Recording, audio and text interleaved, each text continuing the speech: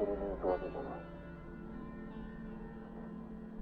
あれが本当に生きてるかどうか確かめに行くんだ。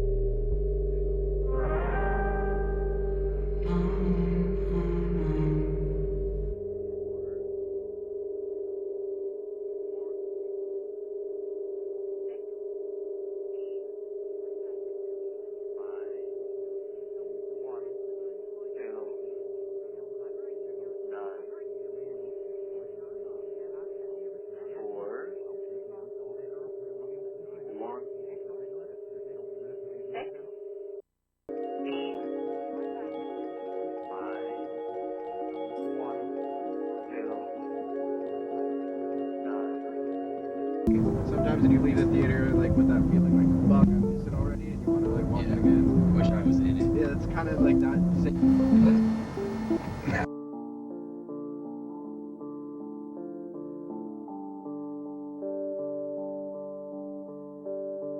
Wither away in that comfortable place where I stay. Barely awake as I sleepwalk my way through the day. Don't ask how I've been if you run into me, it's so fake. First it's all quite piss poor and that's not the answer that you need. I've lost my appetite for the bait. Time after time it's a waste. Lost my appetite for what you time after time can say. Not a care for the convo, I'm up in my head, I'm in space.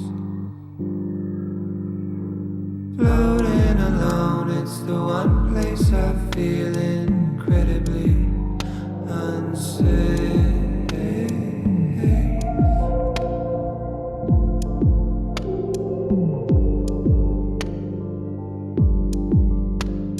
This heavy heart that beats in me will weigh me down a full 6 feet. If not these 750 milliliters, one for each of the secrets that I keep. Could you turn it down? Turn it down. It's all too loud.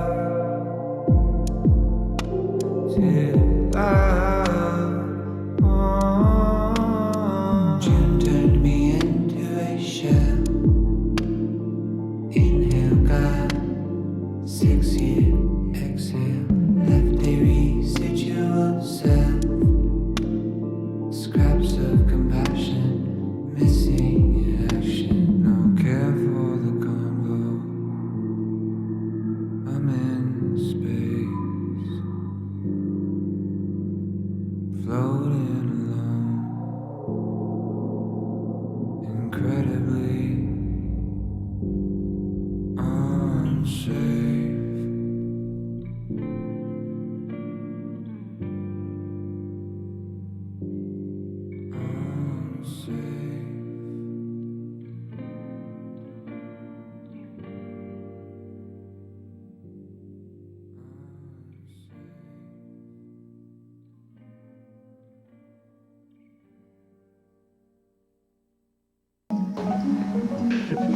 Anyway, I truly feel that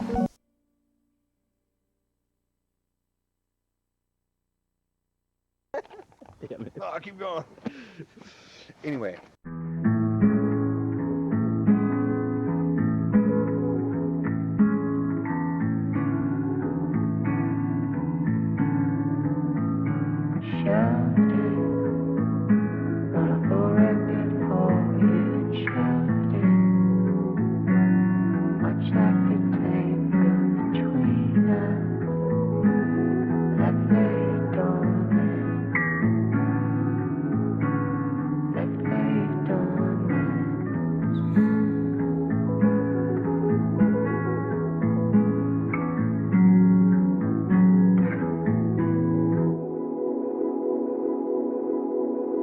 Do I miss you or a memory? Someone or something I couldn't call it. Is it your smile in the morning, or just the prime of our 20s? I shouldn't bother. I'm just searching for a feeling, and maybe it's past and I can't grasp it. A moment set somewhere in between where we met and where we left it. Almost as if every passing bird flies directly through our shadow. I really shouldn't. Where you at now? Did you save the 10,000? passion, alleviate some pressure. Have you got any new friends? Did you find a new man yet? Does he treat you special? I hope he treats you better than I did.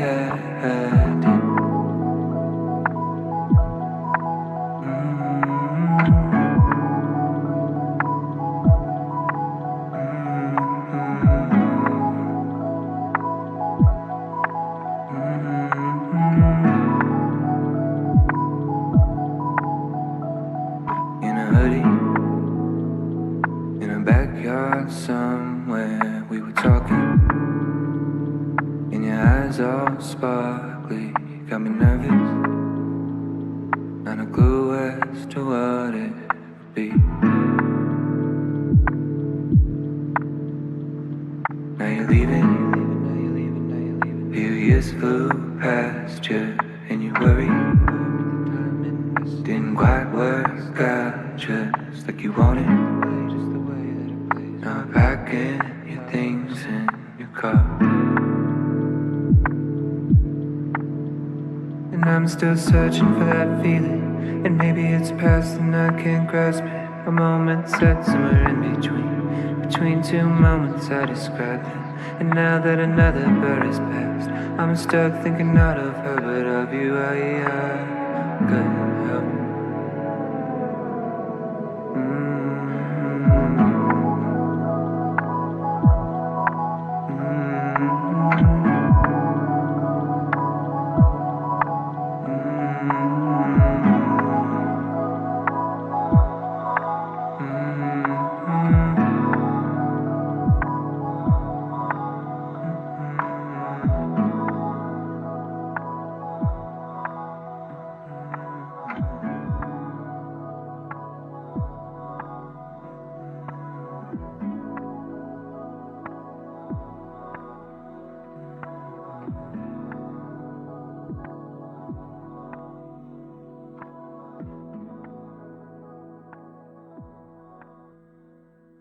Okay, don't move a muscle.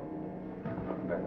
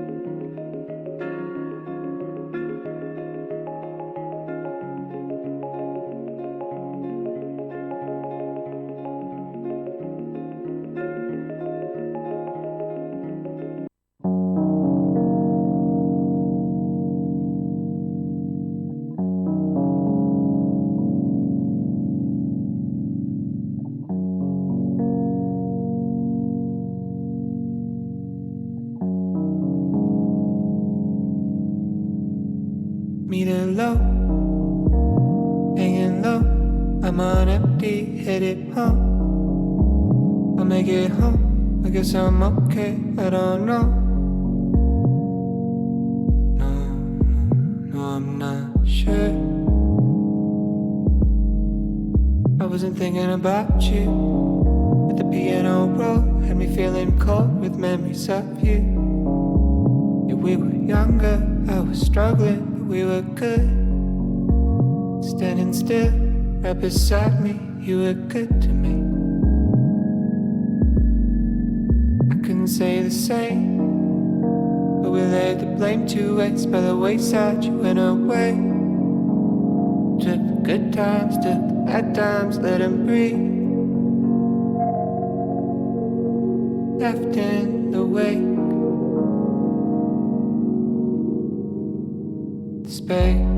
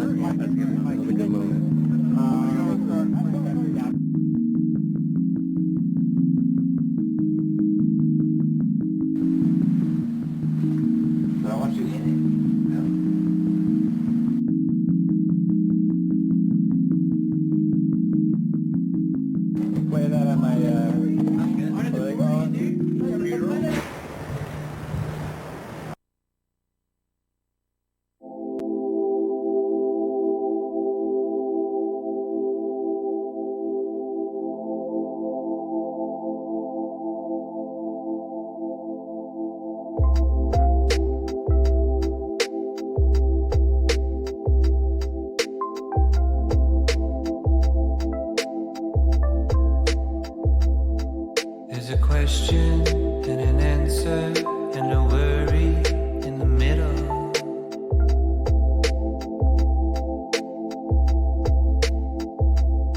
There was a promise of forever and a wishful intention.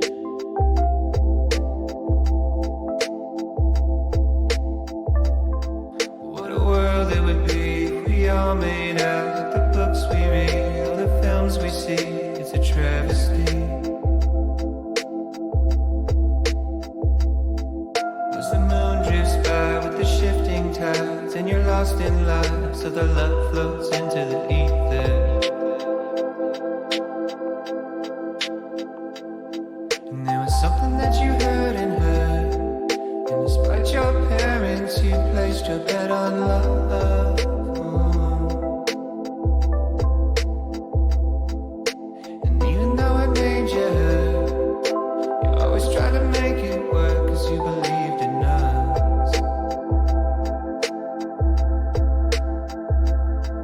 Said you're pretty, but you drink too much. You've got a head on your shoulders and it's good enough, but something broke you. I said I'm sorry, and it's well in advance, but I will hurt you more than anybody has. Yeah, it's a shirt thing. Oh, is it a shirt thing? She said, I know that you didn't know back then. Getting all that you should know by now. It never was about the pain you held, not in the way that you shut me out, not in the way that you hate yourself, or all the ways that you let me know it was that you and I, we were on our way. Kind of feeling that was unexplained, and you still feel like it felt back then. It's what you tell me when nobody's listening, and you ain't happy where you're at right now. Talked about it for a couple hours. A lot of change in the past few years. A couple deaths and a few relationships. A little older and a little scared of making all the same mistakes I made. You said you're weary because you think too much. You've got a mind of your own. It's free enough, but it'll drain you. I know you're sorry, and it's right on time. Cause you told me what would happen if I stuck around. I know you warned me.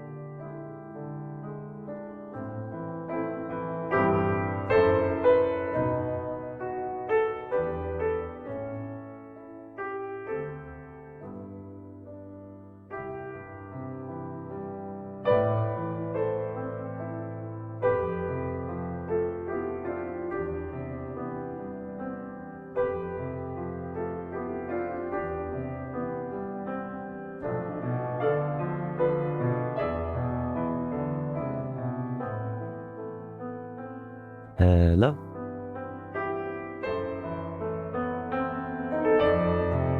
Hello, hello, hello, hello, hello.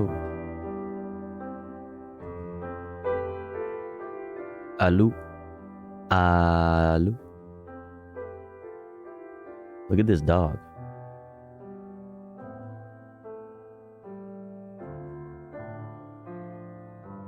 What's he thinking about?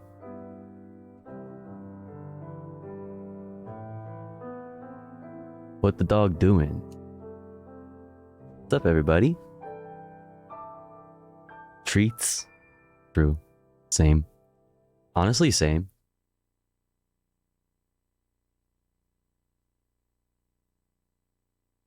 Honestly, same. What's up, everybody? Hello, hello. Cute doggo. True. What's up, Chris the Nerd? What's up, Naughty Fox? What's up, Malufeld? What's up, Ink Frog? What's up, Alex Prop? What's up, Mr. J Logic? What's up, Sticky Monkey Flowers? What's up, Coffee Man Can? What's up, Naughty Fox? What's up, Undead Logic? What's up, Tech Tink? What's up, Ashtray? What's up, Spike Trees? What's up, Rizlet? What's up, Classic Banana Milk? What's up, Kalatronge? What's up, Punky Gal? What's up, Bearcillium? What's up, Riot Vision? What's up, Raylin? What's up, Coldy Meatloaf? What's up, everybody? Who did I miss? What'd it do? What's going on? What's up, Radical Statical? Who else is in here? Overt Sloth, hello. Sidewalk Connoisseur, hello. Leftward Edward, hello. Please ban Rizlet. Who's Rizlet? Oh, that's a new ass account. Whomst are you? What's up, everybody? What's going on? What's up, Fayin? Hello, hello, hello. The fox is like, and then, right? Nani? Yo, Kalatronge. Thank you so much for gifting to the Ghost Father. That's my dad. That's my dad. Thank you for gifting. No, it's not actually my dad. But thank you for gifting to get to Ghost Father. I appreciate that. It's not actually my dad. I figured I should probably say that. Like, oh, that's my dad. That would be amazing. Listen.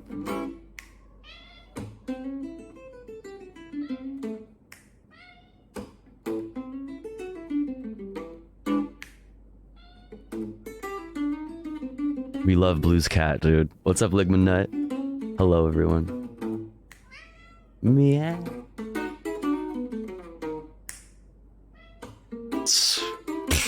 Yo, when Kitty Cat said, I really felt that.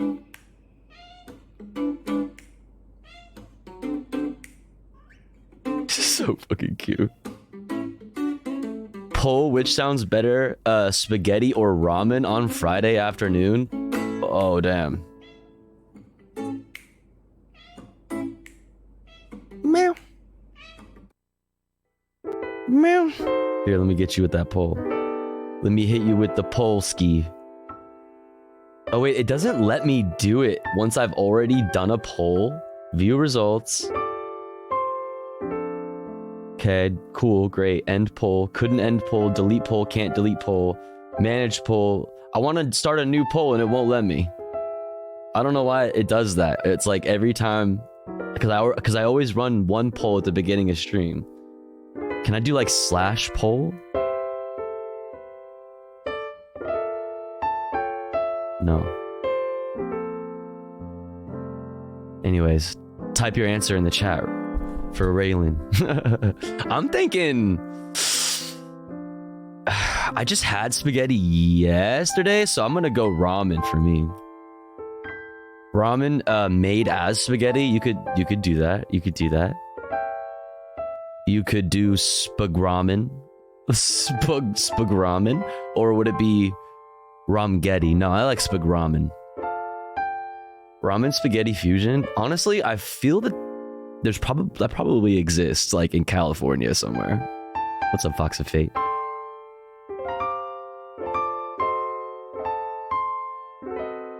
How's everybody doing?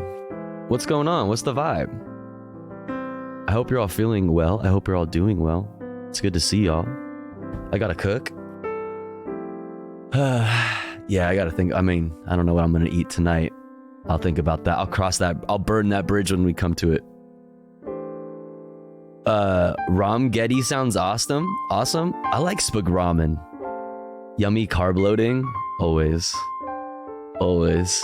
I'm okay-ish. Okay. Well, I'm glad you're okay-ish. I hope it becomes more than okay-ish soon. I have a feeling it will. But it's good to see everybody. Welcome in. We got lots of stuff to do today. Exclamation point Discord. In the politics section is a link to everything that we're going to be going over today, including the YouTube playlist, which you can get by typing exclamation point watching. Dun, dun, dun, dun. Got lots to do, lots to check out. I'm just here to lurk. I got a whole protest to go to tomorrow. Let's go. Be safe. Be safe. Get some rest.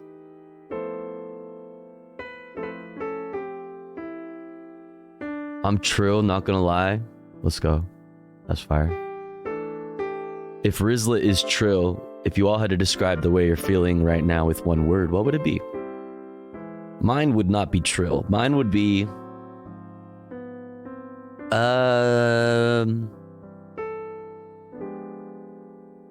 fatigued. Drink water, wear a mask.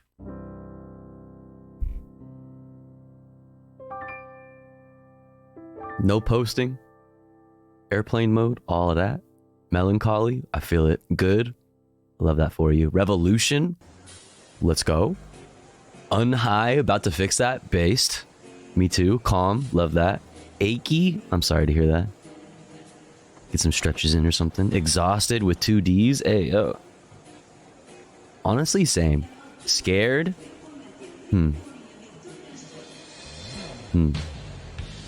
I feel you. Anxious, I feel you. Well, ... Well, I hope that's a good well. Vibin', love that for you, Bearcillium. Love that for you. Done with a period. I hope that's a triumphant done. Exhausted, I'm feeling that. What's up, Frankenstein? Like, had enough of life done. I feel that. I feel that. I understand that feeling. Slanka-dang-dang. Word up. On God. What's up, Maverick? I need a deep massage. Honestly, same. Hurt my found family bad. Tofugos, I was super toxic and now they're upset with me. Oh. Well, that sounds like a wonderful opportunity for a learning. That sounds like a chance to learn and grow. Sounds like you're already on your way. So I'm sure it'll look up so long as you know, so long as you are willing to grow. A teachable moment. Exactly. I know what I did was wrong. Well, then, hey, you're already like halfway there, right?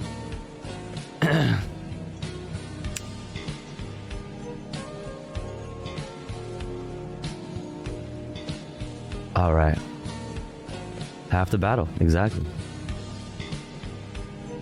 Let's get into it. Let's check out what we got to look at today. I had to take my friend to the ER last night. What? And then my grandma fell out of bed twice today. Oh my God. Once this morning and then again when I was working. I'm just so done. I'm sorry to hear that. That sounds stressful to say the least. That sounds very overwhelming. Sorry you're going through that.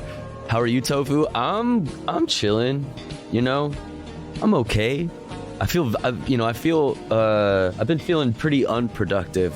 I feel like that's a common theme though, is I'm always wishing that I was doing more or had the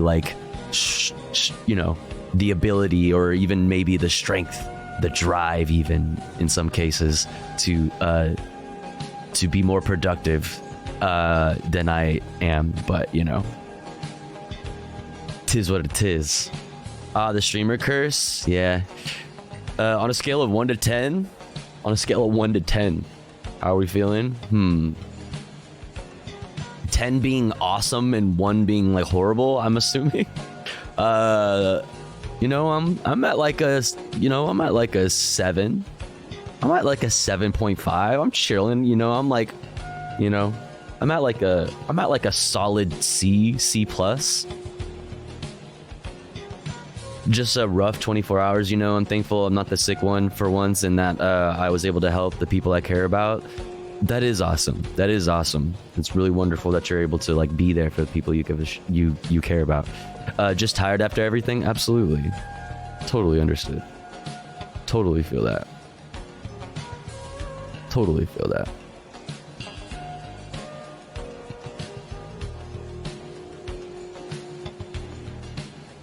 Here we go. Let's get some dank hugs in the chat.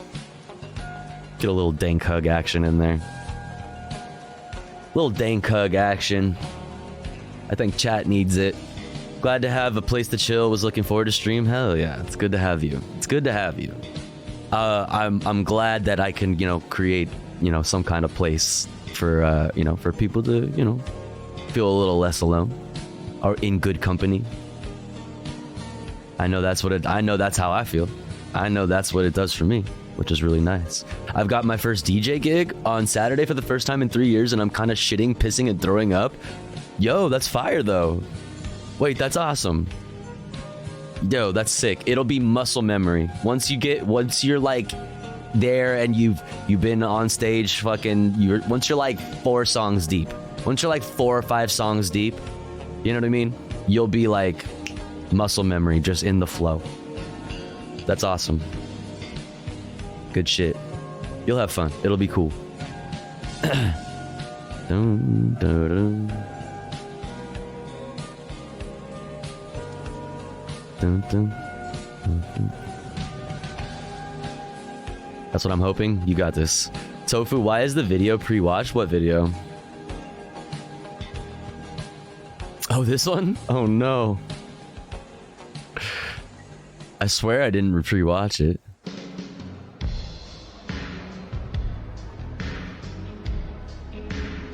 Actually, this one I did. This one I did pre-watch, which is funny because it only has...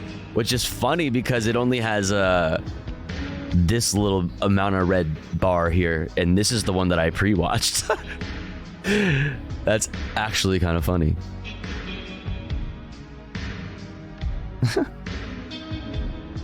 Oh, you like military hardware, Tofu? Yeah, I'll you know, I'll nerd out on some military shit always. What's up, Fridge? What's going on? What's going on? What's going on? 20 minutes in the DJ set, you'll be good because the music will take over the vibes. Yeah. Yeah. Absolutely. Absolutely. All right, let's look at what we got on the menu. This fish is broken. Daily dose of internet. Today in history for December 7th we got top 5 stories you need to know today from Reuters, top stories from Associated Press, News Wrap, PBS, top US and world headlines from Democracy Now! Osprey have been officially grounded. They're grounded in Japan, in a win for all of the protesters that have been protesting for literally years in Japan against specifically this aircraft and like the overwhelming U.S. military presence in Japan. So that's cool. We'll take a look at that. We have a lot of Israel-Palestine stuff to look at. A lot. More the specific things that I'd like to look at being a continuation of yesterday with like the families of hostages and Israeli, sentiment, Israeli, like, how Israelis feel about Netanyahu and the war and whatever, all of that. Biden staffers turning against his Israel support. We got Jimmy Carter in 2007 saying something very based. We'll take a look at Ireland's affinity with Palestine. We have comfy content. Steve Wallace. What else? Those things crash a lot? Yeah. What else? We got some silly and goofy news. Oh my gosh, actually, yeah. This is what we're gonna be doing first. First off, this. Imagine, like... This is the weirdest article. C is for Kofefe. The ABCs of Donald Trump. We're gonna go through the whole alphabet. Okay, so that's gonna be silly. That's gonna be silly. We'll take a look at that first. Also this, silly in a pretty dark and horrible way. But Mike Johnson says God told him he's Moses while getting award at hate-filled gala. Yeah. Yeah. He talked about how, like, God was waking him up in the middle of the night, giving him, like, you know, tips and tricks on how to be a good speaker. Pretty weird shit. All right, so we're gonna look at that. Oh, yeah. And so much more. And so much more. Oh, well, let me show you what else. WaPo staffers launched 24-hour walkout. If we have time, we'll take a look at this. New bill would ban why can't I talk? New bill would ban hedge funds from single-family housing market. So that's cool. Obviously, you know, does not go nearly as hard as needed to really solve the fucking crisis that is upon us, but you know, it is a cool move in the right direction. The House has officially passed the censure of Jamal Bowman, so he has been censured. We'll take a look at that. And yeah, miscellaneous Israel-Palestine. How about multi-unit housing? No, only single family. That's why I said, like, that's all I'm saying is, like, it doesn't go nearly far enough. But it's a good step in the right direction. You know, it's gonna be over 10 years. We'll look at it. Does censure actually do anything? Nah, as far as how they are able to govern, no, like they're still able to like vote and things. They're just not able to, if I'm not mistaken, somebody can help me out if I am missing something or if I'm wrong. Pretty sure it's the case that you just can't speak on the floor. Apparently mortgage rates are dropping, so coincidentally, they might not want the houses. It's like a very public tut-tut. Okay, you're gonna have to translate tut-tut for me. All right, so in the Discord, you can have all of this. A boo and a hiss. Okay, this motherfucker. A tisk tisk. All right, now I understand. A boo and a hiss. They have to wear a cone of shame like a sick dog. Yeah. A boo and a hiss, but Egyptian. Ah, what's up, Xenomonic? Nah, when they get cheap, they'll just snap up more of them. Okay, we'll take a look at that. We're gonna take a look at that. Tut tut is a description of what somebody says to you while wagging their finger at you. Tut tut tut. Tut tut, chat. Tut tut, Fayin. Right? Did I do that right? Did I do it? Did I do good?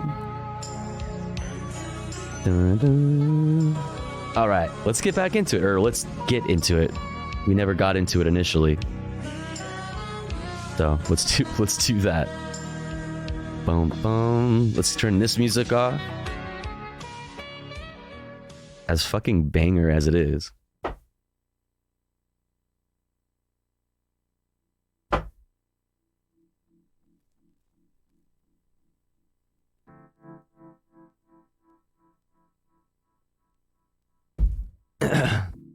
Dun dun dun. All right, let's do it. Let's start off with a little daily dose of internet, of interweb. Hello everyone, this is your daily dose of internet. I think this fish is broken.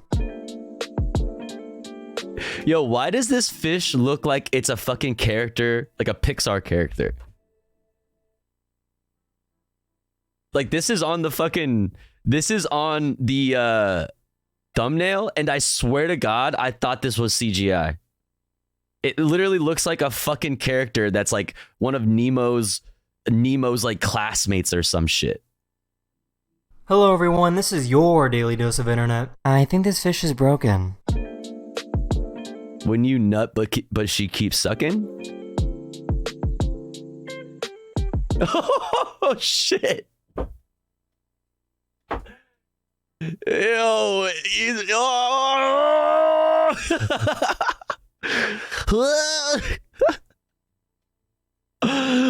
when she uses a little finger. When she used a little thumb. This baby tried a spicy jalapeno. Suzzed. Wait, that's literally me though. Like, the fuck? Did you just... What the fuck? The fuck did you just say to me? Motherfucker, what? No, leave it in. I want it. It's good. I'm just suspicious. It's final exam time, so students at Babies are funny, man. This kid looked like a Dr. Seuss character. most American universities will scream at midnight to relieve some stress.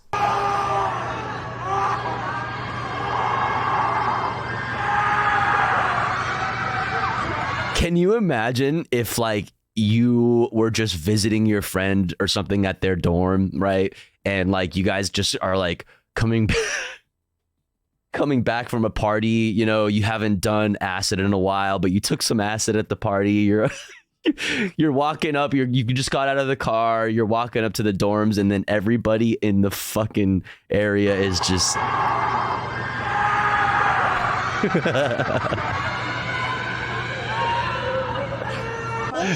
Oh my god.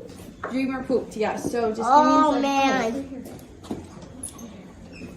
You poop? Oh yeah?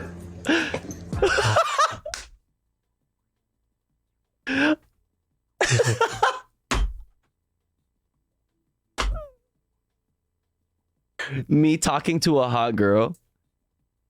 This is when you when you've, like, you know, you've been dating for like a while now and they've been staying over and Dreamer pooped, yes. So just Oh man. You poop? You poop? Oh yeah?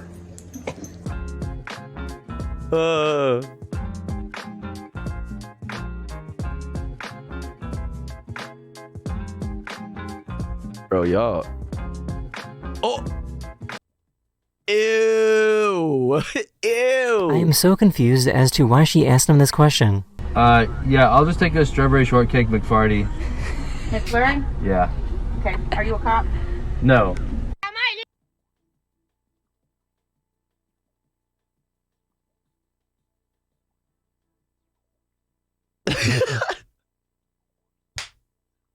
Wait, is that like he unknowingly like just said the password and she's like selling drugs out of the fucking McDonald's drive-thru? Like, he doesn't realize, but saying McFarty is actually the code word to like pick up some fucking, you know what I mean? Confused as to why she asked him this question. Yeah, I'll just take a strawberry shortcake McFarty. McFlurry? Yeah. Okay. Are you a cop? No. What the fuck? Oh putain de merde! Oh putain!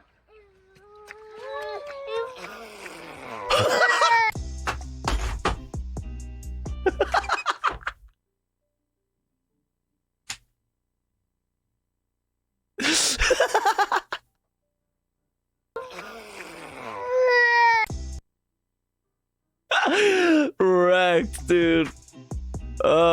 Laughing at babies, it's different. I swear to God. This helicopter Wait, what seen even was that? This helicopter was seen transporting sheep to a university. No! Bro, put those down! Put them down right now. Oh my god, those poor fucking sheep. Put them down right now. Oh my god. No, no, that's so mean. Dude. Bro, put them down. That is not cool. Oh my god.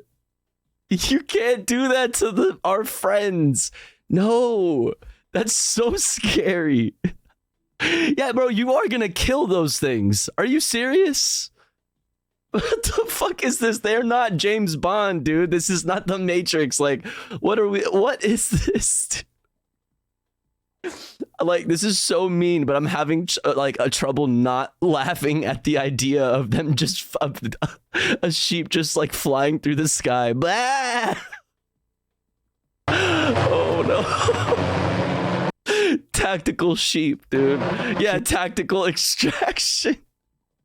He managed to trick her brother into thinking that he was invisible. Te voy a tomar una foto. I think he's sitting down. Siéntate. Mira. Oh my god. Oh my gosh. No sale. Where is he? I don't know. Short.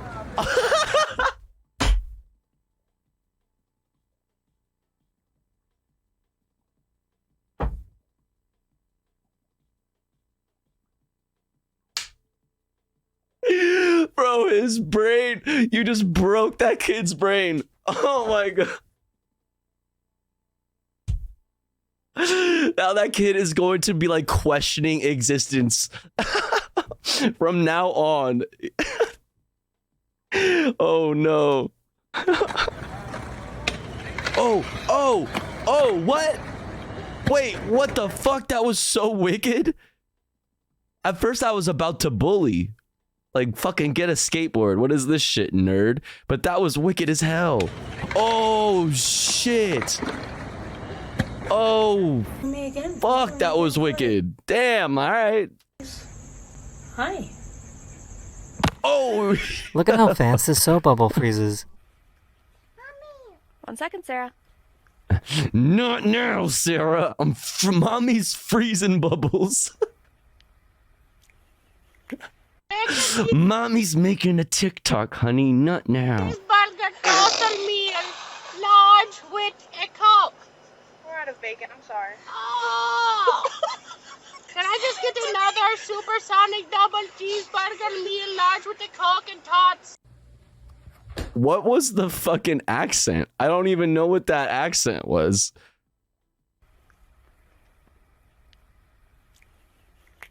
Bacon cheeseburger total meal, large with a Coke. We're out of bacon, I'm sorry. Oh! Can I just get another supersonic double cheeseburger meal, large with a Coke and tots? I can't tell. I don't know if this is racist or not. I can't tell if it's like, I don't know. Is that an Irish accent? You know, like I like it almost gives a little Irish at the end there. I don't know what's going on here.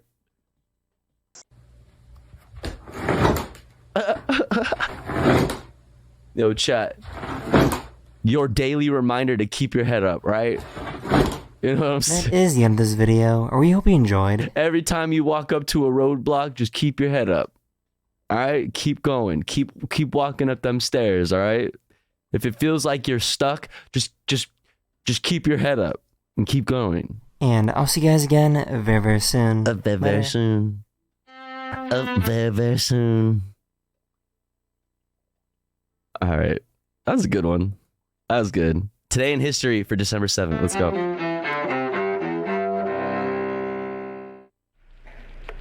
Oh, shit. That's right. It's December 7th. 1941. I forgot. Dude, how could I forget, dude? It's like fucking forgetting the Alamo, man. A date which will live In infamy. in infamy. The United States of America was suddenly and deliberately Dude, this was America's 9/11, bro. attacked Wait. by naval and air forces of the Empire of Japan.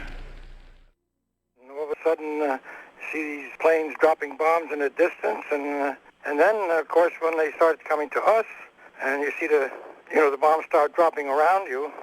This is... Dude, this is literally Vietnam for America. Wait. No drill, this is it. And the torpedo planes were making their runs on the battleship Row, and that was all on fire and exploding. All we could do is fight off the airplanes as it came by. The attack was launched at Pearl Harbor pack. the very moment Japanese... I don't know if I've ever heard somebody say that. That's a new one for me. That just unlocked something in my brain for some reason. We smoke on a lot of pack here, you know what I mean? But like the Pearl Harbor pack is new pack unlocked. Peace envoys in Washington sought to continue peace conversations with this country. So Arizona was on fire, still smoldering in flames. The West Virginia was sunk. The California, and here we were upside down. Such carnage that they had done. That shit is actually really sad. Like the USS Arizona, I think it was, where it like flipped and there was all those people, all the soldiers like trapped in the fucking hole or in the hull. It was hard to believe that any country on earth could have done that to our battle fleet. No matter how long it may take us to overcome this premeditated invasion, the American people in their righteous might will win through to absolute victory. I'm gonna start doing all my streams like this, chat.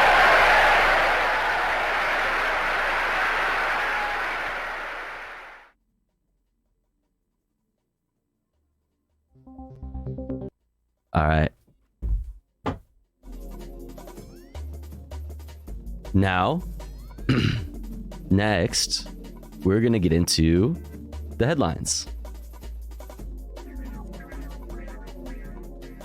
Exclamation point watching in the chat if you would like a link to this playlist that contains all of the videos we will be watching this evening. Also, all of the articles that we will be reading are going to be located in the Discord in the politics section. Exclamation point Discord for that. We're going to start with the top 5 stories from Reuters, top stories from Associated Press, PBS News Wrap, top US and world headlines from Democracy Now!, aka Democracy in a Few Minutes. Because chat, before we get into the headlines, we have to run an ad break. Okay, we have to. It's been about an hour since we started stream, so it is time. But don't you worry, because here at the Tofu Ghost broadcast, when I run ads, I run them while I'm away from the stream. That way, even if you are unsubscribed, you don't miss out on any of the content, okay?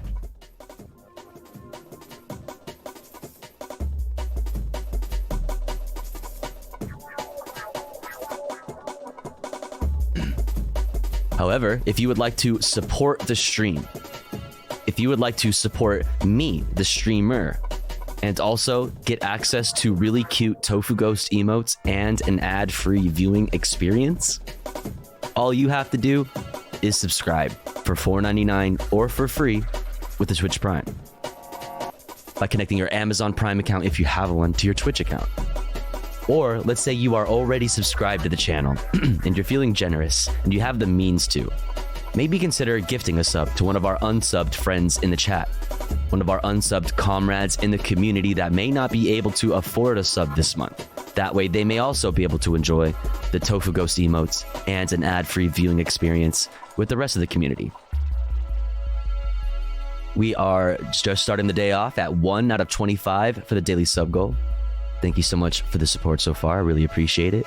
If you enjoy the content, if you enjoy the stream, if you enjoy this comfy little community, please consider supporting. That way we can continue to do this full time. If you're unsubbed, say hi in the chat and maybe somebody will be generous enough to shoot you a gifty. I'll be back in 3 minutes. Don't you go anywhere. BRB.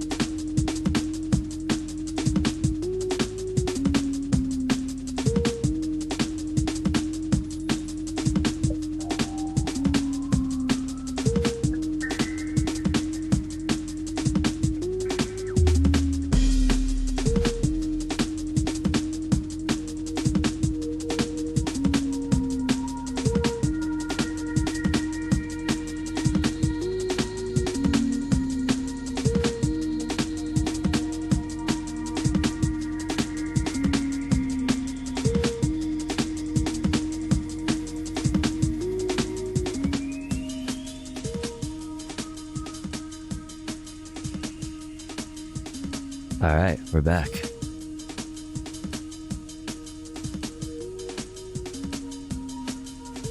Iacha, Iacha.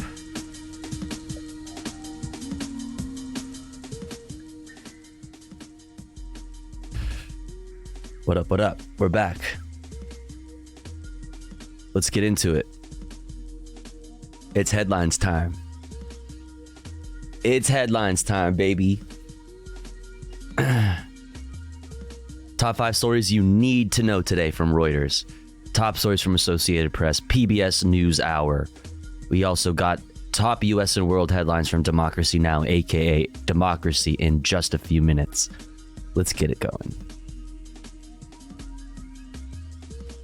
Number 1. We're going to talk a lot about this. This is, we talked about this when it happened. I don't remember. It's hard. It all blurs together, but maybe like a week and a half ago ish. We talked about this when it happened. But there's been a lot of updates, a lot of investigations, and human rights organizations are calling it a war crime. Reuters is seeking accountability. So yeah, we're not going to get stomach now, but we will be talking about this more later. Amnesty International says the Israeli strikes that killed Reuters journalist Issam Abdallah were likely a direct attack on civilians that must be investigated as a war crime. Number 2. Former UN Ambassador Nikki Haley was the subject of attacks during Wednesday's Republican presidential debate, as other candidates sought to blunt her momentum ahead of the party's nomination contest. Nikki equals corrupt, dude. Owned. Fucking owned. So epic. Number 3, a lone gunman opened fire on the University of Nevada's main campus. The shooter killed at least 3 people and wounded a 4th before being shot dead by police, authorities said. Number 4, an emergency spending bill to provide billions of dollars in assistance for Ukraine and Israel was blocked in the U.S. Senate as Republicans press for tougher measures to control immigration at the border with Mexico. And it looks like Biden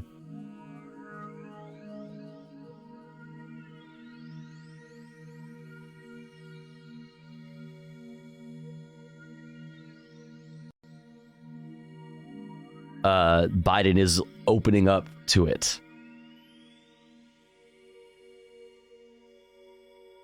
Biden open to policy changes on the border as his push for Ukraine funding stalls.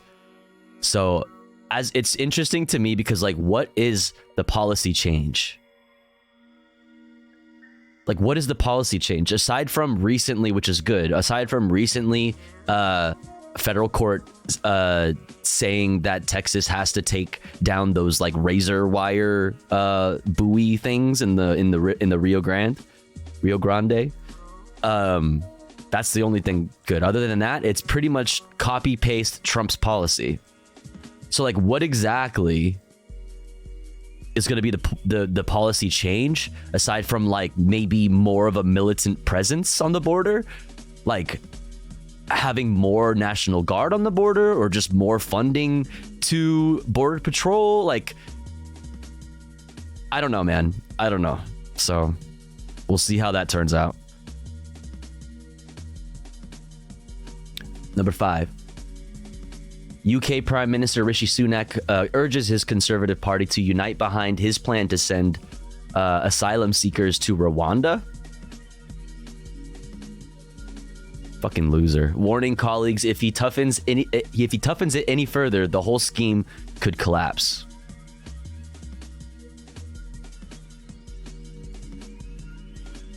What a loser, man.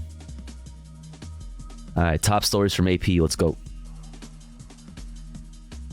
United Nations officials warn that there are no safe places left in Gaza as Israeli forces continue to pound the territory.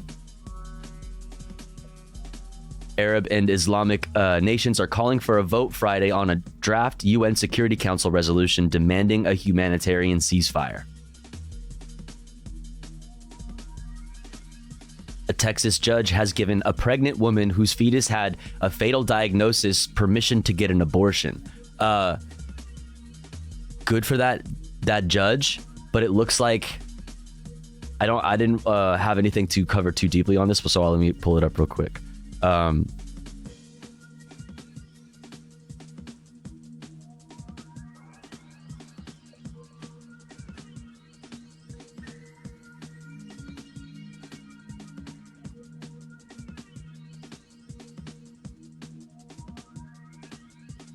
This in response.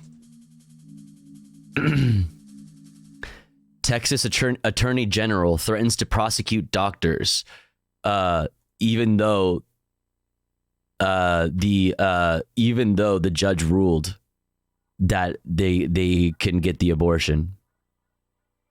They're being threatened. Still, it's like, it's crazy. It's crazy that the Texas just like feels like it can just do whatever it wants or something. I don't know. Like just disregarding or just flat out like disobeying like federal orders, like federal courts and things like that. But the ruling in favor of 31-year-old Kate Cox is likely to be appealed by the state, which bans most abortions. The House has voted to censure Democratic Congressman Jamal Bowman, triggering a fire alarm in a U.S. Capitol office building. Bowman has apologized and pleaded guilty to a misdemeanor. Former President Donald Trump has again returned to his New York civil business fraud trial. Trump watched an accounting professor testify for the defense that he found no evidence of accounting fraud.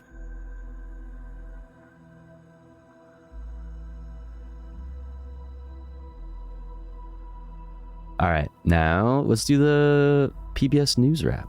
What do you say? Headlines: the U.S. military formally began a full-scale investigation of its V-22 Ospreys after grounding all of the tilt-rotor aircraft. One had crashed off Japan last week, killing 8 Americans. Today, Pentagon officials would not say directly if they still have full confidence in the Osprey. We've seen this done before with other platforms. Out of an abundance of caution, there will always be an inherent risk in military aviation. And to mitigate that risk, we will continue to maintain the high level of operational standardization for all of our pilots and for all of the crew. Ospreys can take off like a helicopter and fly like a plane. They've been in service since 2007, but more than 50 troops have died in crashes over the years. The University of Nevada, Las Vegas now says the victims in Wednesday's shooting attack were faculty members, not students. 3 were... Japan cares more about Americans than Americans do? I mean, it's not even necessarily that. I mean, I see what you say, but it's like they've been protesting the Ospreys and the large U.S. military presence for a very long time now. Like I learned recently, when all of this started hitting the news, that they have been protesting the Ospreys for fucking years, which is so wild.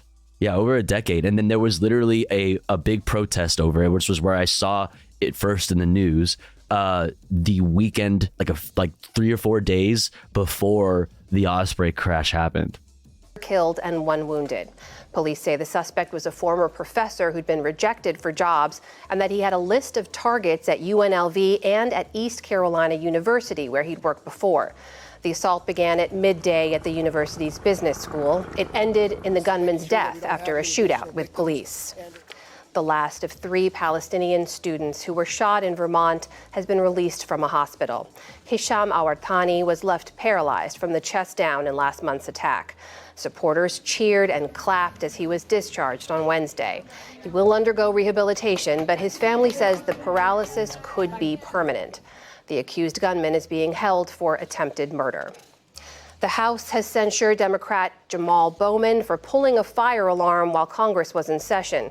He said he was trying to get through a locked door, and he later pleaded guilty to a misdemeanor. Yo, Lil Say Smooch. he was trying. Thank you for 11 months. Let's go. Thank you. Tofu L. True. Tofu L to you as well. Thank you so much for 11 months. Thank you. Thank you. Welcome in. To stall a government funding bill. A handful of Democrats supported the Republican censure resolution today. It has no practical effect. Former President Trump was back in court today to hear a key defense witness in his civil fraud trial in New York. He listened as accounting professor testified that Trump Organization financial statements showed no evidence. I wonder, like, was he required to show up at this specific hearing or whatever? I feel like he probably pulled up just because the defense was good, or like whoever was on the witness stand was like saying stuff that like works in his favor, right? That says he didn't do any fraud, so he pulls up trying to get as much press coverage. Dark MAGA, dude. Mr. Trump is scheduled to take the stand himself on Monday. I'm fucking giga MAGA, dude. Hot take, I wouldn't fuck Trump if I had 1,000 dicks. Wait, what about having more dicks would make you okay with fucking another, like something else that you normally wouldn't fuck? Much to think about. Yo, Celtic, good to see you. What's up? 5 typical leftist tactics trying to topple the what did he do? I kid, ignore me. This is a false message. Rail survivors of the Pearl Harbor attack returned to Hawaii today, 82 years since the attack that catapulted the United States into World War II. Japan's surprise aerial assault on December 7th. Lizard dicks. Oh my God, they just like fall off. Sometimes they just fall off, but it's okay because you can grow them back. 41 killed more than 2,300 American servicemen. Today, the number who survived is rapidly shrinking, and the National Park Service says it's a loss to history. We can share very solid and factual information, but those that experienced it, their stories and the reality of their feelings and their impressions just bring a certain power. Oh, Riot Vision. Probably one of the many small signs, you know, one of the many little pieces of egg behavior that I look back on and was like, was me as a kid in the 90s hearing that song all the time on the radio, and thinking that would actually be so cool and convenient. Why is this concept so fascinating to me? It's just a joke. If Trump was a dish, would he be cock orange? Good morning, Celtic. I think I have a few spares I can lend. What's up, Conundrum? Welcome in. The real ones remember the what the fuck just happened? Remember the detachable penis song with Tofu and Mari Clab? Oh, that's right.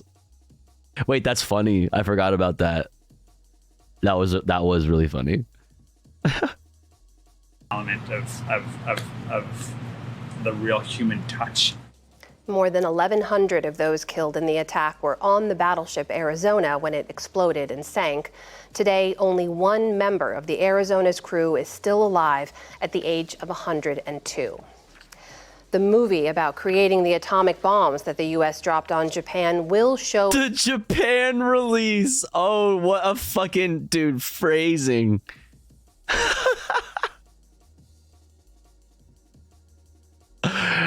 The release of what? In theaters there after all. Oh, no. A Japanese distribution company announced that today after months... Jesus Christ, dude. Months of heated debate over releasing the film. Oppenheimer debuted in most of the world last July. And on Wall Street, tech stocks helped... And it's such a bullshit movie. I haven't seen it. Well, how do y'all feel about it? It seems like bullshit to me, right? And I feel like I've heard people say similar things about it.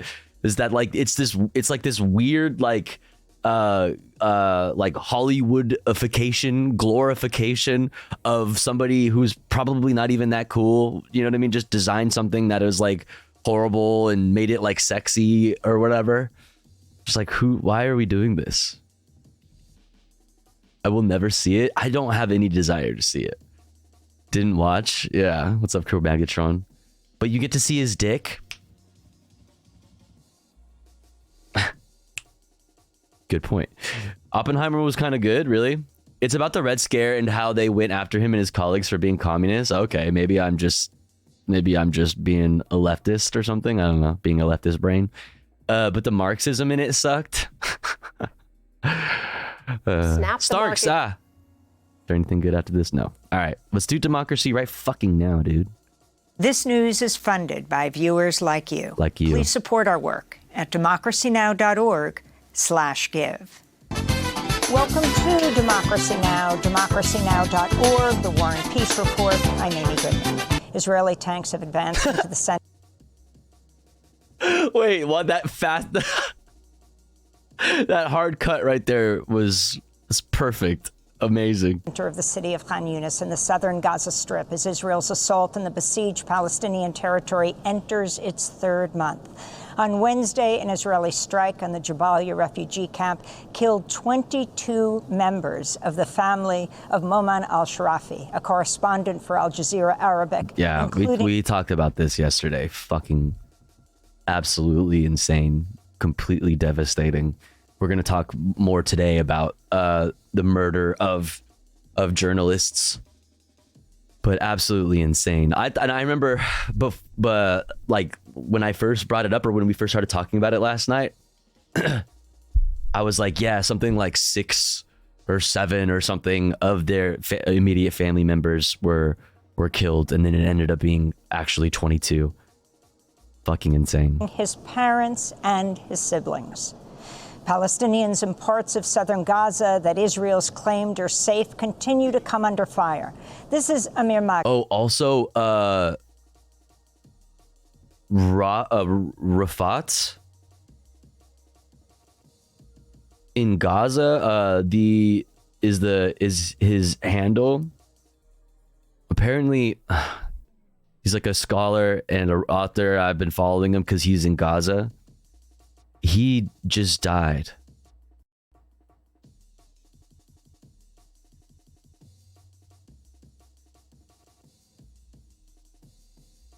With members of his family.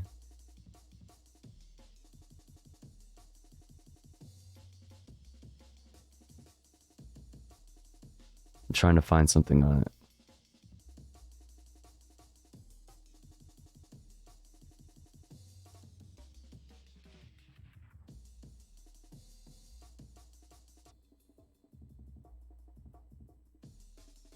Just like live, he was constantly live tweeting things that are happening around him, and apparently he was killed. Oh my goodness, what does this say? Rafat in Gaza: if I get killed by Israeli bombs or my family is harmed, I blame Barry Weiss and her likes. Oh my god.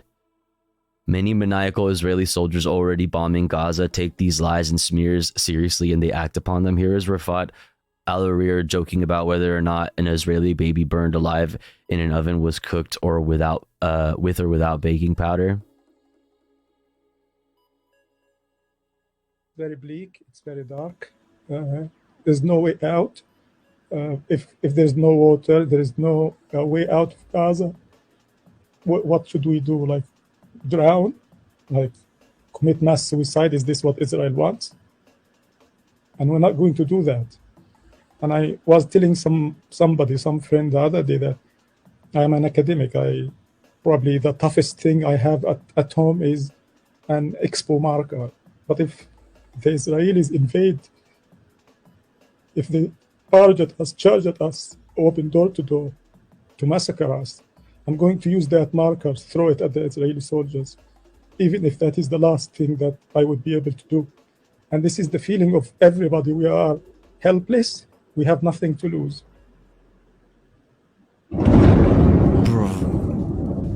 Very bleak.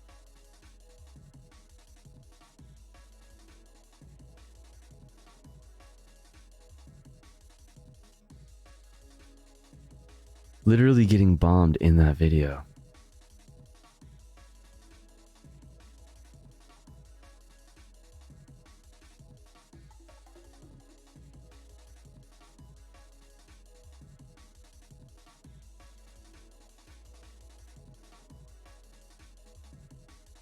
Oh, so that was rough.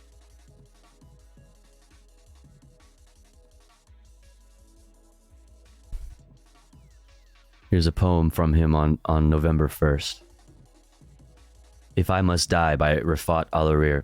If I must die, you must live to tell my story, to sell my things, to buy a piece of cloth and some strings, make it white with a long tail, so that a child somewhere in Gaza while looking heaven in the eye, awaiting his dad who left in a blaze and bid no one farewell, and not even to his flesh, not even to himself, sees the kite, my kite you made, flying up above, and thinks for a moment an angel is there bringing back love. If I must die, let it bring hope, let it be a tale.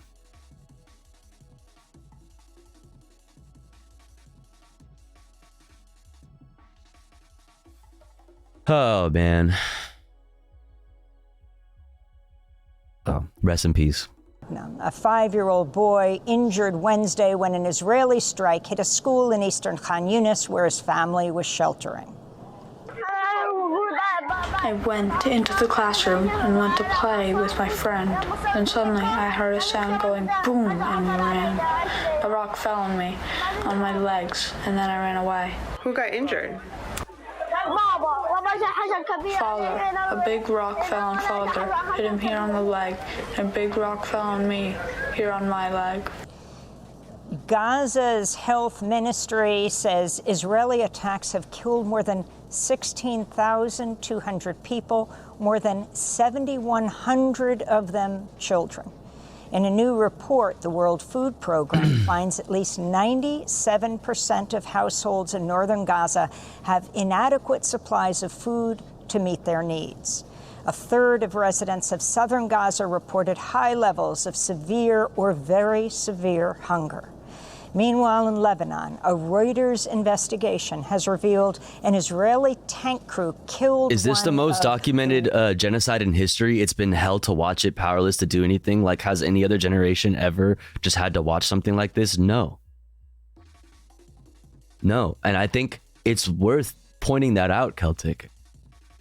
That, like, stepping back for a second, chat, like, Celtic is right. Like, right now, we are witnessing something that has never happened. Like, this is never...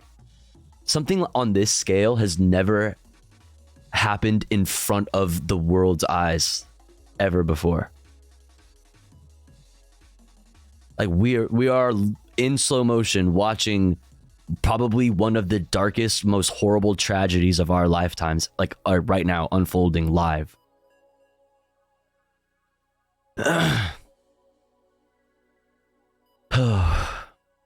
Reuters journalists and wounded 6 other reporters on October 13th by firing 2 shells in quick succession from Israel while the journalists were live streaming cross-border shelling. The attack killed Reuters videographer Assam Abdallah and injured 6 others, including Agence France Presse reporter Christina Assi. Reuters has condemned the killing and is demanding Israel explain its actions. We're going to talk about this. United Nations Secretary General Antonio Guterres has invoked Article 99 of the UN Charter in a bid to force it. I wonder how much longer humanity will cry never again but not practice what they preach. I don't know. I don't know. But we are going to be looking back on this. We talked about it yesterday. 5, 10, 15, 20 years from now, we're going to be looking back on this. And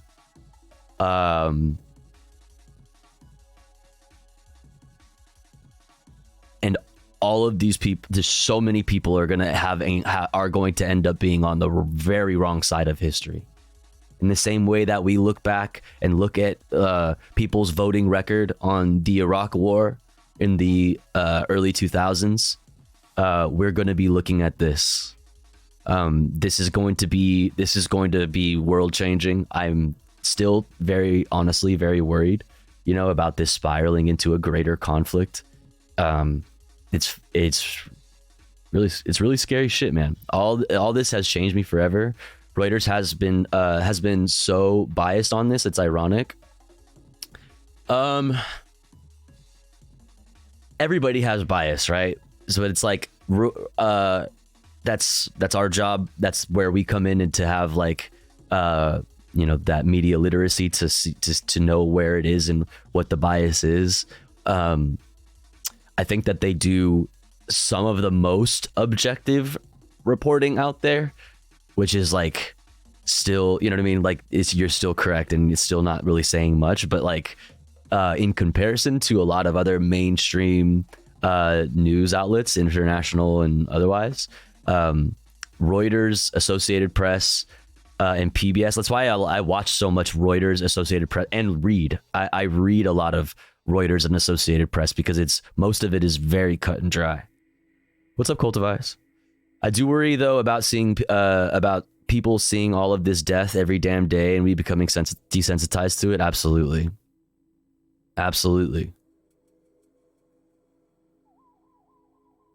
Abso-fucking-lutely. The amount of carnage that I've seen just in the past 2 months is bonkers. I thought it was crazy how much carnage I started to see on the internet after Russia invaded Ukraine a couple of years ago. But man, it has just been completely ramped up to a whole new fucking level. Like the Ukraine war, like the Russo-Ukraine conflict war, whatever the fuck, has been really like mind-blowing to me, because of how documented it is. Because of how many soldiers have like fucking GoPros and have social media accounts or on TikTok or on YouTube. I was just like, that blew my mind. Like me realizing like this new world that we exist in. This has taken that feeling to like completely new heights, just completely new levels.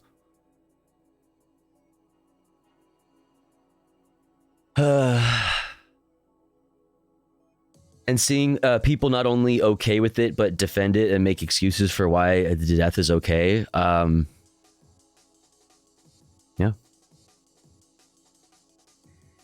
Debate at actions.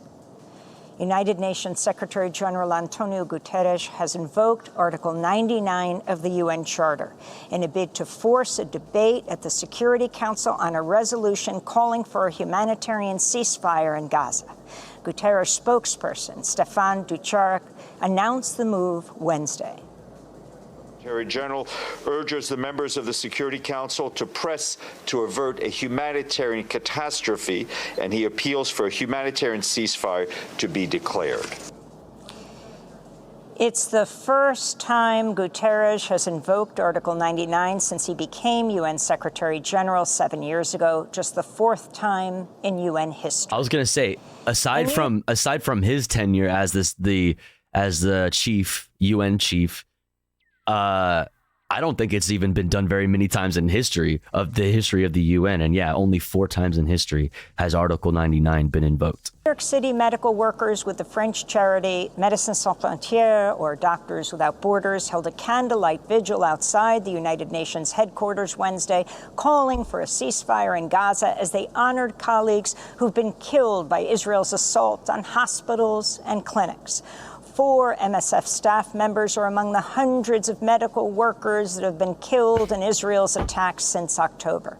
This is Dr. Africa Stewart, an obstetrician and chair of MSF's board of directors. We speak out now because you cannot deliver humanitarian aid while you fear for your own life. I'm here for the mom. And it shouldn't be the case that in order for you to do what you have found as your calling, like help other people in their, the most needy, those who most need the help, to help them, you've made it so that is a suicide mission.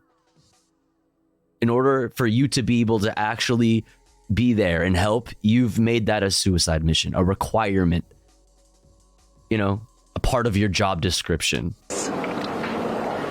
I'm here to remind us how hard it is to run full speed when you're pregnant, how debilitating it is to decide if you're going to hold your toddler's hand or a parent's hand as you flee. Our colleagues are being killed at the bedside of our patients. This must stop. We need basic perinatal care, which includes water and food and electricity. In the United States, senators blocked a procedural vote Wednesday on a $111 billion emergency supplemental bill to provide military aid to Ukraine, Taiwan, and Israel. Every Republican voted against the package after party leaders argued the bill didn't go far enough toward further militarizing the U.S.-Mexico border. Vermont Independent Senator Bernie Sanders also voted no. At the University of They Nevada, just want like howitzers on the southern border. They're like the National Guard being there, you know, all of that stuff, the physical border wall that Brandon is finishing up for Trump, finishing the job, you know, is not enough. There needs to be a fucking like a landmine field. There needs to be fucking 15 miles of just mines, you know, between the United States and Mexico. There needs to be howitzers trained on the border at all times, constantly. Las Vegas, a gunman killed 3 people and wounded a 4th on Wednesday before he was fatally shot by police. The suspect has not been named, but is reportedly a 67-year-old career professor with connections to colleges in Georgia and North Carolina. Las Vegas is the site of the worst mass shooting in modern U.S. history after a gunman killed 60 people at a 2017 music festival. Former Republican House Speaker Kevin McCarthy said Wednesday he's resigning from Congress at the end of the year. McCarthy's planned departure comes 2 months after he became the first House Speaker in U.S. history to be removed by members of their own party. Under California law, a special election must be held in about 4 months' time to decide who will represent McCarthy's district in California's Central Valley. His departure further shrinks Republicans' slim majority in the House after lawmakers voted last week to expel New York Congress Never member Kever's and serial in. Rejoice. fabulist, that's liar, George Santos. In Alabama, He had such a long career ahead of him. Republican presidential primary debate Wednesday evening. Donald Trump again skipped the debate, holding a fundraiser instead. Pussy. Host Megyn Kelly set the stage for an unabated attack on transgender youth. Here she questions former New Jersey Governor Chris Christie, who opposes trans health care bans, citing parental rights. The surgeries done on minors involve cutting off body parts at a time when these kids cannot even legally smoke a cigarette. Kids who go from puberty blockers to cross-sex hormones are at a much greater likelihood of winding up sterile. How is it that you think a parent should be able to okay these surgeries, never mind the sterilization of a child? And aren't you way too out of step on this issue to be the Republican nominee? No, I'm not. Like, that is the most loaded question. You are saying so much in that question. Like, it's so crazy. Not just like, what are your thoughts on like gender affirming care for minors? Like, you know, what do you think about these specific laws or like whatever? It's like, do you think that you are way too out of fucking step with the rest of the Republican Party on this issue in order to be the nominee? What say you? Because Republicans believe in less government, not more. Dude, honestly, this is like unironically where base Christie here. He actually is based on this. Listen to what he says. And less involvement with government, not more government involvement in people's Other lives. Candidates took host. Oh, you should let him cook. He says more. He just basically says it's like, it's fucking none of my business. It's between fucking, you know, the person and their parents and their doctor. Like they'll work it out. You know what I mean? I'm about freedom. You do what you want to do. Like, I really hate this man. I mean, same, but like, you know, he stood on a fucking Republican primary debate stage saying trans rights. You know, like, I don't know. Megyn Kelly's bait to attack trans rights and he's by no means based, right? But that certainly was. Medical falsehoods with businessman Vivek Ramaswamy coming from a Jersey in here, calling transgenderism a mental health disorder. Florida Governor Ron DeSantis. You know what I mean? Like, on a stage while everybody else is like, yeah, fucking, there's something wrong with their brains and they must be lobotomized. You know what I mean? We need a police force tasked with tracking down these transes. You know what I mean? Like Blade Runner, but, you know, trans. This exchange with former Trump UN ambassador Nikki Haley. If you're somebody that's going to be the president of the United States and you can't stand up against child abuse, how are you going to be able to stand up for anything? That is the truth. We have it on video. I said We have it on you have to be video. 18 to get a tattoo. You should have to be 18 to have anything done to change your... I need to hear more, a lot more to vote for him. You should still not vote for him. Wait, hold on. Chris Christie is horrible. I'm not saying that Chris Christie is based, okay? He's so fucking horrible. Do not vote for Chris Christie. All should stay out of it. Meanwhile, frontrunner are we Donald pro? Trump Is this a pro Chris?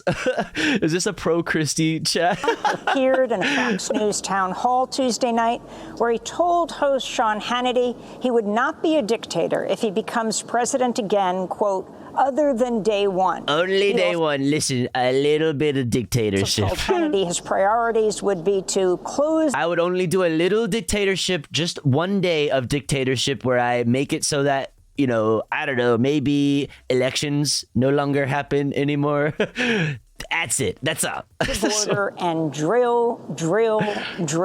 Yeah. In related news, Georgia prosecutors have put former We're Vice gonna President drill Mike it, baby. Pence on their possible witness list, and they're sweeping. Whoa, you got a mask on? Damn. He really ain't getting no damn Trump votes. Holy. 2020 election interference case. You got a mask on, dude. This guy woke. In Peru, former President Alberto Fujimori Next thing you know, motherfuckers are gonna have fucking pronouns. free from prison Wednesday after the constitutional He dropped court out already. ordered his release Oh, on did he? Did I miss that? I mean, it's not like, you know, it even matters anyway. Of course he did. humanitarian grounds. The 85-year-old Or did we talk about that and I'm just dumb? Fujimori had been serving a 25-year sentence since 2009 for the murder of 25 Peruvians during his rule in the 1990s. This is Gisela Ortiz, former culture minister of Peru and the sister of one of the victims of the 1992 Cantuta massacre, in which death squad members disappeared and murdered a university professor and 9 students. Jesus. As relatives of massacre victims, we demand for the law to be respected. Law is equal for everyone, even if your last name is Fujimori. The processes and paperwork must be followed. If he is entitled to a pardon, this will be proven, but we don't want for our right to justice to be mocked, for years of hard work from relatives to be stomped on because everything is part of a political arrangement. The legendary television producer and longtime political activist Norman Lear has died at the age of 101. In the 1970s, Norman Lear helped revolutionize TV sitcoms with a string of hit shows, including All in the Family, Sanford and Son, The Jeffersons, Good Times, and Maude. Lear's social and political activism earned him a place on Richard Nixon's enemies list and the scorn of the Christian right. In response, he founded People for the American Way, a progressive advocacy group in 1980. This is Norman The Lear grandfather of speaking in a wokeism. 2016 interview with Democracy Now! I think it was H.L. Mencken who once said, nobody ever lost money underestimating the intelligence of the American people. To some degree, the establishment lives with that and makes its decisions on behalf of the American people with that in mind. I disagree. I think, we are provably not the best educated, but we're wise of heart, and we understand a lot more than we're given credit for. And today is Noam Chomsky's 95th birthday. Oh, To shit. see our interviews Bro, with the he is world-renowned so fucking old.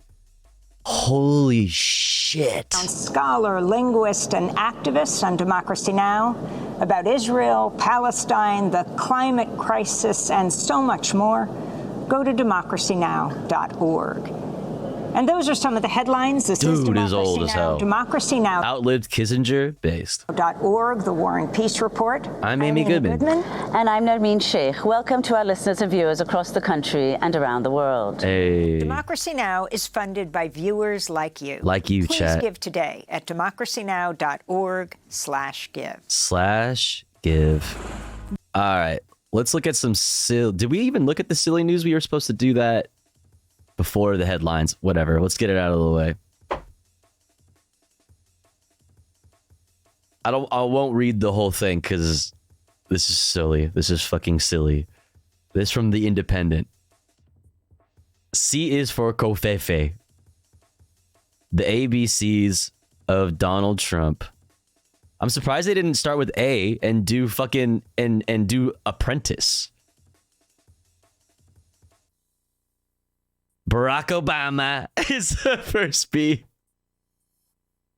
In Trump lingo, his name could be a stand-in for Joe Biden, the current U.S. president. Okay, this is fucking goofy. Bigly. Bird brain. Covfefe. Crooked. Department of Injustice. Dude, this is a banger. This is like a list of his bangers. DeSanctimonious.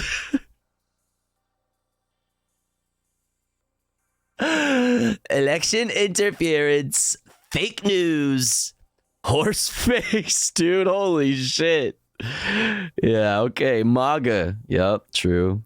Lamestream media. Dude, wrecked. That's bars right there. It's like mainstream media, you know what I mean? Except lame. Mental midget.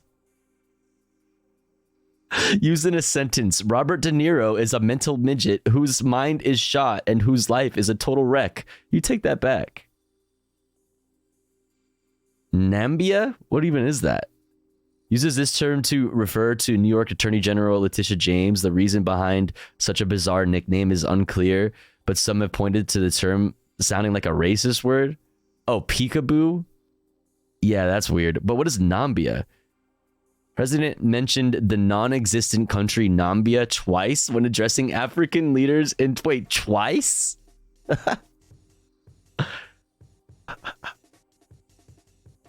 Yeah, like, what is this? Letitia Peekaboo? That sounds racist as fuck. That feels... Ugh. Perfect phone call. Person, a woman, a man, camera, TV. Rigged. Rhino. Sad with an exclamation point, of course. Sarcasm? What? Mr. Trump likes to rely on sarcasm. All right, some of these are stupid. A very stable genius. That's true. Okay, whatever. Let's look at this. This shit is fucking bonkers. This shit, totally normal Republican shit. Mike Johnson says God told him he's Moses while getting award at hate-filled gala from LGBTQ Nation. Speaker Mike Johnson, Republican from Louisiana, spoke at an anti-LGBTQ plus event this past Tuesday, where other speakers compared homosexuality to pedophilia and told people not to use the word gay because there is nothing...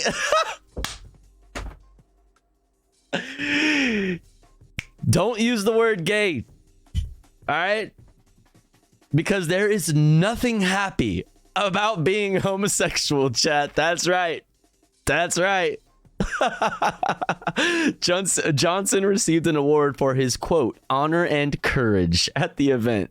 Like, what was he so courageous? Like, he said gay. He said gay people are weird. It's like, okay. And during his speech, he explained how God told him that he is the new Moses. Hell yeah.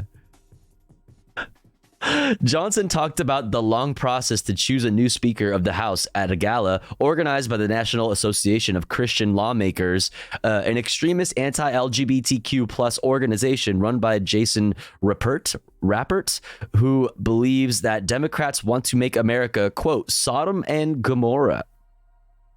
Johnson said that God told him that he would have a role in the process of picking a new speaker after far-right Republicans voted to remove Representative Kevin McCarthy, Republican from California, as speaker. The Lord impressed upon my heart a few weeks before this happened that something was going to occur, he claimed. And the Lord very specifically told me in my prayers to prepare, but to wait. Okay, buddy. All right, is this Lord in the room with us right now, my guy? God had been speaking to me about this, and the Lord told me very clearly to prepare and be ready. Johnson said that God would wake him up in the middle of the night after McCarthy was removed from the speakership, quote, to speak to me, to write things down, plans, procedures, and ideas on how we could pull the conference together. All right, dude. That's it. At the time, I assumed the Lord was going to choose a new Moses. And thank you, Lord. You're going to allow me to be Aaron to Moses. He continued, referring to the biblical Aaron. God told Aaron to assist Moses, according to the Bible. Aaron is seen as the first high priest of the Israelites and the founder of the Israelites priesthood. Well, Tofu, the flood is coming. It's just from climate change. Better build the boat. I mean, good thing we got Mike Johnson to fucking captain that shit. The Lord kept telling me to wait. In reality, he was just fucking...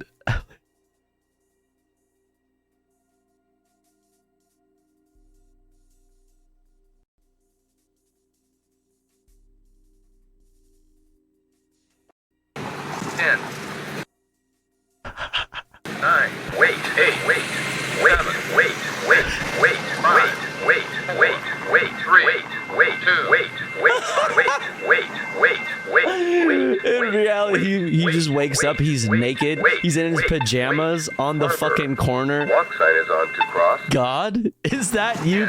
God spoke to me and I awoke naked on the crosswalk. Wait.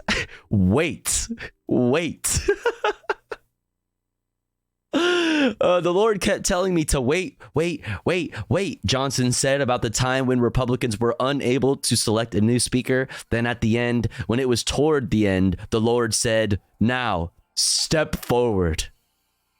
Me?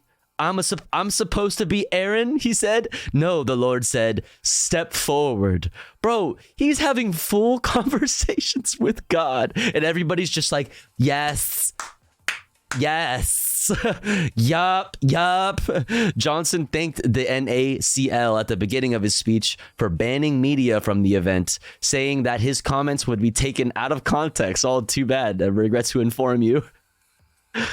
But Rappert still posted a live stream of the event to Facebook, defeating the purpose of banning the media. At that gala, NACL gave Johnson their American Patriot Award for Christian honor and courage. Other speakers demonized LGBTQ plus people, including hate pastor E.W. Jackson. Is he really E.W. Jackson? Amazing, as Right Wing Watch noted. He told the audience not to use the words gay and transgender.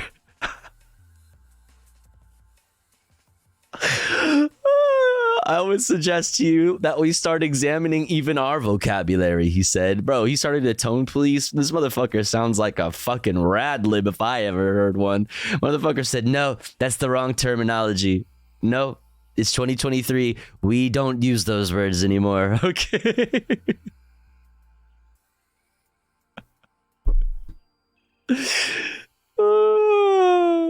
Oh man, I would suggest to you that we start even examining our vocabulary, he said. I refuse to use the word gay because to be gay means to be happy, to be joyful, to be carefree. And there is nothing happy, joyful, or carefree about being a homosexual in rebellion against Almighty God.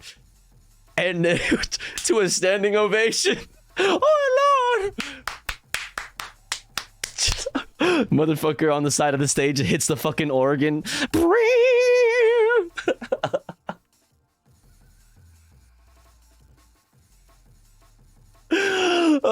Yeah, that's right. There is nothing happy or joyful or carefree about being a homosexual. That's right. We need to take back the word gay. I'm gay as fuck. Okay? I'm gay as fuck, but not in that sissy la la way. I'm gay because I'm happy. I'm joyful. I'm carefree because I am bathing in the glory of God, the light of the Lord. I'm gay as fuck. Gay for God. Hell yeah. I refuse to use the term transgender because I don't care how much makeup a man puts on or how many men's clothes a woman puts on. You cannot transition from being a man to a woman or a woman to a man. God made you who you are when he gave you your genetic blueprint. And that's who you'll be for the rest of your life. Is that a threat? Fuck. Anti-LGBTQ plus televangelist Andrew Womack,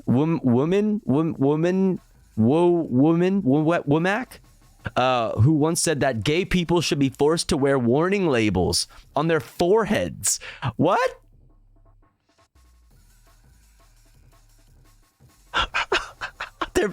On their foreheads? Anti-LGBTQ televangelist says gay people need warning labels on their foreheads. Wait, amazing. Let me get the sauce. Let's.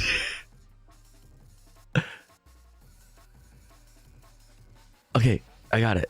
Yeah.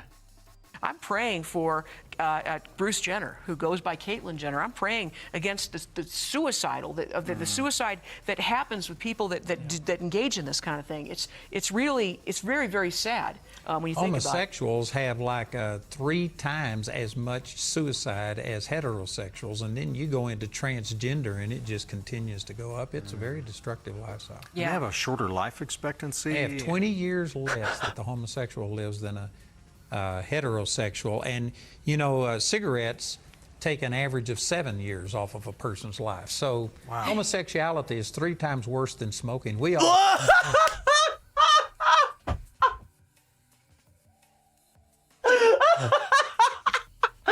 True. My guy is spitting. True. Yo, cigarettes takes an average of 7 years off your life. Being a transgender. Oh my God, this is absolutely insane. These people are fucking crazy. Homosexuality is 3 times worse than smoking. We ought to put a label across their forehead. This could be hazardous to your. Okay, I see it. Like the cigarettes. Like, this is your lungs. This is your lungs on cigarettes. This is you on gay shit. This is your brain on gay stuff. Butt stuff. I'm at negative 25 years then? Yeah, bro, I'm about to die. Any second now, I'm about to keel over. Okay, it's bad. It's looking bad over here. Chat, I caught the gay and I got it bad.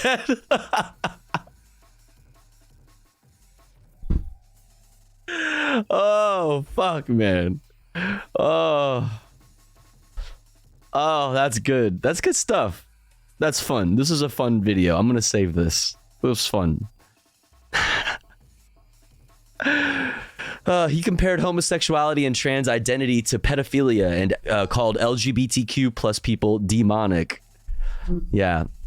Here's the thing about that. Motherfuckers throwing out the PDF file allegations. It usually doesn't end up good for them when they end up getting their hard drives, checked out. I'm not against homosexuals, but it is not a godly lifestyle, he said. We don't have to stand up and say that you have a right to be this way. You have a right to practice pedophilia. You have a right to choose to try and change your sex. Those things are demonic. Yeah. All right, buddy. Yeah, so Mike Johnson here. This is a speaker of the House. Michaels Johnson, who thinks he's Moses, who literally thinks God told him he's fucking Moses. Third in line for nuclear football, Tofu, and he is hearing God in his head. I choose to be trans every day. Based. I love that for you, fan. I'm not against it, but you're a demon and cannot exist. I'm the gay Moses. Yeah, I'm gay as fuck. Also, I'm Moses. Man, it's bad shit. He's waking up in the middle of the night, multiple times a night, because God is giving him ideas. You know what I mean? It's like, all right, dude. Okay, bud. He sent out a campaign letter with very much genocidal rhetoric against gay people, Tofagos. I can link if you haven't seen. Yeah, send it in. Send it over. Get in the water, Mike. Prove your Mosesness. Yeah. Oh, man. Anyways, that's some weird fucking crazy psycho shit for ya. What's this? Speaker Michael Johnson frets that high schoolers increasingly identify as LGBTQ in fundraising email. We have much to repent for. Oh boy. In a fundraising email sent on Sunday, House Speaker Mike Johnson lamented that the growing numbers of young people are identifying as LGBTQ. 1 in 4 high school students identifies as something other than straight, Johnson declared in the email, a copy of which was first obtained by Punchbowl News. What are they being taught in school? According to 2021 data from the Center for Disease Control and Prevention, 25.7% of high school students do not identify as straight, with the 3.2% identifying as gay or lesbian, 11.9% identifying as bisexual, and 9% identifying as something else or questioning. The fundraising email, entitled "Does America Need More God, Patriot?" Okay, what the fuck? That's a little weird. That's a fun sentence. Was sent via the National Republican Campaign Committee, the primary campaign arm of House Republicans. While it's been no secret that Johnson is an evangelical conservative who has previously supported the criminalization of gay sex, he has sought to project a more moderated version of those views since his sudden ascent to the role of Speaker of the House. His first interview as Speaker, he told Fox News host Sean Hannity that he accepts same-sex marriage as law of the land. I'm calling cap on that. You know what I mean? They said the same shit about, I don't know, man. I'm calling cap on that. Y'all, your actions say otherwise. You know what I mean? I respect the rule of law, but I also genuinely love all people. Based pansexual? Coming out as pansexual? Oh my gosh. Regardless of their lifestyle choices, Johnson said at the time, this is not about the people themselves. But the fundraising email, bearing the imprint of the highest ranking elected Republican in the country, sets a far more aggressive tone towards LGBTQ plus people and what Johnson characterizes as, quote, a depraved culture. Our culture has fallen so far since the founding of our country, and it's just getting worse. I fear America may be beyond redemption, Johnson wrote in the email, lamenting the filth that passes for popular culture these days. Let's face it, we live in a depraved culture. I didn't want to believe it at first, but I fear God may allow our nation to enter into a time of judgment for our collective sins. The funny thing, I mean, there's many funny things about this, obviously, but something that just struck me right now, like, these people felt the same way about like the 90s or like the 80s or the 70s, that like pop culture is demonic. Like motherfuckers were saying that swing music in the 50s was demonic and was like way over sexual, you know, way too sexual, and like sexual freedom is getting out of hand, and we have a depraved culture. Like this has always been a thing. There's always been somebody who is like, this is demonic. Now it's bad. You know what I mean? Like, America wasn't always this way. It was good when I was young, and then I grew up, and then it was bad. Things changed, and then it became bad. You know, we are only now starting to realize that pop culture is gross and sex ridden and depraved and ungodly. It's like, dude. Motherfuckers were calling like Twisted Sister, like, you know, like the Twisted Sisters hit single, like fucking devil music. It's just like, this is so silly. You can't shake them hips like that, Elvis. Exactly. Nostalgia ain't what it used to be. Sex is sacred. Elvis Presley's leg shaking caused Hurricane Katrina. Unironically true. They swallowed whole the propaganda of both the drug war and Reagan's treatment of the AIDS crisis. They thought Will and Grace was gang folks in the 90s. Dude, yo, yeah, Will and Grace. Super demonic. What's up, Pajama Jamma?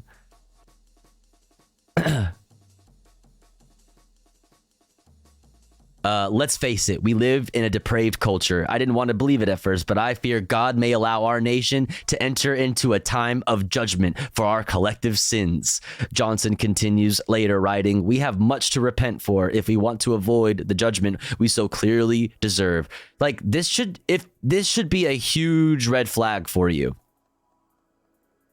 Normal people, which there are a lot of normal people who vote Republican, right? Normal, I mean normal as in they are not fucking insane evangelicals. You know what I mean? Actual extremists. Al-Qaeda, you know what I mean? White ISIS. There are plenty of Republicans who are not white ISIS. So like this should be a huge red flag for you if you are a normal person who happens to vote Republican. This should be a very scary thing. Why the fuck Vanilla ISIS is better? Yeah, not White ISIS. White ISIS sounds like a fucking hair metal band or some shit. This should be fucking really, really weird to you. Wysis. Y'all kind of, what's up, James? This should be really weird. You should feel strange about like a religious extremist talking like this. This is supposed to be a secular country, you know, with religious freedom. You should be freaked out because it's freaky. The email may also irk some in the party who wish to see a more conciliatory stance towards LGBTQ people. Who in the party? Who? Not even fucking, George Santos could be bothered to be even like remotely pro LGBT. You know what I mean? The most fucking flaming member of the House. Charles Moran, the president of the Log Cabin Republicans, told Business Insider last month that he's giving Johnson the benefit of the doubt for now, and that he's been encouraging by Johnson's public statements. That he's been encouraged, I think they meant to say, by Johnson's public statements since becoming speaker. His office has committed to me that that's his framework for viewing things moving forward. That's a really scary thing. This is his framework. Okay, this is how he views the world. And this is the lens through which he views policy. Ugh. So long as he sticks to that, I'm okay, Moran, a leading gay conservative, said at the time. It's not maybe as, quote, ideal as we wanted, but we've got to see if this works. Let's just see how this turns out. You know what I mean? I have a feeling us gay folk should be okay. It's not ideal, but you know, in the name of legislating, getting some conservative legislation done, I'm okay with this. Let's let him cook. You know, I'm willing to bet that I won't be next. You know. Anyway, interesting. Thanks for sharing, VCCTV. Can I get insurance on this? All right, chat. Next, we are going to look at this little. Actually, we're gonna skip this. Kind of already covered everything we need to about the Osprey thing. Next, we're going to get into Washington Post staffers launching a 24-hour walkout. Also, we're also going to look at a new bill that would make it illegal for hedge funds to own single family housing, which is not nearly going far enough, but a cool step in the right direction. So we'll check that out. And what else? Oh, also, the House has passed officially the censure of Jamal Bowman. We'll check that out as well. And then we'll get into Israel-Palestine stuff. But here's the thing, chat. Before we do that, we have to run an ad break because it's been about an hour since our last ad break.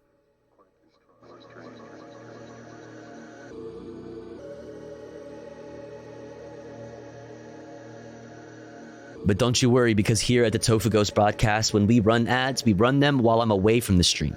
That way, even if you are unsubscribed, you don't miss out on any of the content. But if you would like to support the stream and also get access to cool Tofu Ghost emotes and an ad-free viewing experience, all you got to do is subscribe for $5 or for free with the Twitch Prime. Or let's say you are already subscribed to the channel and you're feeling generous and you have the means to. maybe consider gifting a sub to one of our unsubbed friends in the chat, one of our unsubbed comrades in the community that may not be able to afford a sub this month. That way they may also be able to enjoy the Tofu Ghost emotes and an ad-free viewing experience with the rest of the community. We are currently at 2 out of 25 for the daily sub goal. If you enjoy the content, if you enjoy the stream, please consider supporting. That way we can continue to do this full time. I'll be back in 3 minutes. Don't you go anywhere. BRB.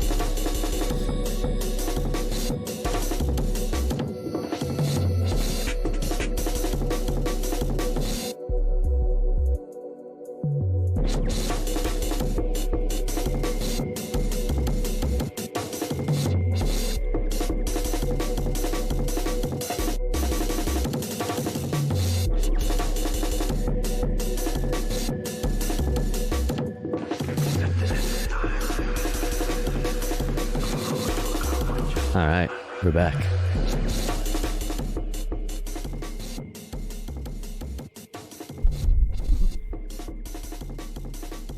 We are back. I overate, but it was so good. What did you eat? This tape is trippy. I forgot we were watching Tova Ghost. Hell yeah. It's just a random ass old Barney tape. Don't know if you mentioned it, but in gay news, James Somerton has deleted all his videos on YouTube. In gay news? Get fucked. Dude, what's his name? Really bodied everybody with that video. Crazy how H-Bomber guy just like destroyed everybody. Like, I think that was like, I mean, Illuminati has already way fell off, obviously, from all the other shit that went down, but it's GG at that point, you know.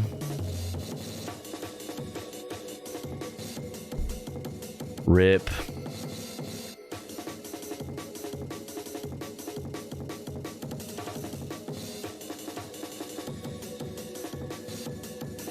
Rip.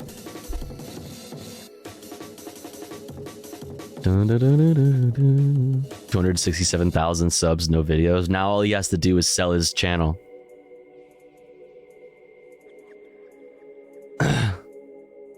H-Bomber guy literally set an atom bomb off. Yeah, H-Bomb, an H-Bomb. They could be private videos. Yeah, probably. All right, let's get into some stuff. What should we talk about first? Let's talk about this first. From Politico. About Washington Post. Washington Post staffers launched 24-hour walkout. Employees of the Washington Post picket outside the... Oh, this is a caption for this. Employees of the Washington Post, I already read that, god damn it. More than 700 staffers at the Washington Post launched a 24-hour walkout Thursday after contract negotiations with the newspaper's leadership have stalled after 18 months. Reporters, producers, editors, and business side staffers walked off the job and began picketing outside the Post's enigmatic downtown headquarters in the first protest action at the paper since the mid-1970s. Let's fucking go. The Washington Post Guild, a member of the broader Washington-Baltimore News Guild, is accusing management of negotiating in bad faith as they seek to obtain a contract that they say must address pay disparities and offer employees raises and job protections as layoffs loom at the struggling storied paper. We still lack a contract that keeps pace with record level inflation and guarantees workers a living wage, the union posted in a statement online, blaming previous leadership at the Post for the company's current financial woes. A spokesperson for the Post said in a statement to Politico that, quote, "We respect the rights of our guild-covered colleagues to engage in this planned one-day strike and will make sure our readers and customers are as unaffected as possible. The Post's goal remains the same as it has from the start of our negotiations, to reach an agreement with the Guild that meets the needs of our employees and the needs of our business," the spokesperson continued. In a video posted ahead of the walkout, Post staffers also called on the public to not cross the picket line, urging readers not to engage with content on the Post website and for freelancers to ignore assignment offers. All right, we're not taking in any Washington Post content. The walkout comes as Post leadership seeks to rectify a $100 million shortfall following floating the possibility of buyouts or layoffs at the paper in order to bridge the gap. I mean, guarantee both of those are incoming. Incoming CEO Will Lewis, a Dow Jones veteran, has been tasked by the paper's owners to turn the tide of declining readerships and subscriptions amid rising costs. Over the past year, the Post has laid off almost 40 employees, according to the Guild. Acting CEO Patty Stonesifer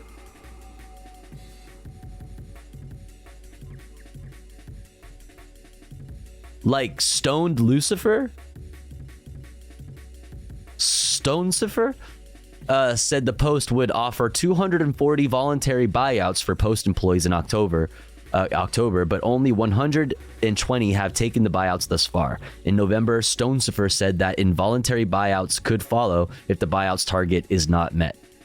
It is not the involuntary buyouts is such a fun way to say fired. It is not the first strike action at a major news outlet in the past year.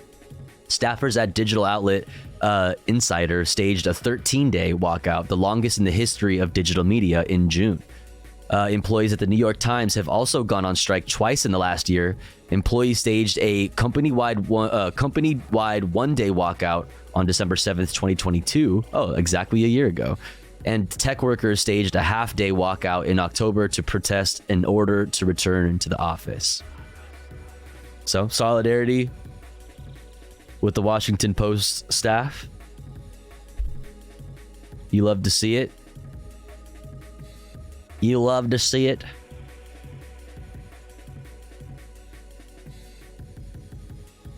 All right, now let's look at this from Vice. Hedge funds have invaded the housing market. A new bill would ban them.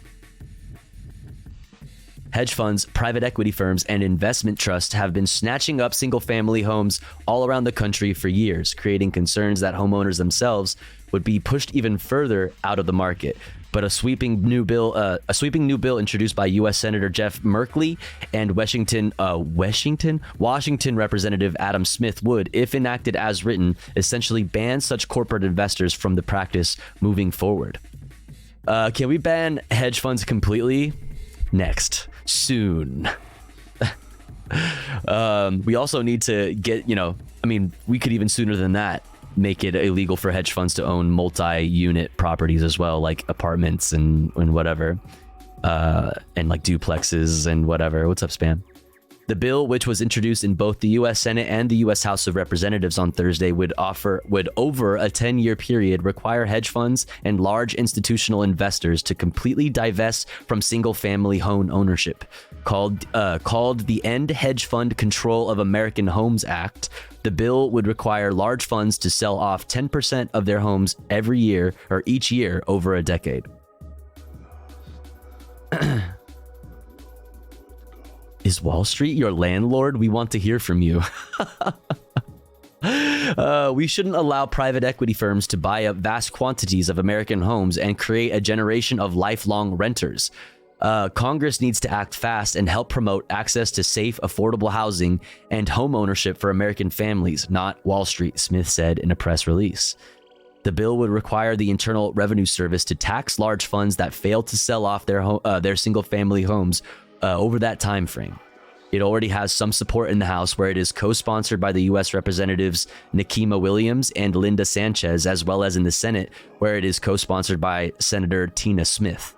Advocacy groups Private Equity Stakeholder Project, Consumer Action, and National Consumer Law Center have offered additional support. Private Equity Stakeholder Project?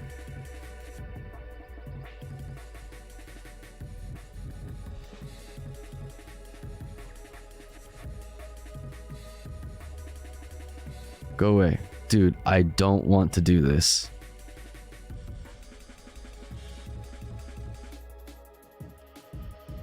About us. Our mission and values. Our mission and values vision to bring transparency and accountability to the private equity industry and empower impacted communities. The mission of the Private Equity Stakeholder Project is to identify, engage, and connect stakeholders affected by private equity with the goal of engaging investors and empowering communities, working families, and others impacted by private equity investments. Okay. I was like, who's the stakeholders? Like, what stakeholders are we talking about here? Felt sus. BlackRock is good, actually. Said nobody ever. Just make hedge funds illegal, problem solved. True. True. The bill, I already read this.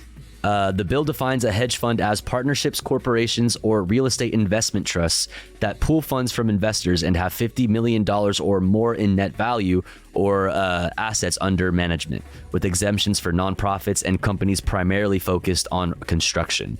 Hedge funds failing to report single-family home purchases would face a $20,000 fine. That's nothing. That would go toward a housing down payment trust fund. Funds that fail to sell off their housing stock in the time frame required would face a tax of 50% of their fair market value for each property, with funds also going to the housing trust fund. Or we should seize that shit and make public housing out of it. Maybe they have to sell their homes to the government to be Section 9 public housing for all. Merkley and Smith cite data from an Urban Institute report that said in 2011, no single entity owned more than 1,000 single-family rental homes, whereas by June 2022, hedge funds and institutional investors owned a cumulative 574,000 single-family homes. I mean, that's just single-family homes. That's not even talking about like duplexes or like condos or apartments. This includes large corporate owners like Invitation Homes, which owns more than 80,000 homes across the country. While corporate investors only own 5% of the nation's single-family housing stock, the ownership is often concentrated in majority Black and Latino neighborhoods. And in some neighborhoods, entire blocks have been purchased by investors. Yes. Yeah, Mao check. The practice has ramped up since the beginning of the pandemic, with 28% of all homes sold in 2022 going to institutional investors, according to Pew Charitable Trust. In 2021, a venture-funded company backed by Jeffrey Bezos and other billionaires also got in on the act. I mean, we just talked about the Amazon-backed... we talked about it the other day. I think TechTink shared it. The Amazon-backed... company that makes it easy for you to, even with just $100, become a landlord. Today, you too can become a landlord with only $100. We're crowdfunding this. You can be a landlord with like hundreds of other people. Great. Institutional investors have also been buying up multifamily apartments, and tenants across the country have been fighting back by forming unions, which I really need to see more of. Tenant unions are incredibly based and are like, I feel like most people don't even know that you can do that. You know what I mean? That they think that unions are for jobs, like for companies only. Like you can do that with your fellow tenants. Like all of the tenants in an apartment building can get together and form a union. That's crazy. By forming unions to demand maintenance and push for stronger regulations. Word up. So, possibly a cool, a move in the right direction, but obviously nowhere near far enough, but still cool. Algorithmic landlord is raising your rent to help tenants like you pay their rent. Do not question the economy, peasant. Yeah.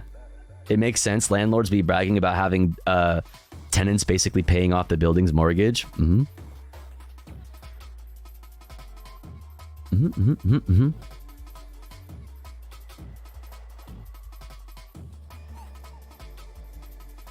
All right, let's see. Dun, dun, dun. How we feeling, chat?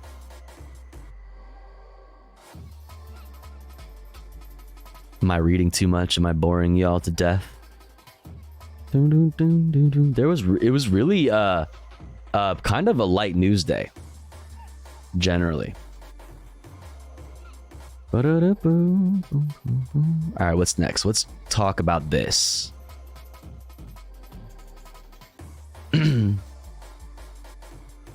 But building overlords, I can't afford food. That is not of my concern, peasant. Did you hear about Cosmics? Cos MCs? What's that? No. Not sure what that is. But we have this from, You've Never Bored Me, Tofu. Aww. We have like a big tenant union here.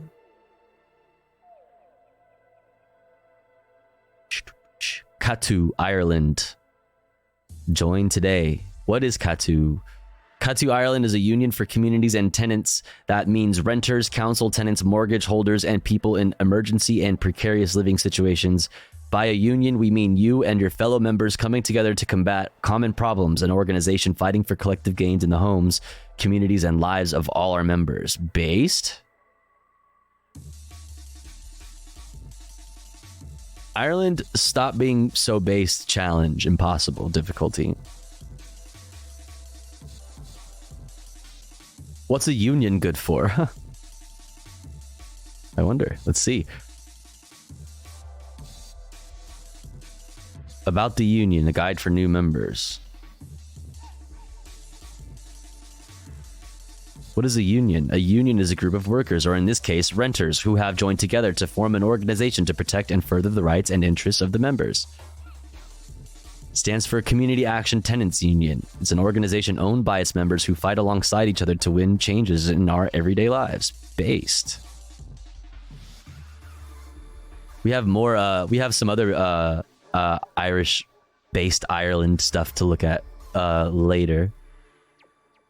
Exclamation point watching for all the videos we'll be watching, and also in the Discord. All of these articles are neatly organized and posted in the channel, the politics channel.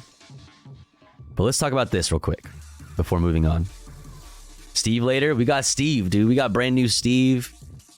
We got lots of fun shit to do. House censures Democratic Representative Bowman for pulling a fire alarm in Capitol.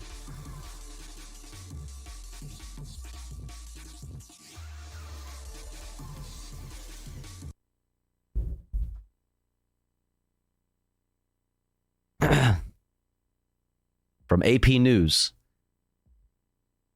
House members voted again Thursday to punish one of their own, targeting Democratic Representative Jamal Bowman for triggering a fire alarm in a U.S. Capitol office building when the chamber was in session.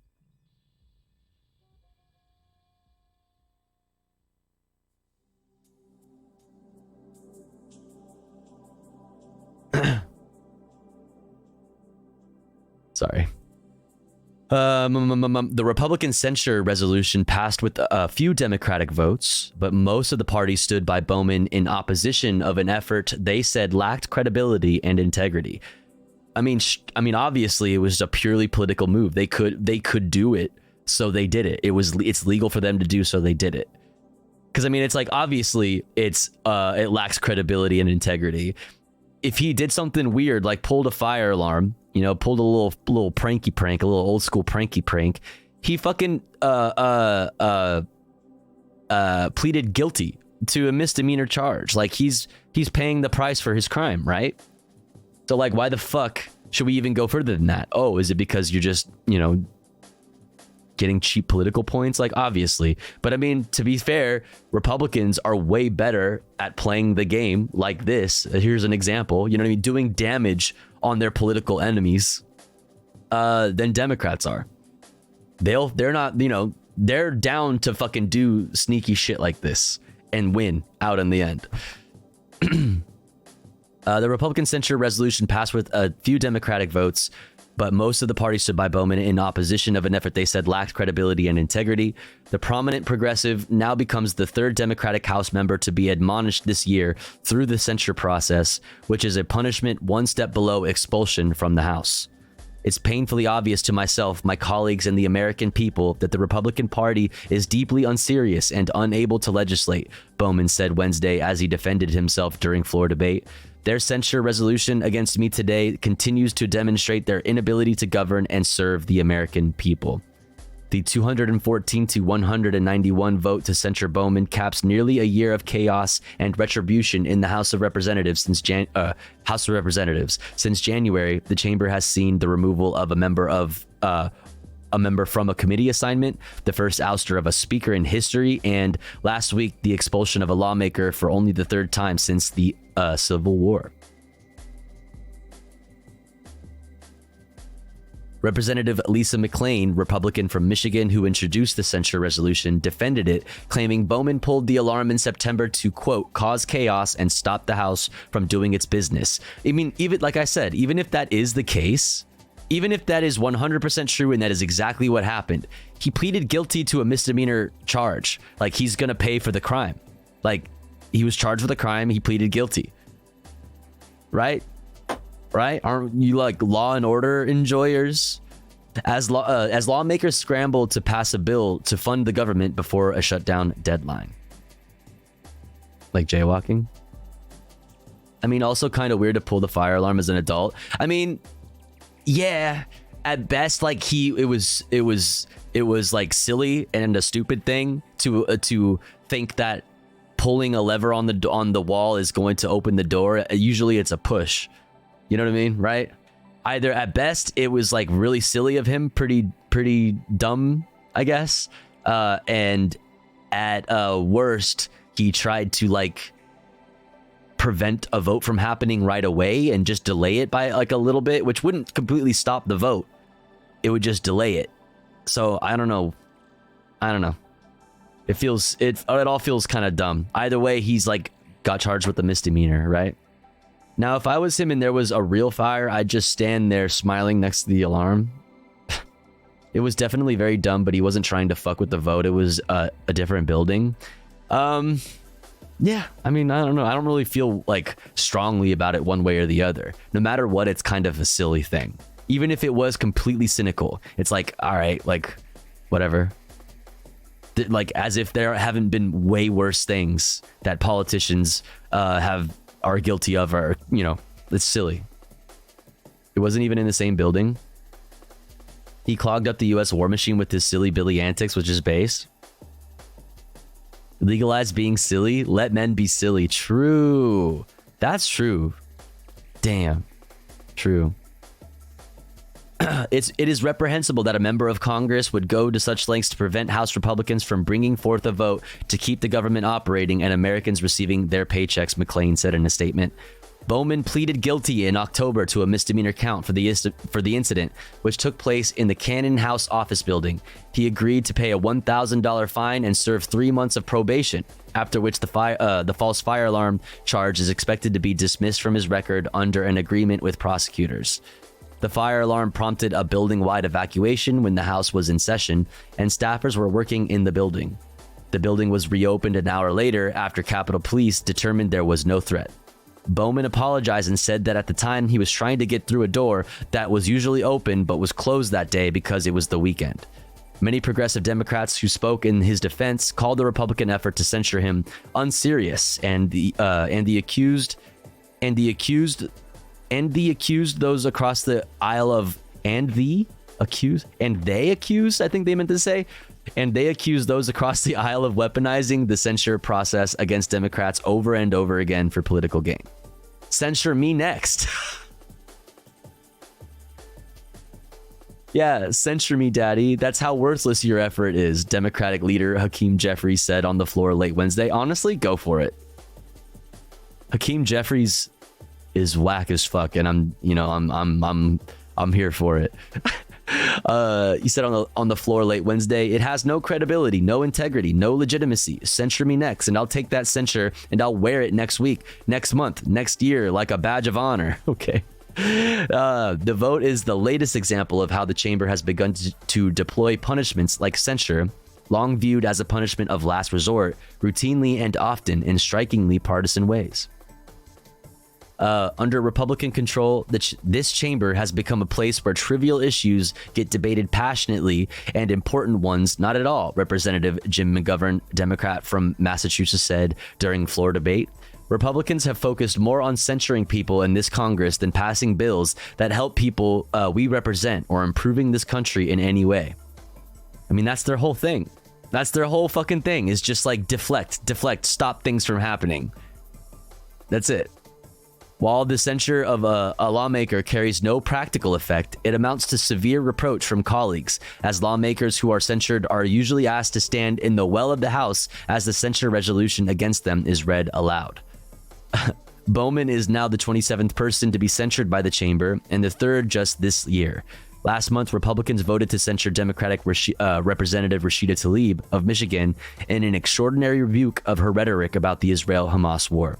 In June, Democrat Adam Schiff of California was censured for comments he made several years ago about investigations into then-President Donald Trump's ties to Russia. Strikingly partisan, please. These motherfuckers have spent the last 30 years literally demonizing the left. They can't be anything except strikingly partisan. True.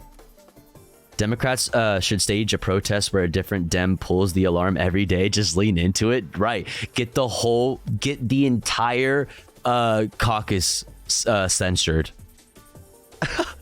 What's up, Noam Chomsky? So it's mostly a public shaming, still pretty trash. Yeah, I mean it's dumb. Like it said here, there's no practical like effect. They can still govern in the same way that they have been. They just can't speak on the floor. It's silly. It's just like so they can all talk shit about him and be like, ha, get fucked. I don't know, whatever. So there's that. That happened.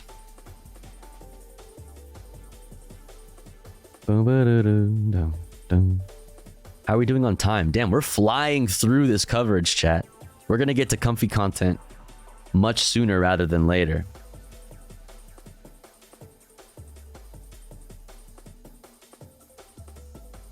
Dun, dun, dun, dun, dun, dun.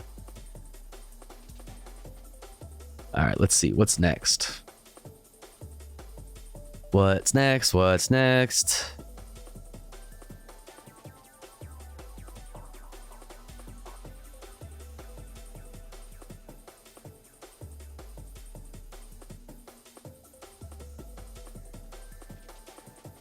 We got this article. This article. Got this article.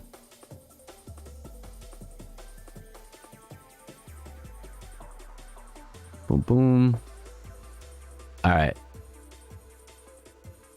Let's remove this video. Bing bong.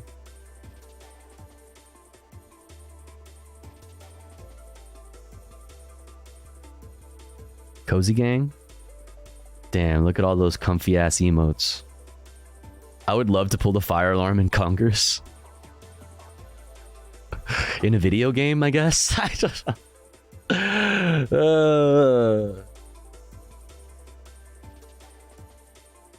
Censuring Rashida has to go into the history books as one of the nails in the coffin of the US.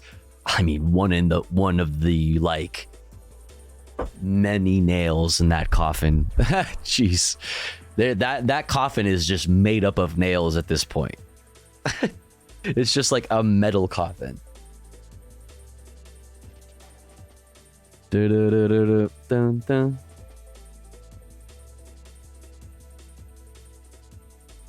Let's see, where does this fit in? All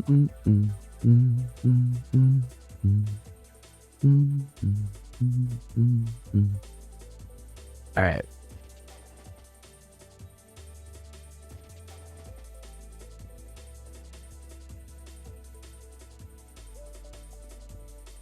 You know what? We'll do this first, actually, to break up the monotony of me reading to you and putting your asses to sleep, unless that's what you're trying to do. In which case, sweet dreams, motherfucker. All right, let's start off with this from Al Jazeera. Let's start getting into our Israel-Palestine coverage for the evening. And this will be the last. Israel-Palestine coverage will be the last of our politics, and we'll get into fun stuff. It's only 1 a.m. chat. I love your voice. Oh, thanks. I kind of just woke up, so nah. All right. Let's start it off with this from Al Jazeera. Deadly airstrike in Gaza area where Israel told people to go. Jesus, this music is so fucking ominous.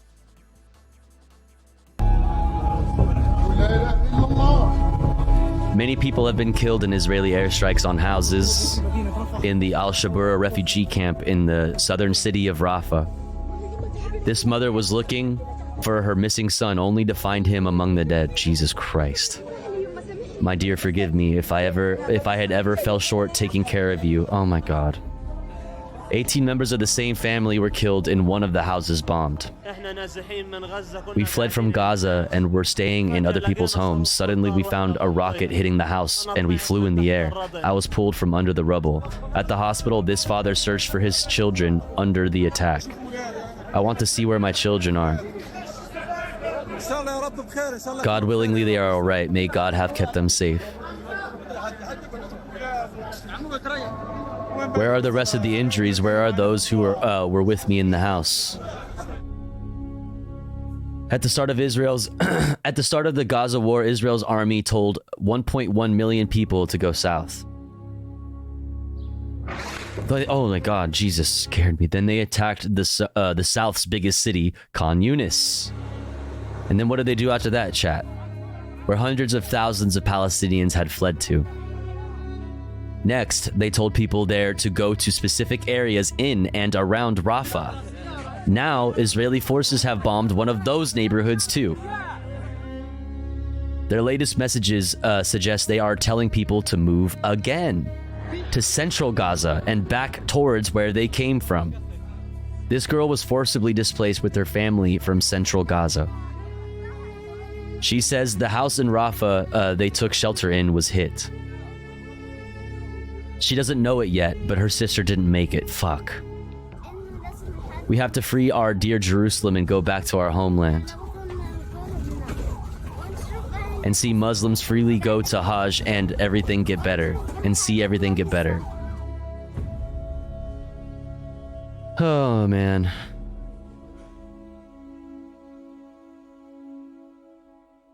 That was rough.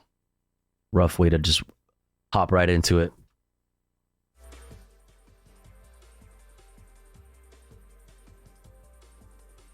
Let's look at these. These are the just general updates here. All the updates, the latest updates on the conflict. Title actually is interesting. U.S. criticizes Israel on Gaza civilian toll as UN to hear ceasefire demand. What is this?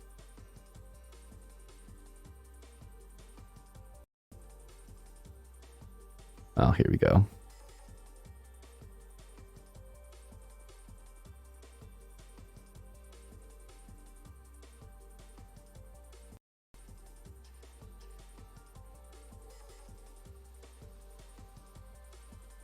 Oh my fucking god, dog.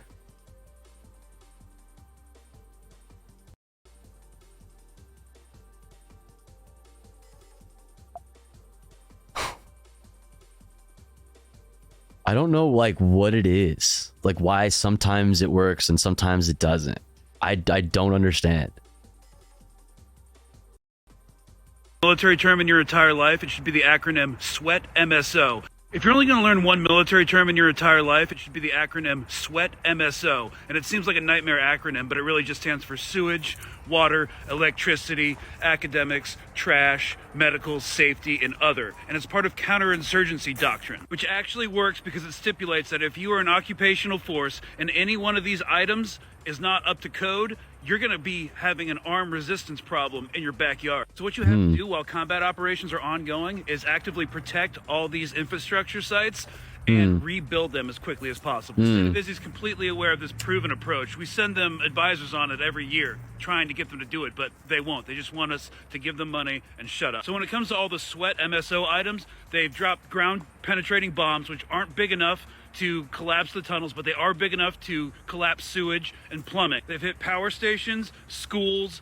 Trash is non-viable because the roads don't work. They've hit hospitals. Safety is not really a thing. And let's get to other things that breed insurgency. Large number of orphans, high unemployment rate, and sickness. Because this siege has turned from a modern siege into a medieval siege because there's no running water. There's no medical infrastructure. There's no heat.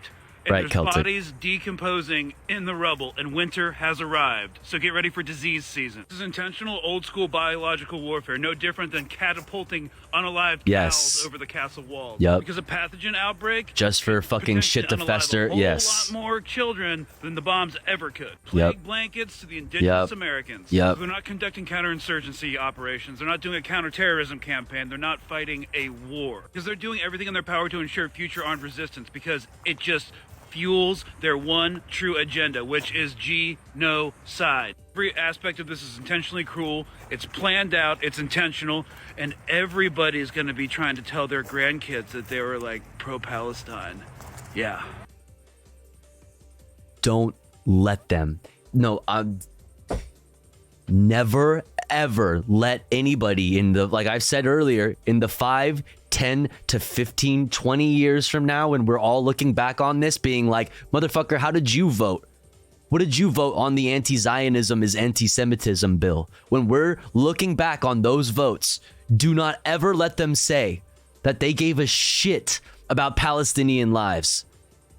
Never let them ever get away with that. Because there will be a lot of people doing that. Just like we saw with the Iraq War. It's the same shit. Same fucking shit.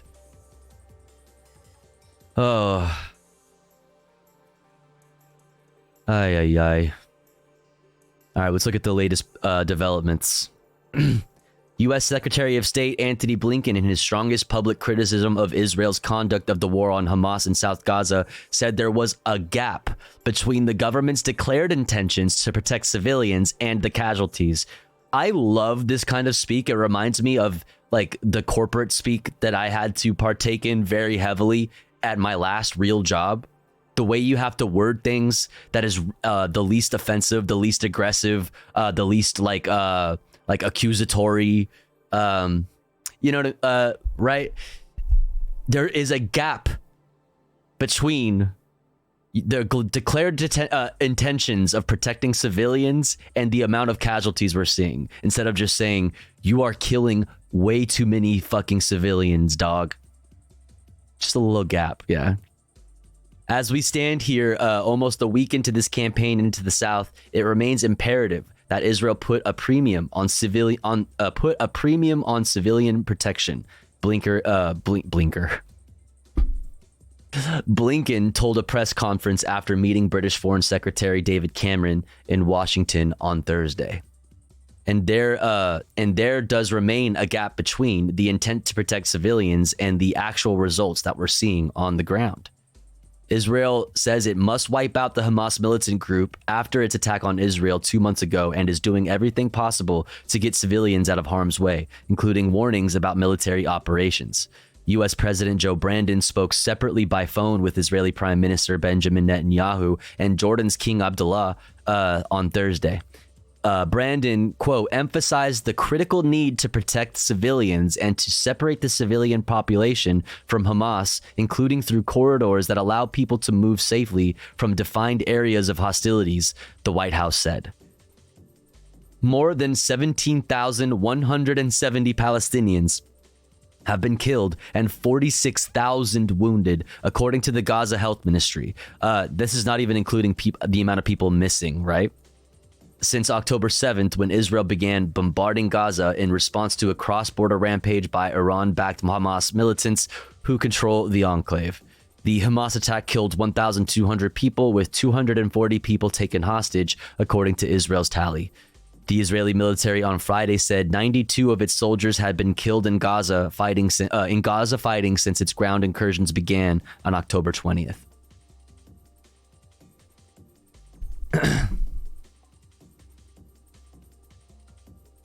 Oh, I missed Riot Vision's stretch request.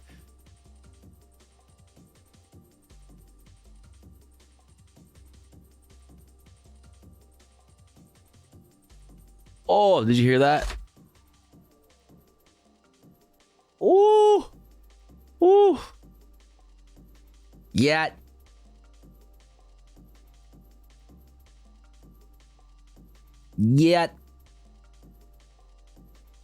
All right.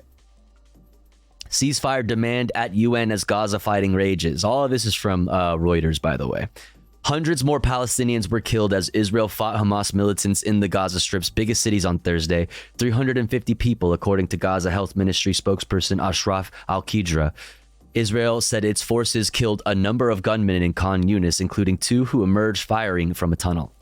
Arab states have renewed their push for an immediate humanitarian ceasefire in Gaza, with United Arab Emirates asking the UN Security Council to vote on Friday morning on a draft solution. The United States and ally Israel oppose a ceasefire, saying it would only benefit Hamas. Blinken is due to meet top diplomats from Arab states, including Egypt, on Friday in Washington. The draft was amended to say both, quote, the Palestinian and Israeli civilian populations must be protected in accordance with international humanitarian law, and to demand the immediate and unconditional release of all hostages. A resolution needs at least 9 votes in favor and no vetoes by the 5 permanent members, the United States, Russia, China, France, or Britain, to be adopted. The U.S. does not support any further action by the Council at this time. Of course they don't. As pressure mounts on Israel over the civilian tolls of its war to destroy Hamas, the Palestinian Authority is working with U.S. officials on a plan to run Gaza after the war is over, Bloomberg News reported. The Palestinian Authority has been so silent on all of the atrocities.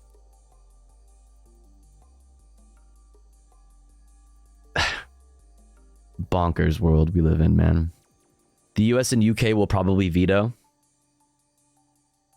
Why is every article typoed today? I don't know, man. There's a lot of typos, huh?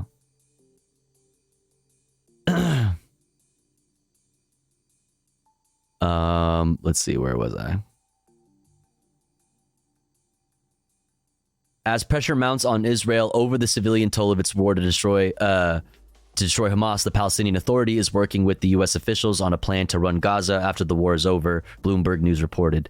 Citing Palestinian Prime Minister Mohammed Shtayyeh, it said the preferred outcome would be for Hamas to become a junior partner under the Palestinian Liberation Organization, PLO, helping to build a new independent state that includes the West Bank, Gaza, and East Jerusalem. If they, Hamas, are ready to come to an agreement and accept the political platform of the PLO, then there will be room for talk. Palestinians should not be divided, Shtayyeh said, adding that Israel's aim to fully defeat Hamas is unrealistic. Karim Shalom border crossing to open. The UK won't need to because the says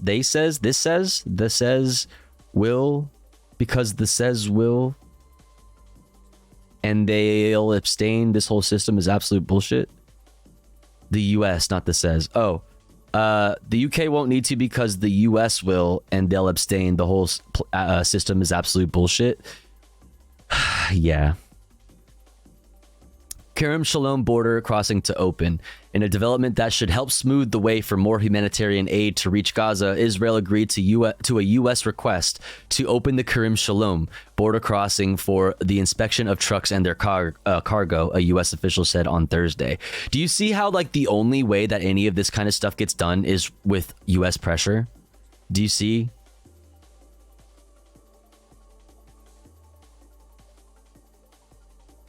It's like, it's vital. It's the only way to actually get Israel to do anything. And even then, they're very defiant. Netanyahu loves to openly defy the U.S. government. Egypt, along with the United Nations, has been lobbying Israel to speed up an inspection process, which requires the vehicles to drive to Egypt's border with Israel before looping back to Rafah. The number of trucks crossing daily has dropped to fewer than 100 from nearly 200 during a November 24th through December 1st truce, according to the United Nations.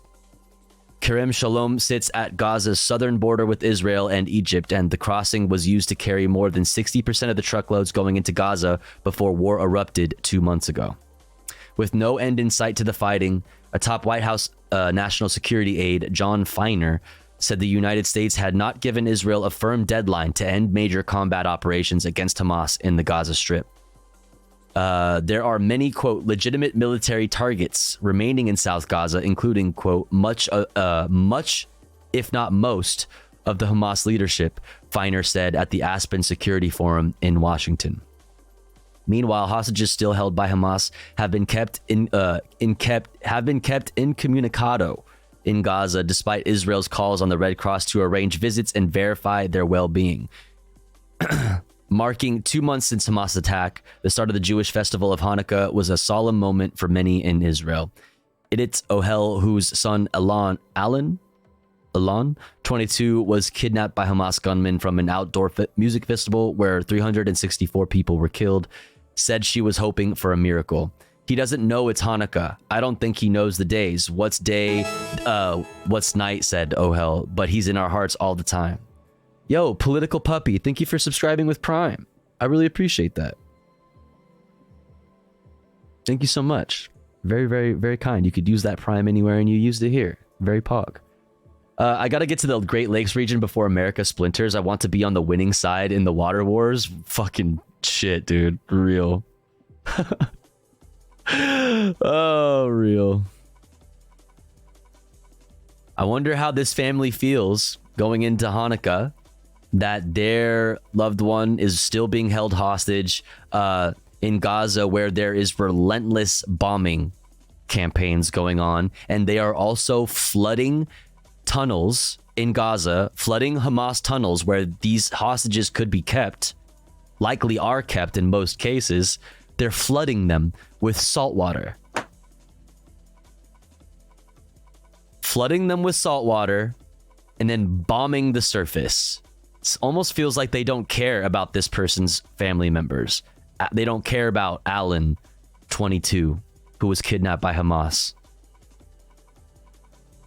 They're more useful. Alan, 22, is more useful to the Israeli government as a scapegoat and a name that they can invoke to justify the further genocide of Palestinians. Ay, ay, ay. How are we doing with time? We have 12 minutes till the ads are upon us. Okay. I can work with that. Sounds like scorched earth tactic. This is the tactic. Oops, not that. This is the tactic.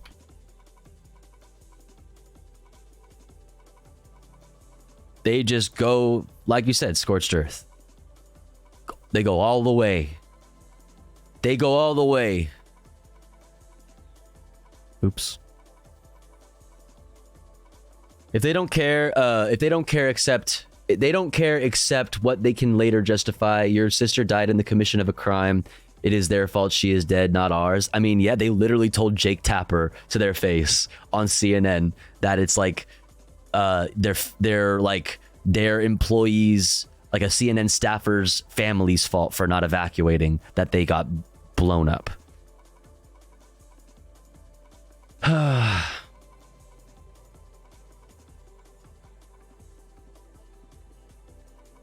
Oh man. All right, so there's that article. Let's look at this from NBC. War with Hamas is about Israel emptying Gaza of its population, Jordanian foreign minister says. Joining me now is the Jordanian Deputy Prime Minister and Minister of Foreign Affairs, Ayman Safadi. Thank you so much for joining me. Really appreciate it. Thank you for having me. I'd like to ask you about the very latest that we're hearing from the administration. Secretary of State Antony Blinken saying last week that in his meeting with Prime Minister Netanyahu and other top officials in the region, that Israel agreed that there does in fact need to be a plan in place to protect civilians. We have heard similar language from top Israeli officials as well. And I wonder if you can give us your assessment. Have you seen evidence of this, that Israel is taking? It's fancy, Celtic, but it also may be part of the reason why we have so much trouble with TikTok. I can't help but feel like the audio issue is probably has to do with one of my 3 audio extensions for Firefox. New steps and more steps to protect civilian lives in this new phase of the war. Thank you so much. Actually, no, we're seeing evidence to the contrary. The number of Palestinian wounded since the aggression resumed has increased. People are still being killed at very, very large number. Infrastructure being destroyed, hospitals attacked, humanitarian aid trickling down in a much, much less way than it was before the hostilities were resumed. So yes, Secretary Blinken tried. He did tell us that the Israelis committed to try and do more to protect civilians. Unfortunately, on the ground, we have not seen that materialize. We've seen there is a gap between your promises and your words and your actions. There's a gap in the words of Antony Blinken. We've seen more aggressiveness in the attacks. Israel has said that they have created safe zones where people can go. You can call them safe zones, but I like to call them fucking hopscotch. Fucking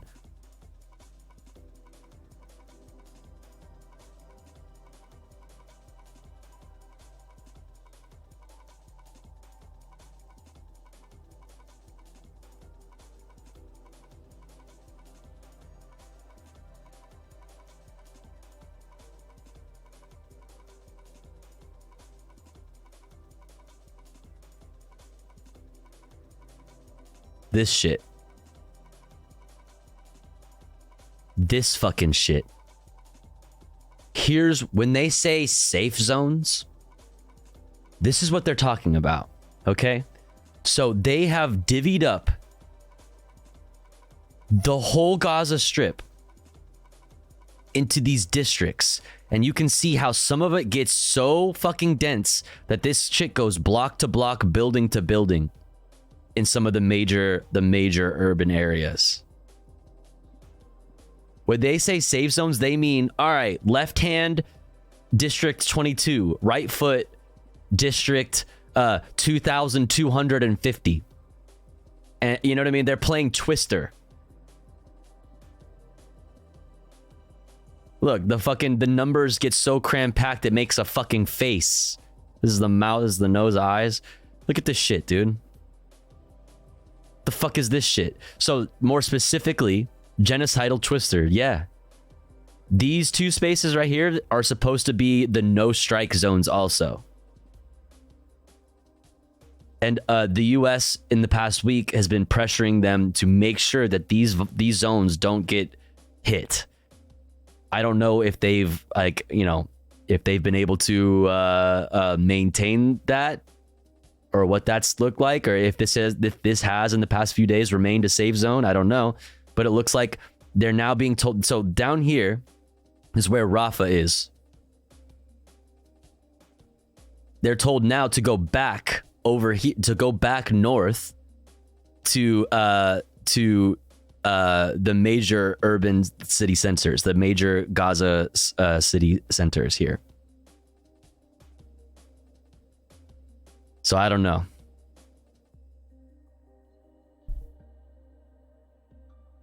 And not be targeted, bombed. Do you have any information about those safe zones? Are there, in fact, areas where civilians in Gaza can go to and feel safe? Because based on the reporting that we have from the region, there's a sense that nowhere is safe in Gaza.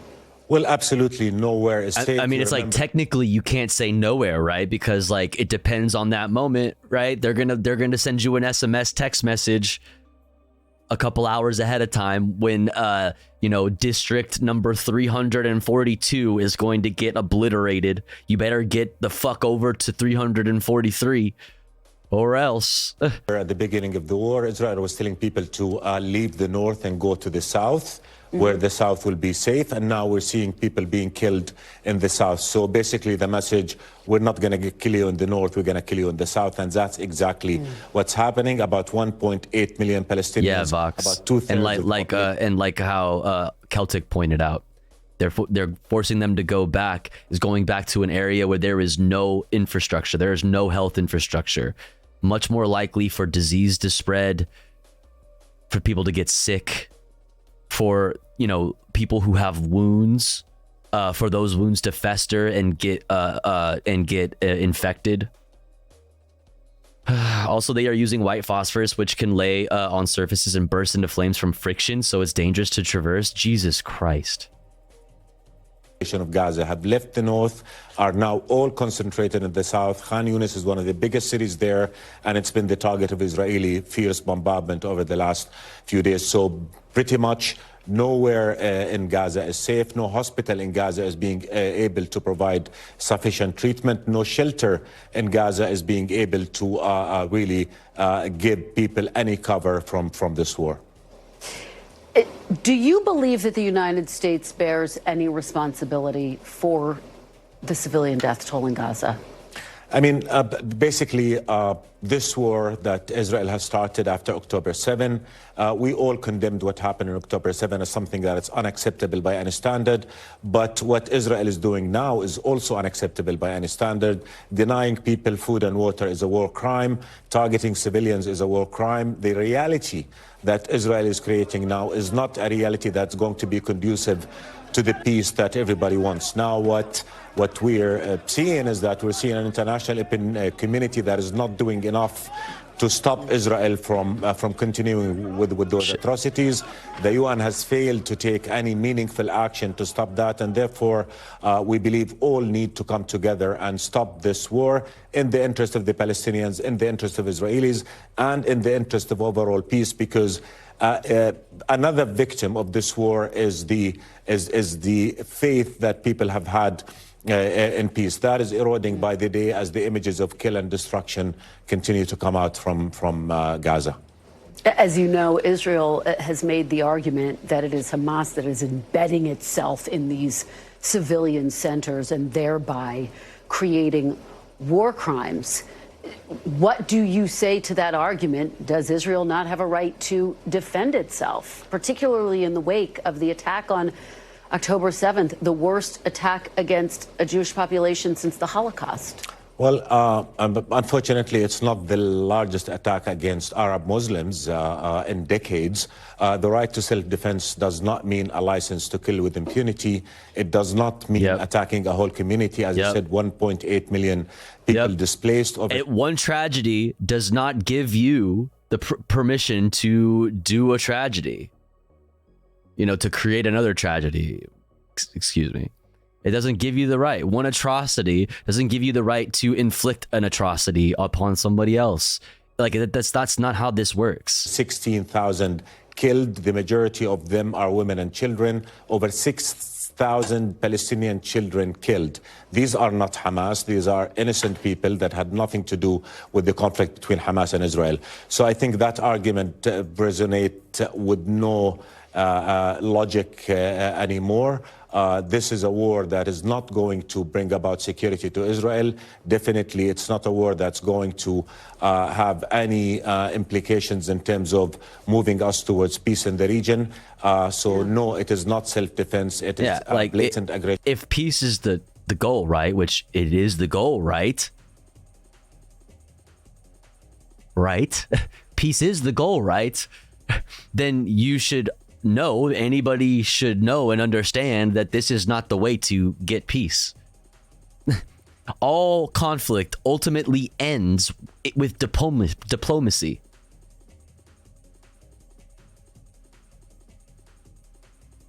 Whose victims are civilians who need to be protected by international law. They must be narrator. protected. It was in fact not the goal. Law by targeting civilians. Remember that Gaza is one of the most densely populated areas on earth. So again, people had no shelter in the north, no shelter in the south.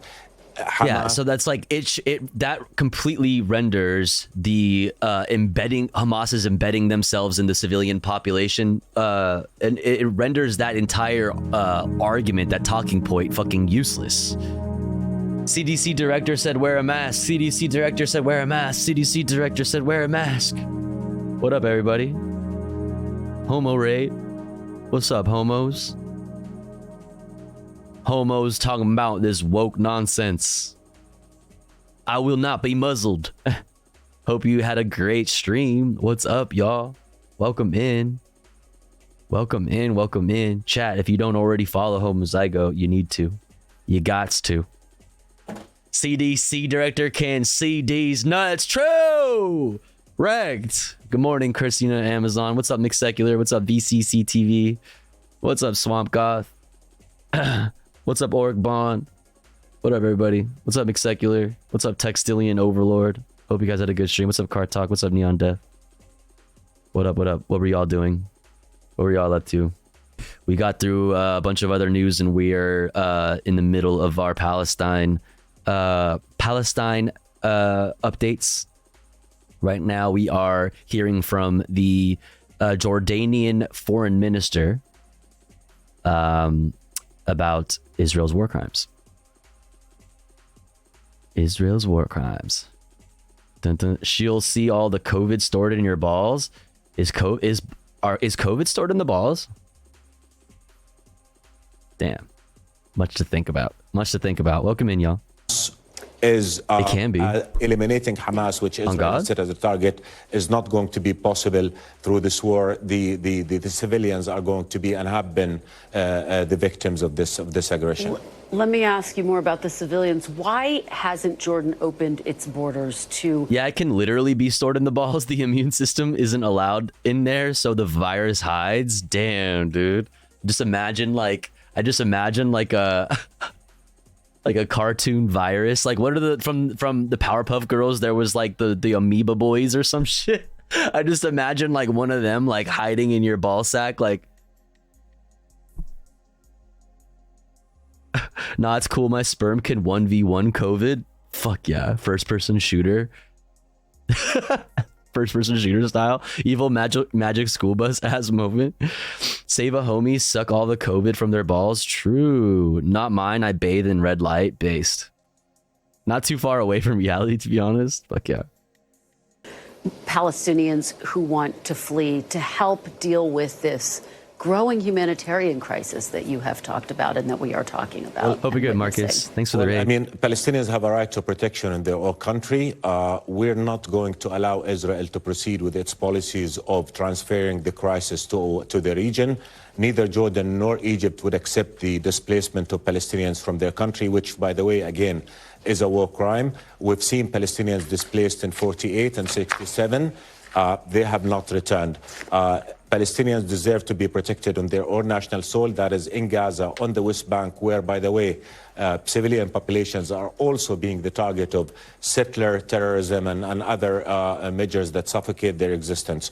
So yeah, and it's gotten so bad that it has actually forced the hand of the United States to start doing something about it with the sanctioning of Israeli settlers and banning visas, which, you know, doesn't go nearly far enough, but it's a good step in the right direction. You know what I mean? A nice sign of hopefully a greater shift in you know, in the tone for the support the support of Israel.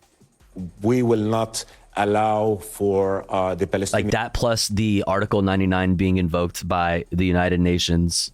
Yeah, and then the obvious shift in the tone that we've been seeing in the media. Crazy. To be pushed out of their country.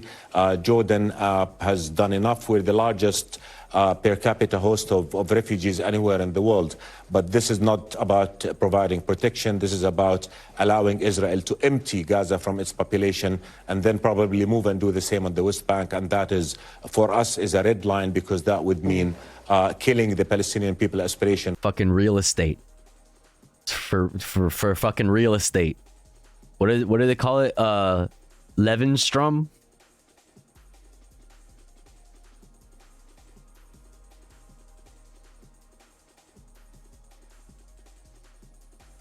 What is it called? Lebensraum? Living space. For freedom and statehood on their land, and that would mean trying to solve the problem at the expense of Jordan and other countries in the region. All right, Foreign Minister Ayman Safadi, thank you so much for your time and your perspective. Please do come back as we continue to track this tragedy that is unfolding in the region. Thank you so much. Thank you. Thanks for watching. Stay up. Thanks for watching. All right. If we are on post news, can we take a moment for PBS throwing shade at Elon? If we are on post news? What you mean post news?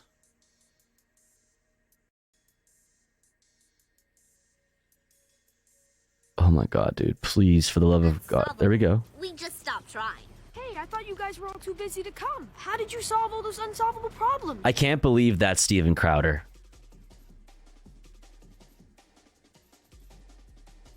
I can't believe it. Hey, I thought you guys were all too busy to come. How did you solve all those unsolvable problems? Well, I guess they weren't unsolvable. We just stopped trying. Maybe there's something to be learned from all this. Nah.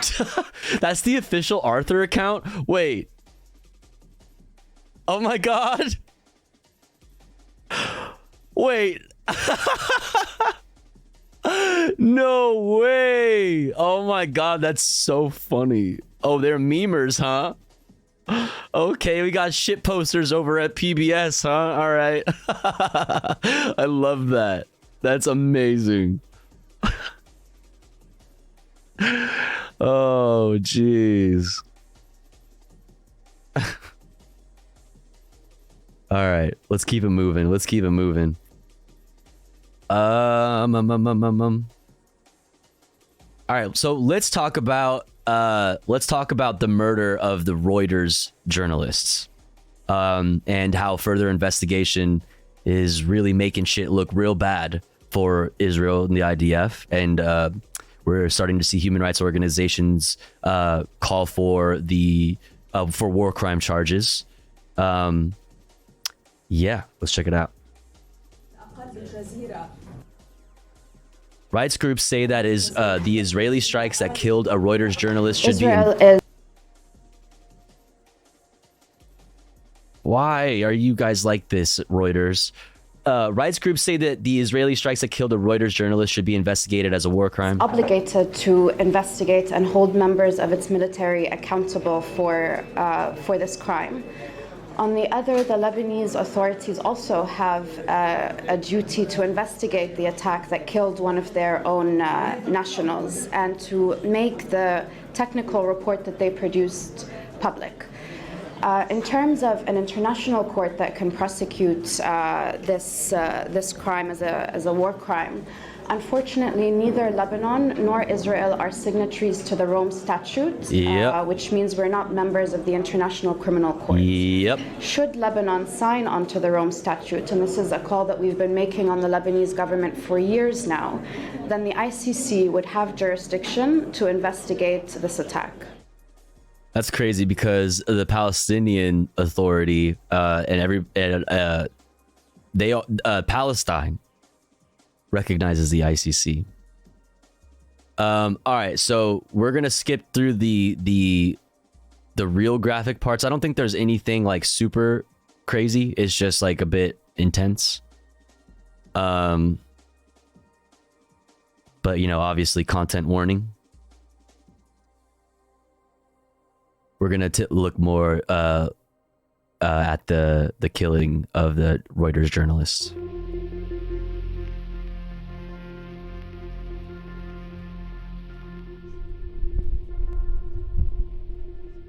This is the moment an Israeli tank shell struck a group of journalists in southern Lebanon on October 13.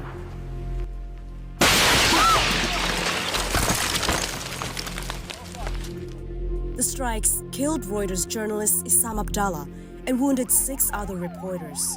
The journalists from Reuters, Agence France Presse, and Al Jazeera were there covering cross-border shelling by the Israeli military in response to attacks by Lebanese Hezbollah militants in the wake of the October 7 attack on Israel by Hamas. We're very clearly 7 well-marked journalists in press vests with helmets, with a car that has TV on it, standing in an open area.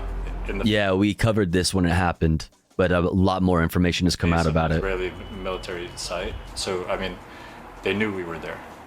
A Reuters investigation has found an Israeli tank crew killed Issam Abdallah and wounded the other reporters by firing 2 shells in quick succession from inside Israel. We gathered evidence from the scene. There appears to be a crater on the floor. We also examined hours of video footage from 8 media outlets who were in the area at the time and reviewed hundreds of photos, including high-resolution satellite images. Independent Research Institute, the Netherlands Organization for Applied Scientific Research, TNO, analyzed the material for Reuters at its laboratories in The Hague. TNO's key findings? A large piece of metal from the scene was the tail fin of a 120mm tank round made by an Israeli... Yo, Cassifel VT, thank you so much for the raid. The Cass cult is here. What's up, Epic Prawn? Thank you, Celtic. Shouts out Cassifel VT. I hope you had a wonderful stream. Hello, hello. What's up, what's up? The Cass cult is here. What's up? I'm not a possum. Okay, I see some chatters I recognize. Welcome in, y'all. Hope you had a good stream. Yo, Forlorn. Thank you for gifting to Cassifel VT. Pog. Hey, yo, I saw you in stream the other day and I wanted to say hi. Oh, you know what? I do remember. I raided in with like Homozygote, I think. Yeah, I remember. Cool. I hope you had a good stream. Welcome in, welcome in. If you've never been here before, I'm Tofu Ghost. We talk about we talk about news and politics. My brain just like shut off there for a second. Right now we're in the middle of our Israel-Palestine coverage. We're looking at war crimes charges being called for against IDF members and the IDF in Israel, the state of Israel, for the murder of Reuters journalist. Weapons manufacturer and fired from a smoothbore tank gun positioned just across the border. It's just behind the UN blue line. TNO's report is consistent with allegations by Lebanon that the Israeli military was responsible for the deadly attack. I believe that it is in the military strategy of Israel to kill journalists so that they kill the truth. Asked about the findings of the investigation, the Israel Defense Forces international spokesman Lieutenant Colonel Richard Heck said, "We don't target journalists." That's cap. Yeah, that's cap. There's as in the wise words of Anthony Blinken, there is a gap between the words you are saying and the realities on the ground. Okay. There is a gap between the promises you are making and the numbers that we are seeing in regards to the deaths of journalists. Humanitarian law bars attacks on journalists who have the full scope of protection granted to civilians and cannot be considered military targets. Reuters editor-in-chief Alessandra Goloni condemned Abdallah's killing. And we call on Israel to explain how this could have happened and to hold to account those responsible for his death and for the wounding of our colleagues Tahir al-Sudani and Maher Nazeh. Since the Gaza war broke out, good for Israeli Reuters. Forces and Iranian-backed Hezbollah have traded fire on an almost daily basis across the border. On October 13, reports of armed fighters attempting to infiltrate into Israel from Lebanon and subsequent cross-border shelling drew reporters from multiple news organizations to the area around the village of Alma al-Shab. Abdallah took this video moments before his death. It shows reporters standing on a hilltop in an open area. They were clearly identified as journalists. Reuters reporter Maher Nazir was there. We chose that place because it's far away from where the shelling was happening, because it was open, and so that we can be identifiable as journalists. Like, they did everything like they are supposed to do. In a wide open area, making it very obvious that they're there. Very obvious what they are doing with all of their press gear on. With vans that say TV on them. With cameras out. They are in a wide open area, not hiding. See, this is what I'm like. They were deliberately targeted. Those aren't shells that are just like missed their mark. Those aren't just like rockets that missed their mark. They were targeted. There were 7 of us with 3 cars wearing our flags, and the cars had TV written on it. So even from a distance of 10 kilometers away, they would be able to distinguish that we are journalists. The IDF did not respond to questions about whether it was aware that the crew had clearly identified themselves as journalists. Once set up, Reuters started feeding live footage to its clients. The AFP and Al Jazeera teams were also broadcasting live. After filming for 45 minutes, the Reuters team turned the camera to focus on an Israeli military outpost about 2 kilometers away. Less than 90 seconds later, a tank round smashed into Abdallah, killing him instantly and knocking out the Reuters live feed.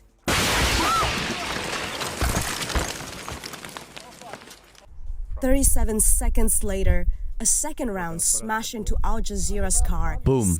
Like, you're gonna tell me that you accidentally aimed at those journalists, clearly labeled as journalists, marked as journalists in a wide open area? You aimed at them, shot at them, and then said, cool, now where's the rest of them? Al Jazeera, got it. Like, it's from the same area, the same type of shell. Both targeting journalists in areas where they are supposed to be safe. Yeah, 100% silencing the media in all ways possible, in every way that you can silence people's speech and media, access to a fair, a media, a good media. My brain is broken today.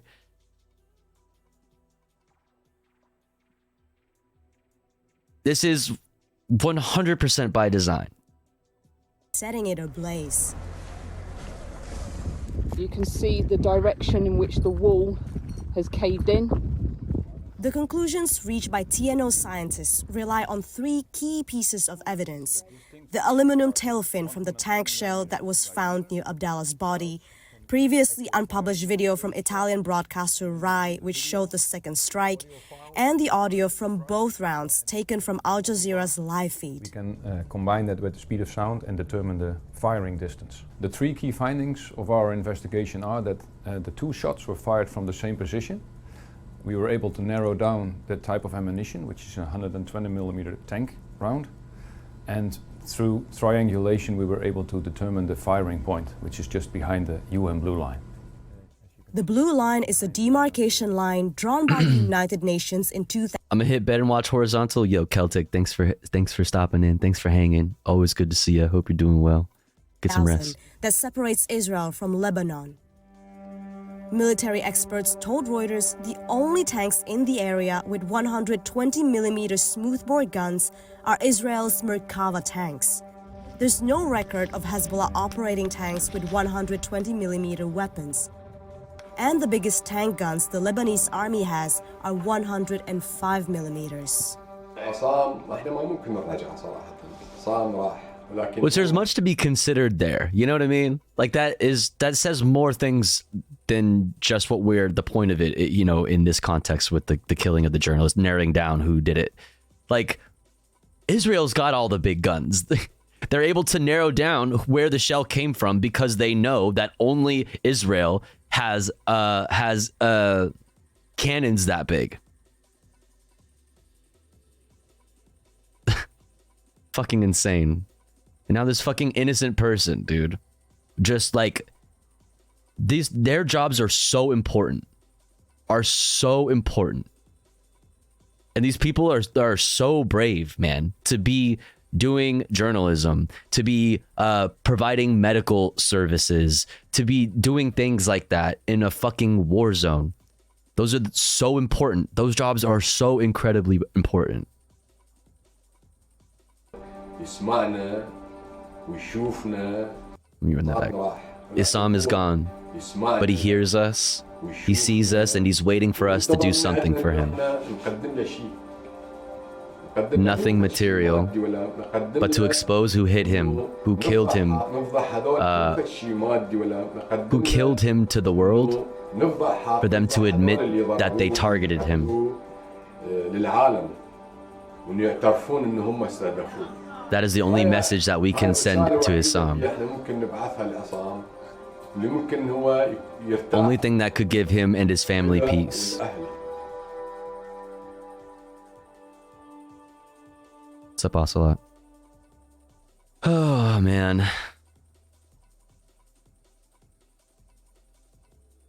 All right, and then next up, chat.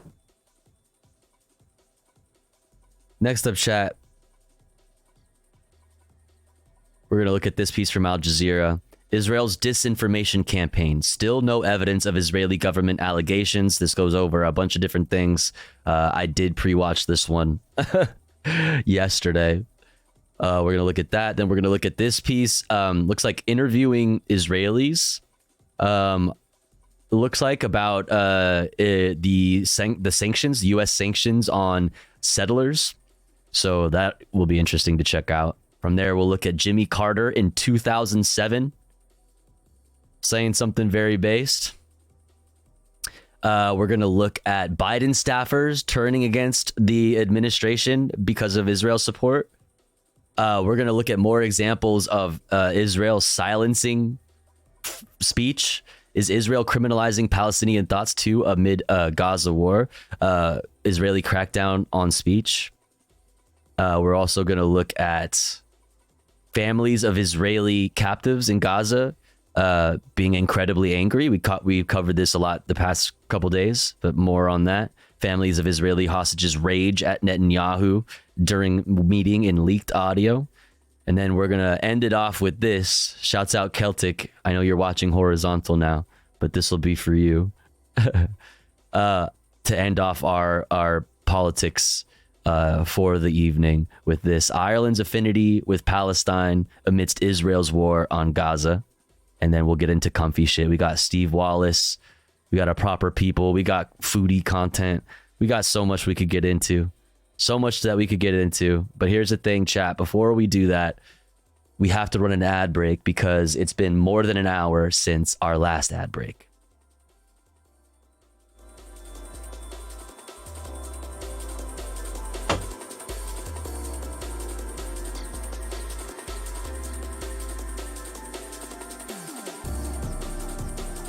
But don't you worry, because here at the Tofu Ghost broadcast, when I run ads, I run them while I'm away from the stream. That way, even if you are unsubscribed to the channel, you don't miss out on any of the content. But if you would like to support the stream, like Auric Bond just did. Thank you so much for 11 months. It just flew by Tofu L. Hey. Thank you so much for almost a year of support, Auric Bond. I really appreciate that. And using your Prime here. You could use it anywhere and you used it here. Thank you so much, Auric Bond. Thank you. Welcome in. But as I was saying, if you want to be like Auric Bond and get access to cool Tofu Ghost emotes and an ad-free viewing experience, all you got to do is make like Auric Bond and subscribe for $5 or for free with a Twitch Prime by connecting your Amazon Prime account, if you have one, to your Twitch account. Or let's say you are already subscribed to the channel and you're feeling generous, you have the means to, maybe consider gifting a sub to one of our unsubscribed friends in the chat. One of our unsubscribed comrades in the community that may not be able to afford a sub this month. That way they may also be able to enjoy the Tofu Ghost emotes and an ad-free viewing experience with the rest of the community. Yo, Saint Ghosty, thank you so much for gifting to Noam Chomsky. Let's go. Thank you so much. Poggers chatter to Poggers chatter. You love to see it. Thank you so much. Thank you. Now, because of Auric Bond and Saint Ghosty, we are at 6 out of 25 for the daily sub goal. If you enjoy the content, if you enjoy the stream, if you would like to see it continue on full time, please consider supporting. If you're unsubscribed, say hi in the chat and maybe somebody will feel generous enough to shoot you a subby. Thank you again, Saint Ghosty. Thank you again, Auric Bond. I'll be back in 3 minutes. Don't you go anywhere. BRB.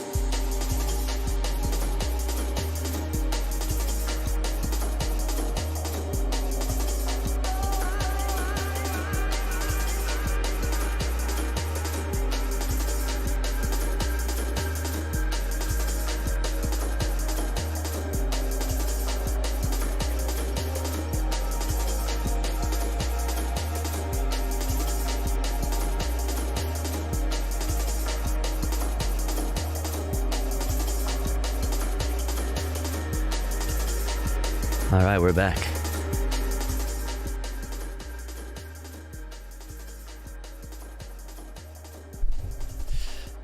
Okay. Oh shit. Oh shit, Jaina. Thank you for the raid. Holy. What's up, Jaina? I hope you had a good stream. Tofu, much has happened. It seems so. Thank you so much, Jaina. How's it going? What up? What up?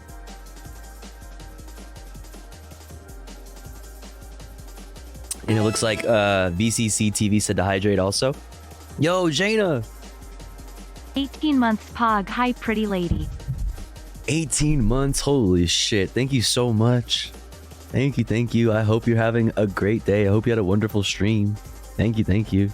Shouts out Jaina. If you don't already follow Jaina, please do. I hope you had a good stream. What were you doing? What were you up to?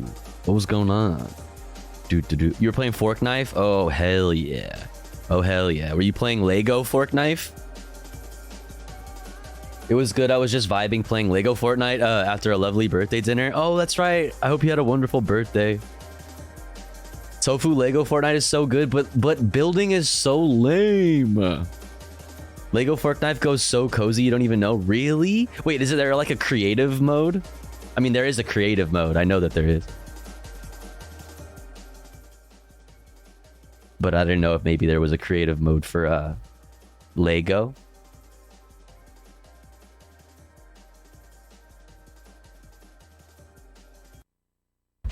They're Legos, Tofu. All you do is build.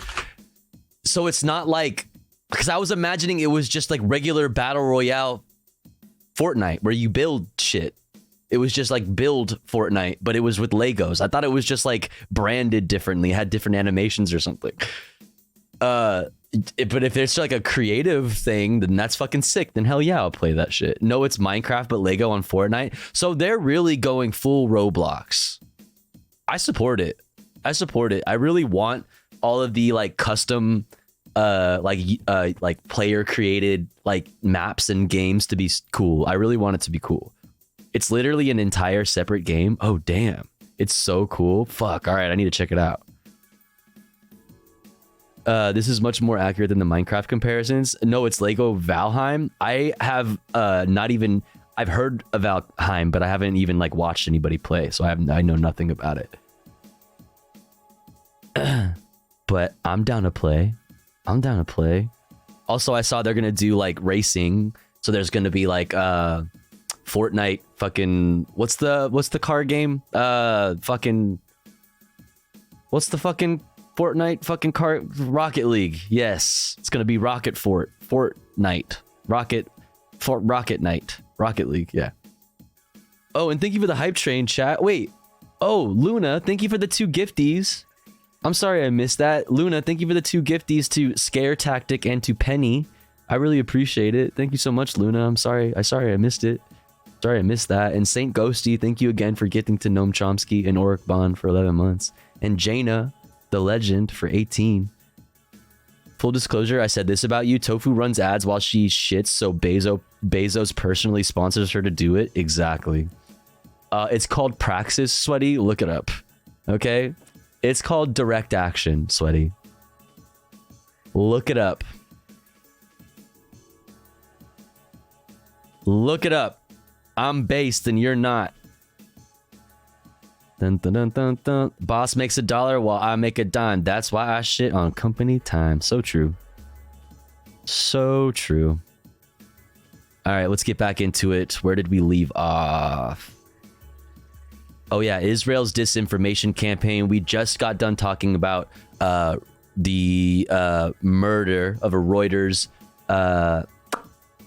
journalist and human rights organizations calling for war crimes charges on the IDF. We're gonna move from that into this Al Jazeera piece here. Israel's disinformation campaign, still no evidence of Israeli government allegations. ! Watching in the chat if you would like a link to this playlist. Also in our Discord, ! Discord, in the politics channel, I post every day before stream all of the articles and everything that we're going to go over and read over stream. So if you're looking for any of that information, or if you're just getting in and curious what we've looked at today, it's all in there.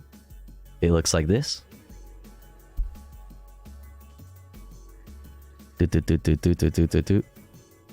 Looks like this.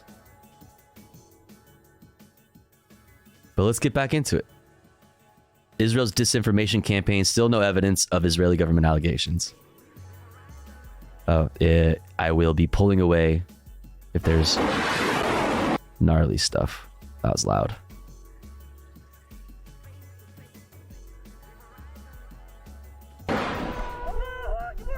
Thousands of fighters broke out of Gaza and tore down the Israeli fence from multiple locations.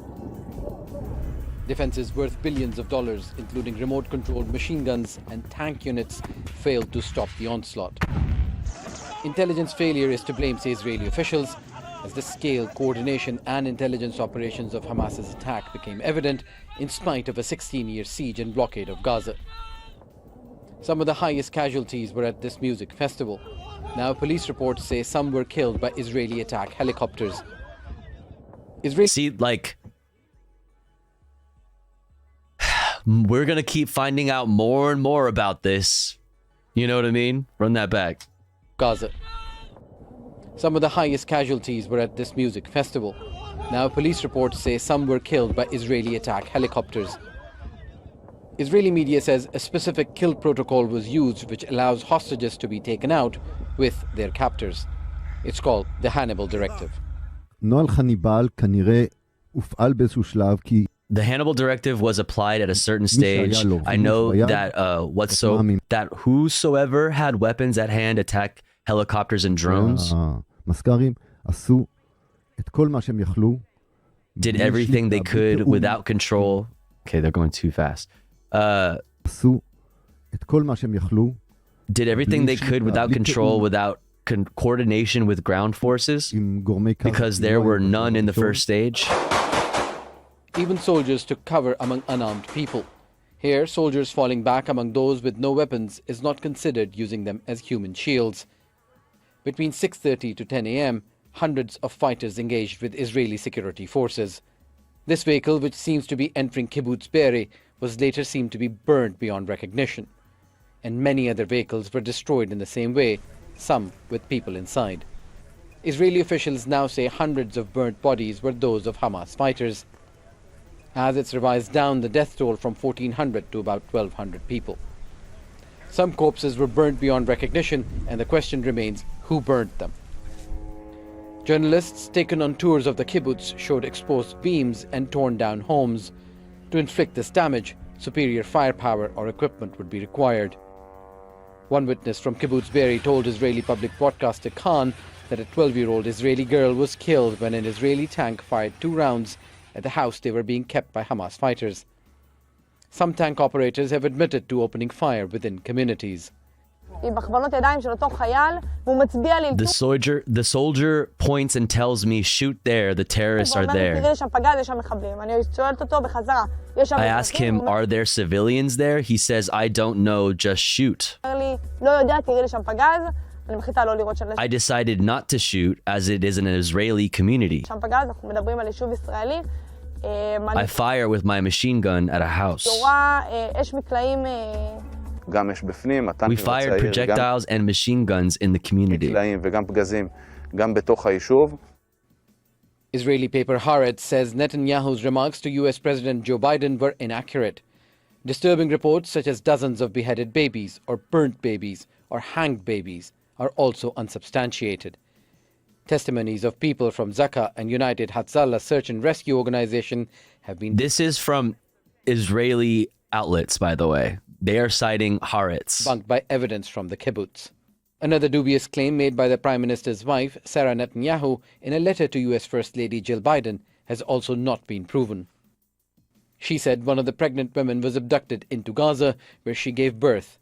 Since then, the Thai woman has been released. She was never pregnant, nor gave birth. Just a little bit of lying, just like a little lying. Israel responded around 10 a.m. on October 7 as residential towers like this were destroyed in Gaza. Like, how can you tell me when you are taking down whole fucking buildings like this that you're doing everything in your, in your power to prevent civilian casualties? Like, that's just anybody who sees this and believes that, man.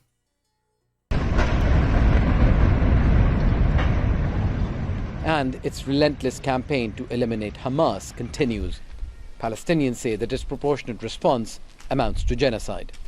Osama bin Javed, Al Jazeera.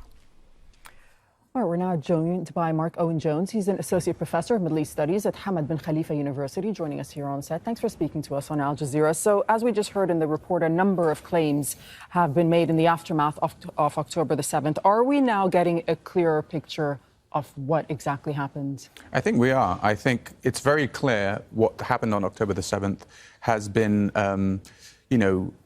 it's been packaged rapidly and tried to be distributed to legitimize what Israel are doing in Gaza. And as that report showed, we've seen a number of key things that have demonstrated that some of the most outlandish claims have been false, including, for example, the beheading of 40 babies, the revision of the death toll of Israelis, which was initially 1,200 and then went down to 1,000, on accounts that some of the bodies were so badly burnt that they actually recognized later that they were Hamas fighters. And I think there's a real interesting irony here. I don't know if it was mentioned, but Biden had cast doubt on the figures supplied by the Palestinian Ministry of Health early on in the conflict. Yeah, at the time we had covered that story. Yeah, exactly. And saying that, we can't trust these figures. And even though these figures have been historically accurate and have been corroborated by Human Rights Watch and Amnesty, and now we have a situation where Israel have actually acknowledged that their initial death toll was too high. Yet that hasn't been questioned, for example, by Joe Biden. And I think that's emblematic of the notion of how US are supporting Israel in such a way. And, believing everything they say that happened on October the 7th, because everything that happened on October the 7th has been the main justification for what we're seeing now, which is essentially genocide. Look, amid the fog of war, Mark, do we... Guys, do you fault the individual IDF soldiers that genuinely want to know what you think? So wasn't it in the... It has been decided upon internationally that just following orders post World War II, there were all of those trials for Nazis and all of that stuff. All of this stuff went down. There's a bunch of international treaties and agreements and whatever, right? The Nuremberg defense. Thank you. She doesn't love you. They decided that you can't use that as a defense, that you were just following orders. It's not, that doesn't hold up in court. So, yeah, I absolutely hold individual IDF soldiers accountable, liable, for sure. I do fault them 100%. I mean, assuming they could be tried for war crimes, right. For the same reason cops are bad, but more. For the same reason cops are bad, but more. The fact that the highest levels of the U.S. government just believes anything that the Israel side says is so obvious, but people believe their leaders. I don't even know that it necessarily requires them to believe it. It's just what is in the U.S. What is in U.S. interest? The United States interest. What narrative benefits the United States? I mean, obviously, that is always the goal. Expect misinformation to spread? Of course, we expect misinformation spread. That's very normal. But I think the issue is not necessarily misinformation. It's the problem with disinformation. Exactly. Just following orders isn't a defense. That's why they made things like qualified immunity to get around that shit. Right, Luna. And also thank you again, Luna, for the 2 gifties. I appreciate it. Which is deliberately spreading false information. And I think, of course, there was, it was very hard to see what was going on for a lot of people. But at the same time, if you are the president of the United States, for example, you want to know for sure if a story about 40 beheaded babies or beheaded baby was true before saying it, because often when we have... You would think so anyway, right? Levels. There's no way that the U.S. president should say anything like that unless he's sure of it. So and he hasn't done it with Palestine. Question. Okay, yeah. Forgive the simplistic question, but what would be the intent behind spreading disinformation? The spread of disinformation is trying to legitimize public support and US political support for a manufacture consent for a genocide. Brutal response in Gaza. That's the only way. And the beheaded baby story is really important because killing children is seen as a massive moral transgression everywhere. But not just killing them, beheading them. Because beheading is fitting into this narrative that the Israelis have tried to push from day one, which was Hamas is like ISIS. Barbaric. Beheading is seen as somehow more barbaric than bombing and killing thousands of children, which doesn't make it into the speeches of Biden. Look, we also hear this What's up, assertion Lasu? by Western governments, and we heard it a lot during the first few weeks, that Israel has the right to defend itself. But we see, according to some polls, and if you look at the United States, for example, a poll there, a recent poll suggested that more than 60% of Americans actually want a ceasefire and they want to see an end to this. So to what extent do you think that Israel's monopoly on the narrative has changed? I think it's actually closer to 80%. Those polls that we saw a couple weeks back, it was across party lines. Independents, Republicans, Democrats, majority of American voters support a ceasefire. Now, and has been broken by public opinion. It's changed actually quite early on in the war, and that's what's really interesting. Both in the US and the UK, the majority of people from both supporting different parties actually support a ceasefire. They want an end to violence. Why? Because the violence is so egregious. They are seeing the mass slaughter of civilians. Of course, as humane people, they want an end to it. So there's a massive disjuncture between what citizens in these democratic countries want and what their politicians are doing. And I think also this is contributing to this sense of alienation that the people have with the political leaders who are supporting a cause for political reasons, for geostrategic reasons, and isolating their constituencies. And remember, these are democracies that are meant to be responsive to the needs of the people. And we're not just talking about any needs, we're talking about an ongoing genocide. And it's pretty phenomenal, actually, how you can have democratically elected leaders who are willing to turn a blind eye to this level of violence. All right, Mark Owen-Jones, thank you so much for giving us your thoughts. All right. Speaking about leaders and turning a blind eye to violence. Everyone's a peacenik now. Like that was something Trump got wise to and outflanked the Dems a bit, though he still ended up saying things like bigger military for less wars. Thank you for being base as fuck and being here after I get off work from dealing with the ridiculous drunk business travelers. Oh shit, that's rough. Yo, thanks for being a part of the community. Thanks for hanging out. I'm glad you enjoy the space. All right, next, speaking of leaders and turning a blind eye, let's take a look at this from the Hill. Senate Dems propose amendment adding conditions to Israel aid. So this was what Bernard too little too late Sanders started pushing this past week. Looks like other Dems have signed on. Senate Dems propose amendment adding conditions to Israel aid. More than a dozen Democratic senators are working to enact conditions on military assistance to Israel as part of President Biden's nearly $111 billion national security supplemental request. The move is an effort by largely progressive Democrats in the Senate to address their alarm over the devastating humanitarian crisis in the Gaza Strip amid Israel's war against Hamas since its October 7th attack. The death toll among Palestinians is believed to have exceeded 16,000 people, including civilians. I mean, a majority, mostly civilians. Yeah, and it's actually 17,000, what we saw earlier today.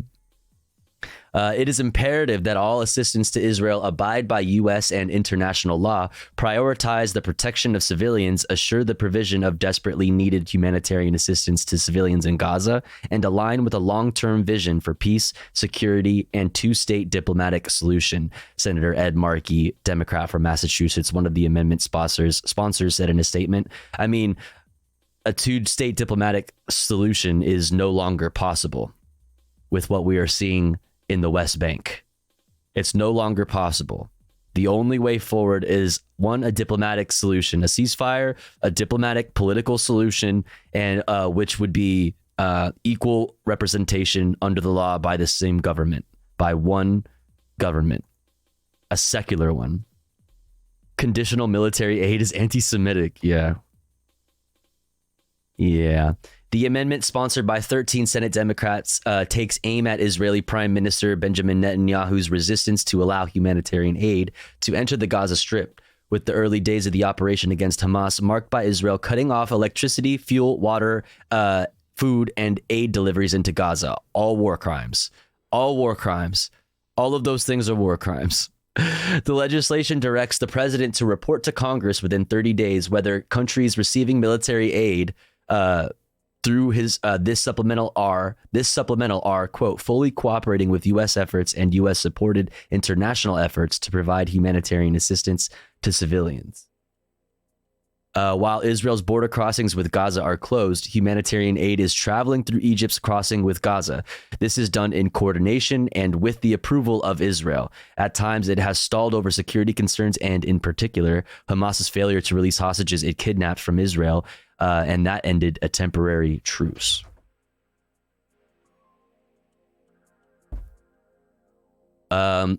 Which is up for debate, really, right? Because Hamas points at Israel, saying that they violated the truths. So, other provisions of the amendment call for the president to report to Congress that any.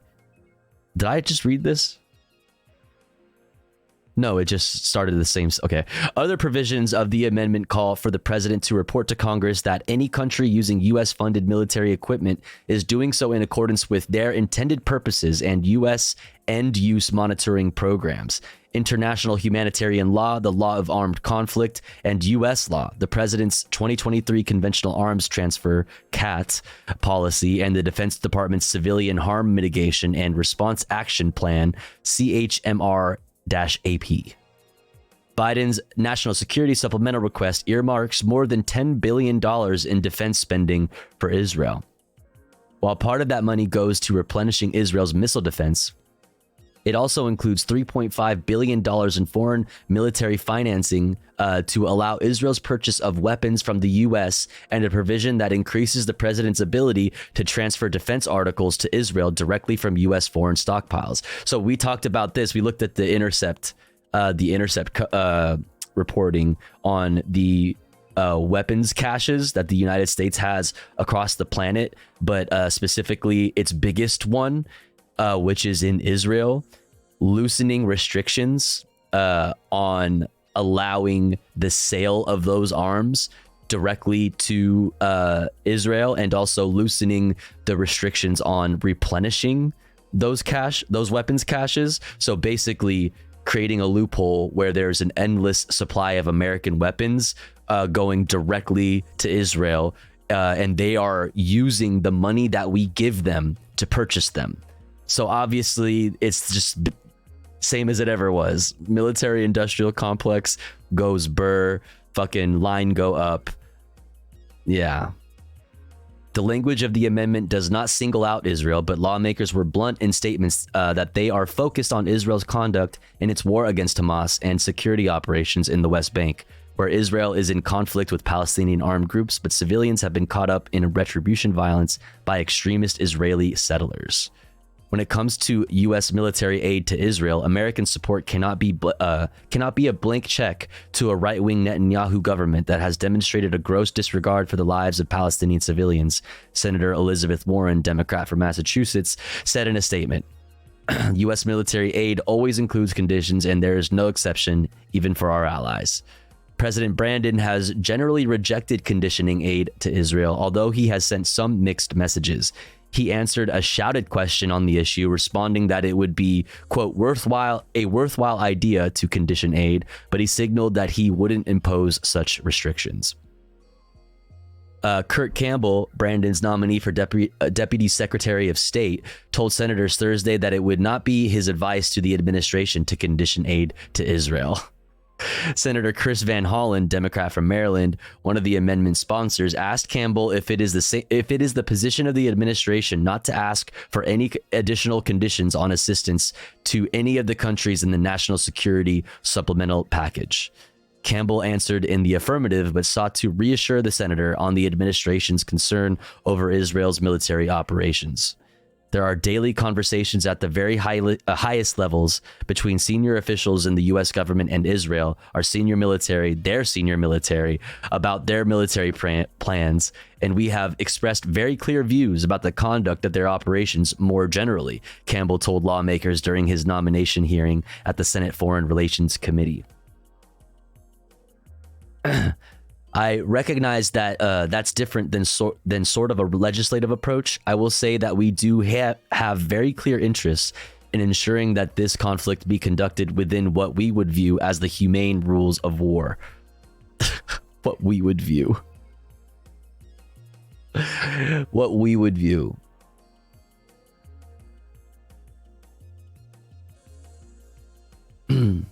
Equal citizenship and representation for all there. True sauce.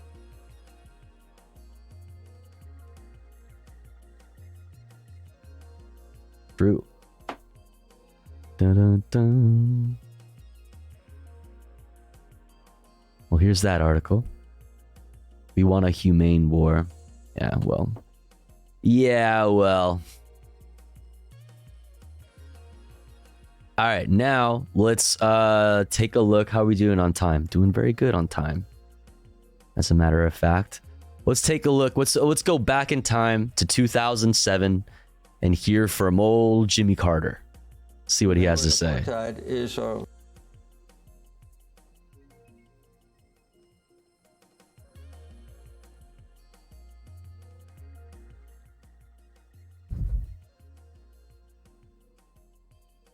the most humane human obliterators.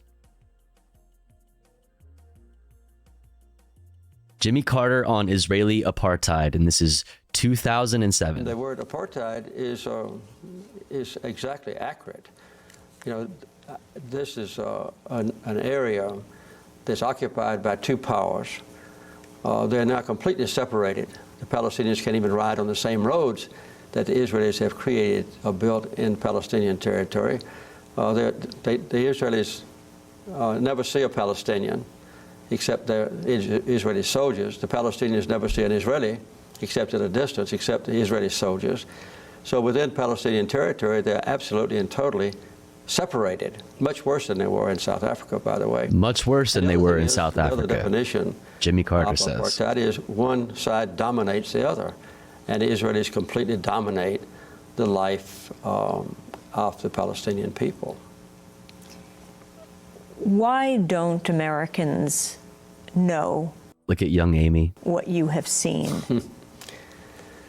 Americans don't want to know. It's loud. No protest. Stop. Shush. Sorry, chat. Oh, God. White House. Oh, God, stop, please. What's happening? I'm sorry. Oh, my God. Holy shit. So that's from Jimmy Carter in 2007, okay? They're interviewing a Star Wars character. Yeah. Brandon staffers are turning against his Israel support. We spoke to a dissenter from Breakthrough News.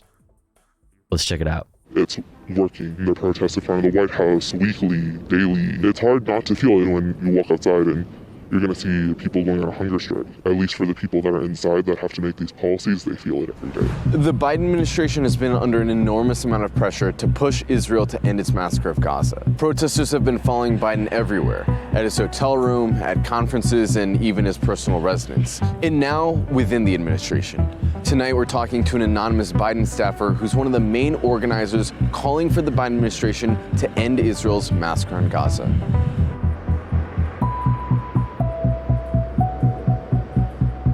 I think a lot of colleagues are disgusted and appalled. There's so many, you could go through the adjectives and like the thesaurus of disgusted, and that could describe so many people within the administration. Personally, for me, I would describe it as a genocide. I think that's the only solace that a lot of us feel, is that, you know, there is a growing dissent within the administration of people that are no longer feeling comfortable. That's why people are willing to go and do these public, you know, letters and talking to the press and doing as much as we can, because there are numbers there of people not being okay with what's going on. Are there people in the administration who are starting to see the Biden administration's support for Israel as untenable?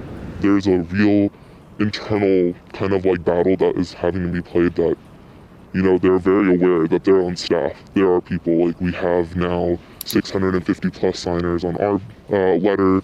There are letters from other agencies, dissent memos and dissent cables. Political appointees and civil servants serve two different purposes, but as a political appointee, you basically serve at the pleasure of the president. You are there to uphold the president's agenda, and it's like an unsaid rule of like you're not gonna dissent externally. And when that is brought upon, it's very much just some places where people no longer feel comfortable even working for this president. Biden can pick up the phone right now and say, we're ending aid, you gotta stop this. What is stopping the administration from doing that?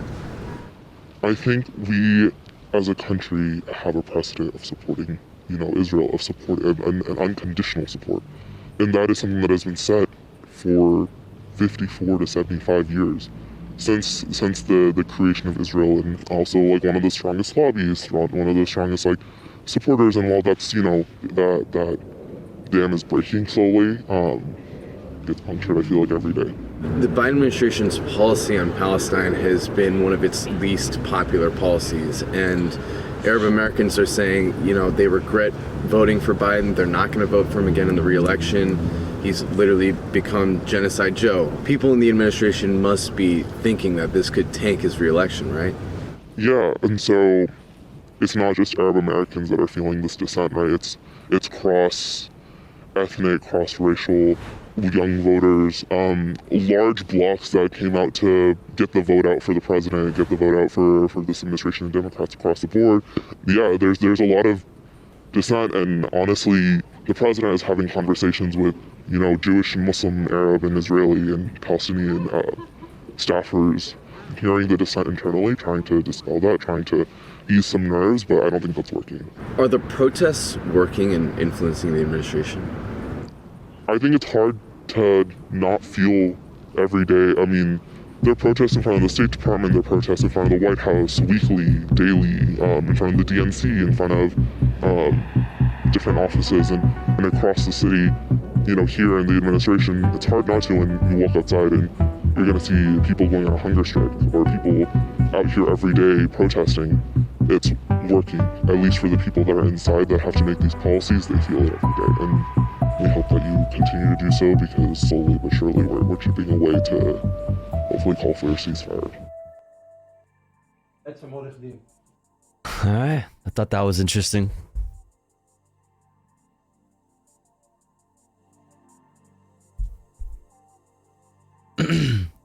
On that, so they said they were one of the main organizers around, one of the signees or signatories, I don't know, the people who signed one of the 650 people who signed in the Brandon administration a letter saying, you know, demanding a ceasefire and calling it a genocide. They're trying to change things inside. If they resign, how could he help? I mean, there's probably an argument to be made both ways. Like, a mass resignation would be huge. But also, like, I mean, there probably is an argument to be made to work from the inside. So I don't know. I don't think I have, like, I don't know enough about the inner workings of, you know, Washington, D.C. to know what would the most effective way to protest would be. I'm not sure, but I can't help but feel like a mass resignation, especially of 650 people, would be pretty huge. Try organizing a mass resignation in today's job climate. True, right? Also something to consider. I feel like if they resign, they just get replaced with puppets that won't dissent. True, that feels right. That feels right. So I mean, I don't know. I can't really say one way or the other, like, super definitively. I think there's an argument to be made in both ways, and which is why I think it, you know, a diversity of tactics is always it's not a bad thing. It's not a bad thing. But on the subject of people signing on to letters, mass groups and organizations of people signing on to letters calling for a ceasefire. Let's look at this one. Hundreds of Jewish organization staffers press Biden on Gaza ceasefire. Staffers at Jewish organizations across the country pressed President Brandon on a ceasefire in the conflict between Israel and Palestinian militant group Hamas in an open letter. We are individuals who work for a wide array of Jewish organizations across the United States, coming together across the broad range of beliefs, practices, backgrounds, and identities that make up the rich fabric of the American Jewish community, they write in the letter, which was first obtained by NBC News. We are uniting together in this moment to call for a ceasefire, the release of all hostages, and a commitment towards a long-term political solution that ensures the freedom and collective safety of Israelis and Palestinians, the letter continues. The letter has more than 500 signatures featuring the names of rabbis, members of advocacy groups such as Jewish Voice for Peace, If Not Now, and J Street, and members of synagogues. As a group of professionals from a wide spectrum of Jewish organizations, many of us have devoted our life's work to building thriving Jewish communities, the letter continues. Our organizations may or may not join the call for a ceasefire themselves, but we feel moved to speak as individuals to demonstrate broad support within the Jewish community for a ceasefire. It also has similar language to a Tuesday letter from more than 40 White House interns to the president asking for his administration to support a permanent ceasefire. We, the undersigned fall 2023 White House and Executive Office of the President interns, will no longer remain silent on the ongoing genocide of the Palestinian people, the interns wrote. We need the voices of the American people and call on the administration to demand permanent ceasefire, the interns wrote. We are not the decision makers of today, but we aspire to be the leaders of tomorrow, and we will never forget how the pleas of the American people have been heard and thus far ignored. Based. The war between Israel and Hamas, beginning on October 7th with the surprise attack by Hamas that killed 1,200 people, has now gone on for 2 months. Israel's retaliatory actions in the war have killed more than 16,000 people, according to the Hamas-run health ministry in Gaza. Yeah, the kids are okay. Resigning as an individual wouldn't do much, but a ton of people at least threatening to resign at once could. Yeah, I think, signing an open letter and getting the press, you know what I mean, before a mass resignation is not like a bad thing. I think, if anything, that makes sense to me. I agree with you, by the way. It's just not a practical thing to most people. But if they're just a few that's speaking up, it wouldn't matter if if they resign. This isn't a birthday planning committee. If everyone that wants a ceasefire resigns, then they will hire people that don't want a ceasefire and things will be worse. I would resign. Couldn't really imagine being part of an admin condoning slaughter of tens of thousands of women and children. Would just be too much. They are the machine behind the killing. They have blood on their hands.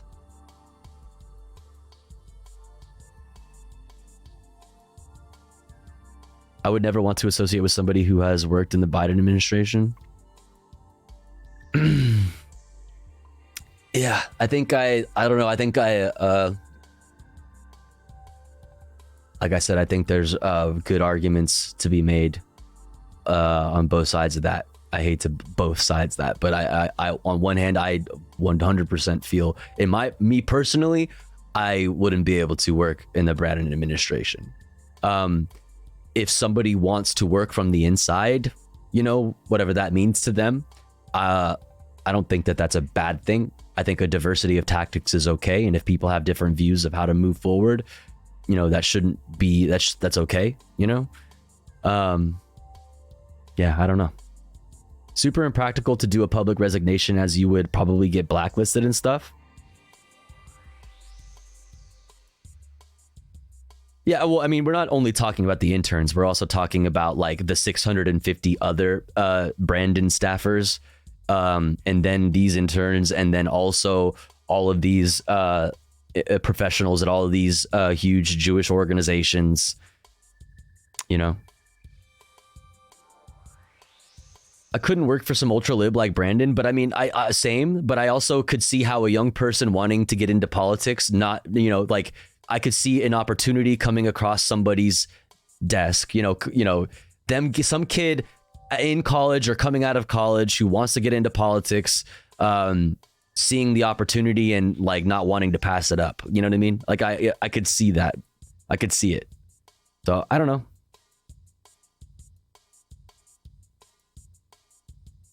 You know, everybody, you just, you do what you think is right. If you are calling for a ceasefire, I think that's, I would call you my comrade, right?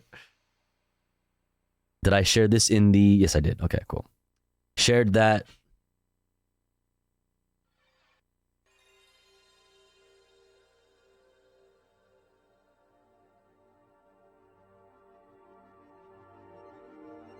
Looks like we covered that stuff.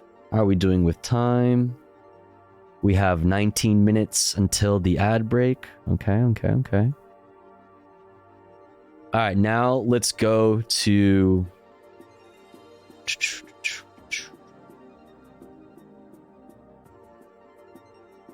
Let's go to... Here. Is Israel criminalizing Palestinian thoughts too amid Gaza war? So let's talk about, more crackdowns on speech by Israel. And then we'll get into talking about the families of Israeli captives and how they feel about Netanyahu and how they feel about a ceasefire. Okay, this audio is already asshole.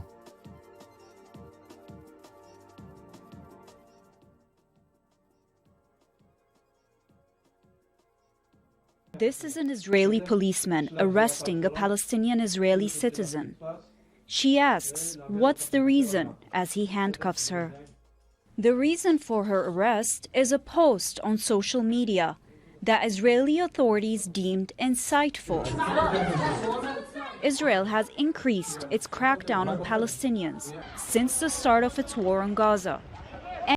Yeah, but don't call it fascist, though. But don't call Israel a fascist state, though, because that would be anti-Semitic. You know what I mean? No fascism to see here, okay? There's no fascism happening here. Don't say that. Any voice raised against the war is silenced. Anyone expressing solidarity with Palestinians in Gaza is hushed.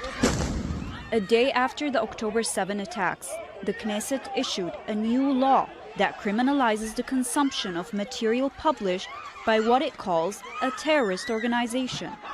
They are using the emergency laws. It's time of war by the... Do you see this? Do you see the terror? Do you see this shit? Like fucking stormtroopers in all black just terrorizing people. They are using the emergency laws. It's time of war by the Israeli definition right now. So even if you wrote something that is vague or something that it does not call to any kind of violence, just simply showing sympathy with your people, it's also being criminalized. So this is the difficult reality that we are living right now, that everything is being criminalized, including your connection or to your identity, or celebrating your identity is not legal anymore. Someone clipped Tofu saying that so we can use it against her when Antifa gets blamed for something? What the fuck, dude? How will the wrong literature be disposed of? Authorities have arrested and interrogated 521 Palestinian citizens for their social media posts and charged 70 of them. Nearly 65 Damn, that sounds kind of fascist, yo. Were fired from their work after accusations of supporting terrorism. Damn, that's crazy. Is this the only democracy in the Middle East? I thought that Israel was the lone democracy in the Middle East. That's so crazy because none of this stuff looks very democratic. Social media. Little D. We're speaking about a huge use of the counterterrorism law, especially Article 24, which speaks about supporting terrorism and sympathizing with the terror organization. Any expression on the social media related to the ongoing war and what's going in Gaza could be criminalized. There were no such arrests among Jewish Israelis. for their social media posts. Oh, cool. Sick. Bro, they got shirts that look like this shit too. They got shirts with kids in the crosshairs. Like, they sell merch. Hundreds of messages of incitement Dude. and racist posts against Palestinians, including those in Israel. Those who've been arrested include artists, actresses, human rights activists, community leaders, and students. Some of them were photographed next to the Israeli flag in jail as a way of humiliating them. Israeli police proceeded. Like, even the small little details like that. Yeah, make them stand next to an Israeli flag. You know what I mean? Allow for the extension of their detention Cool. to 90 days without seeing a lawyer. What's up, Union Ice? Meanwhile, fear is quieting the voices of solidarity. But many say they refuse to be silenced and take the risk of standing up to defend their freedom of expression. Lina Abakle, Al Jazeera. All right. Now, UN.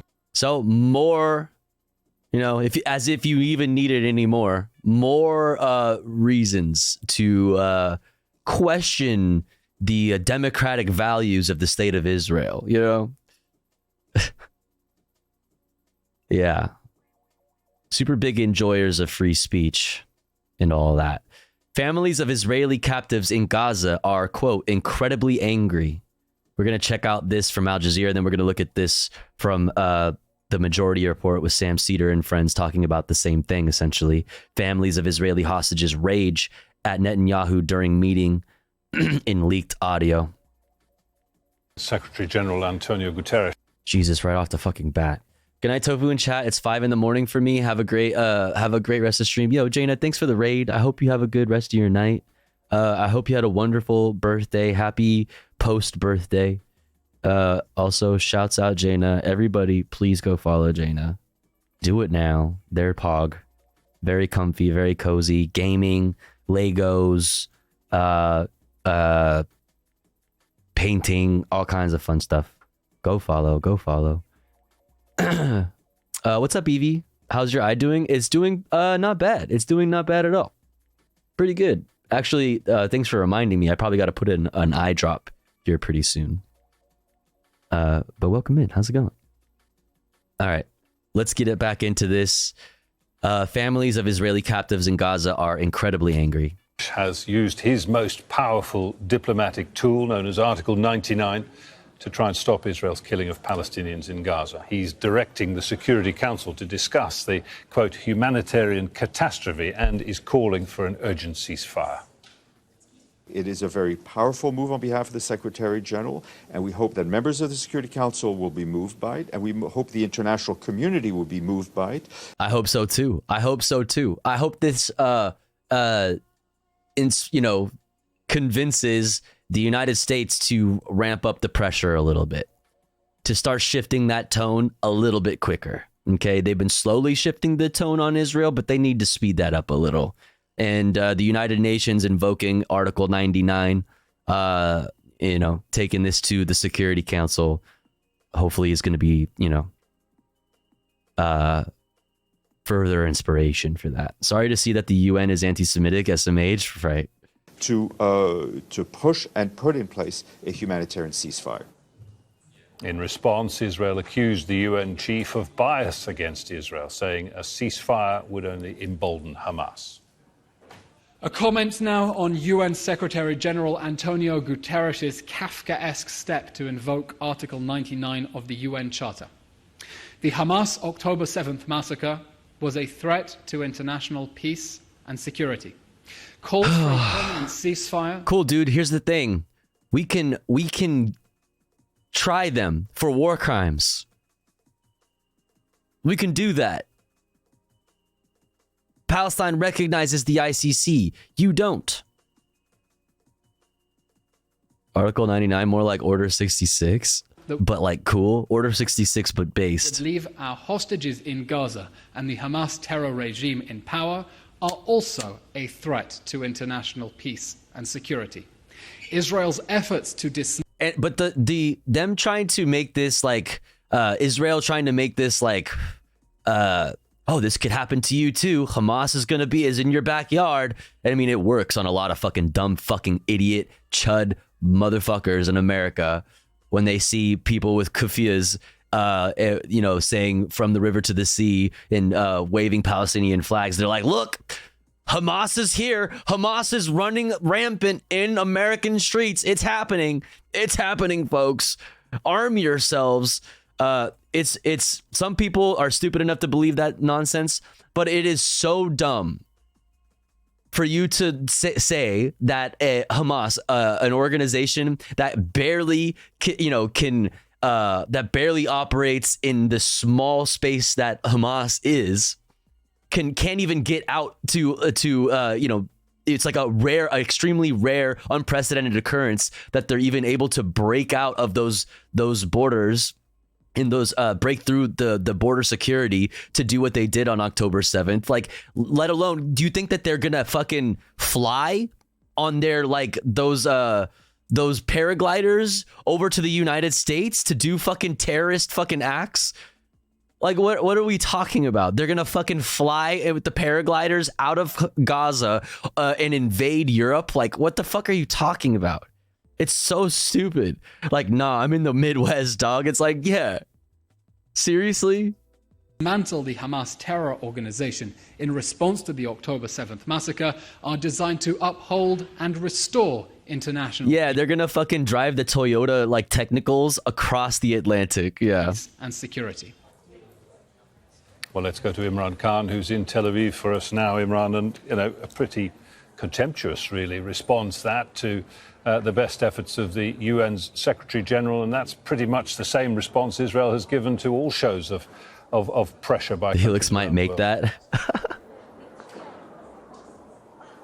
That's absolutely right. It's always been the same playbook. Condemn the United Nations, accuse them of bias, anti-Israeli bias, on occasion accuse them of being anti-Semitic. It's been followed up, actually, by comments from the Foreign Minister, Eli Cohen, who says Guterres' actions constitute support of the Hamas terrorist organization.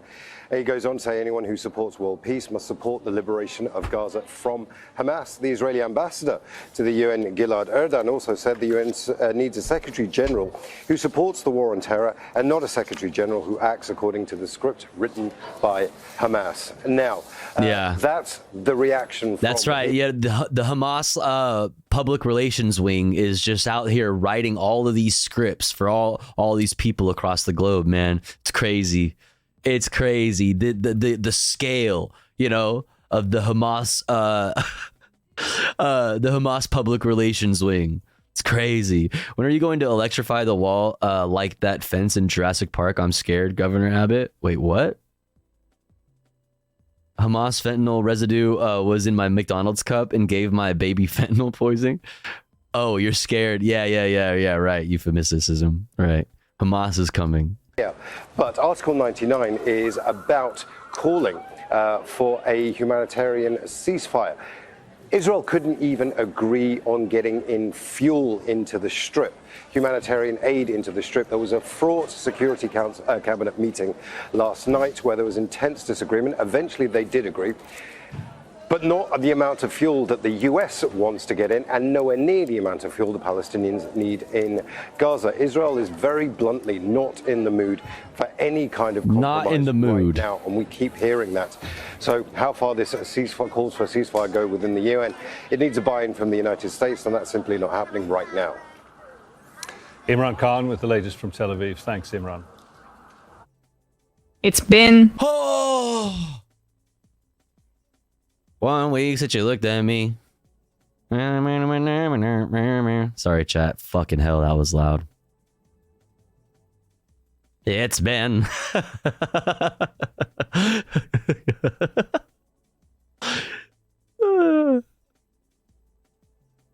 Anytime I hear somebody say it's been, immediately.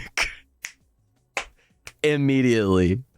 Like a fucking sleeper agent, sleeper cell. I fucking wake up, I get activated. Yeah, it's been.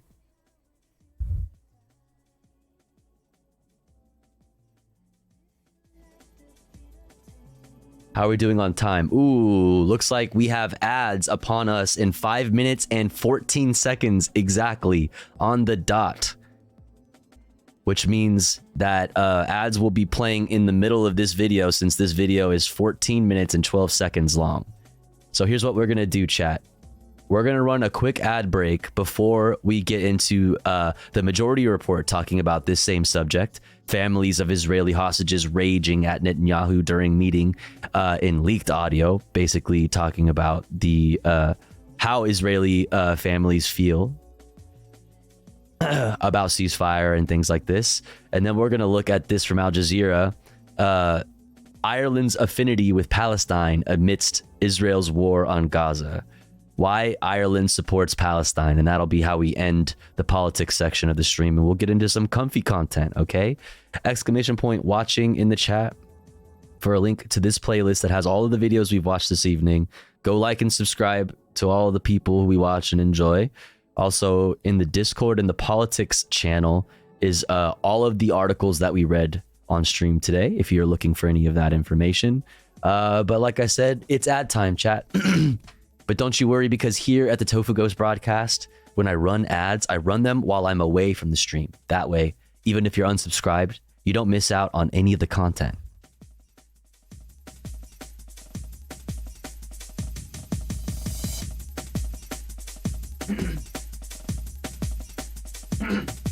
However, if you would like to support the stream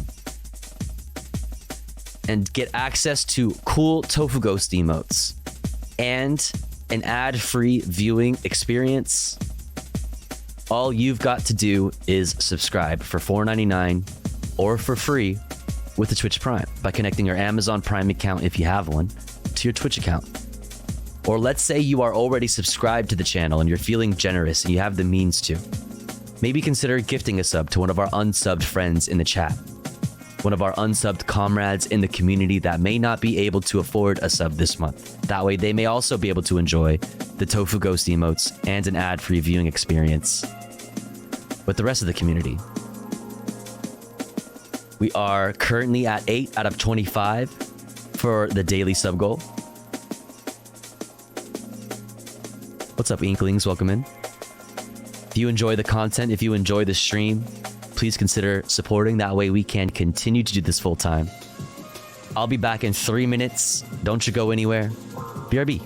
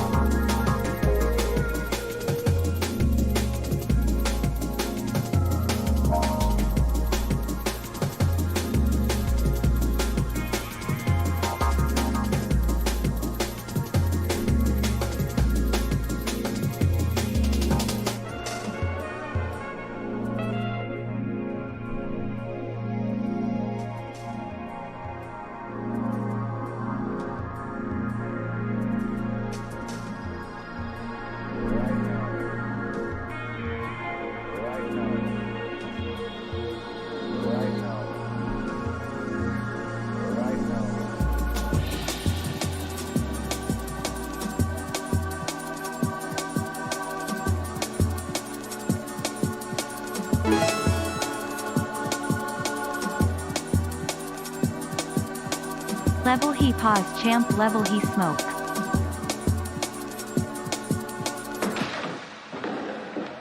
Okay.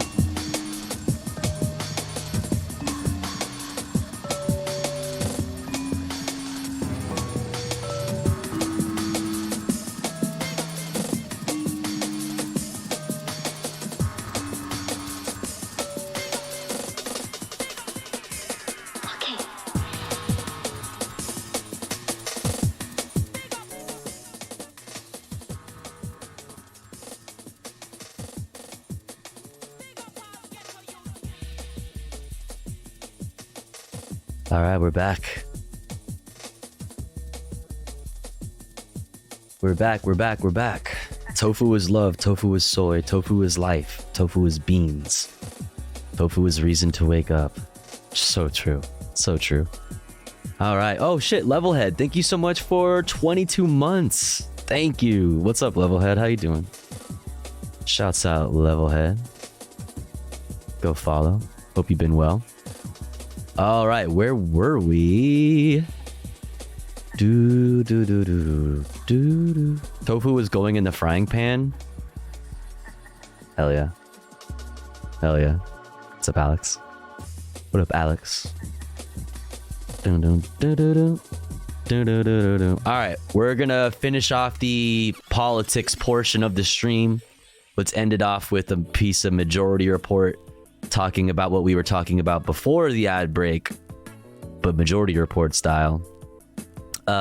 Families of Israeli hostages rage at Netanyahu during meeting, and then we're gonna end on Ireland's affinity with Palestine amidst Israel's war on Gaza, why Ireland supports Palestine. Let's check it out. What's up, Ali?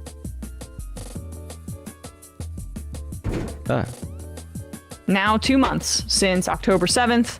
I said this earlier, but the death toll is now around 17,000 in Gaza. And, we have these kind of... Tofu, do you like eating tofu? Absolutely.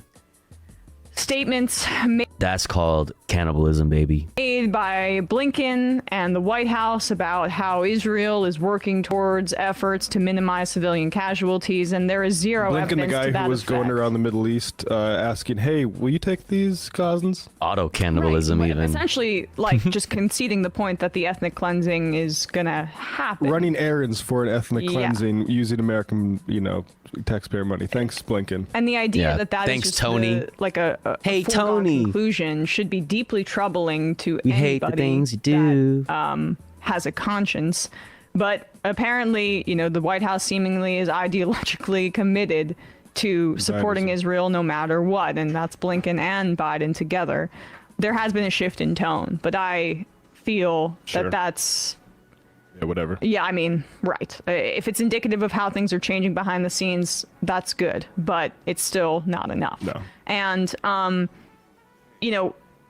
hopefully Netanyahu is facing some semblance of pressure from the Americans. Again, not enough, but hopefully Not enough, but it's seeming like we're moving in that direction. Too little, too late, but it is moving in that direction. Semblance of it. The international community, every country that, you know, isn't basically the US, Germany, the UK, is raising alarm bells and is outraged. I mean, you can see that reflective in the votes from a few weeks ago in the United Nations, how isolated America is on this. And that, I would hope, is at least going to have some effect.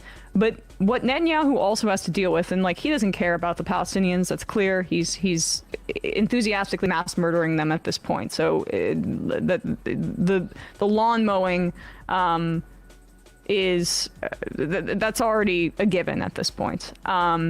Yeah, but what is coming to light on top of that is how little he actually cares about his own Israeli citizens, about how it's the, you know, Israeli hostages are worth more to him in his political agenda and the agenda of the Likud party and the far right extremist Israeli far right extremists in the Israeli government.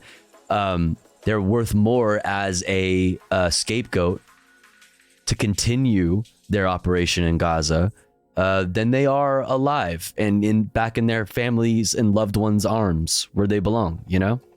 He cares about is the domestic pressure that he's going to be facing, because from the perspective of the hostages' families, the carpet bombing of the place where the hostages have been taken, and the flooding of tunnels. Carpet bombing the places, they'll say, oh, it's not carpet bombing, whatever, dude.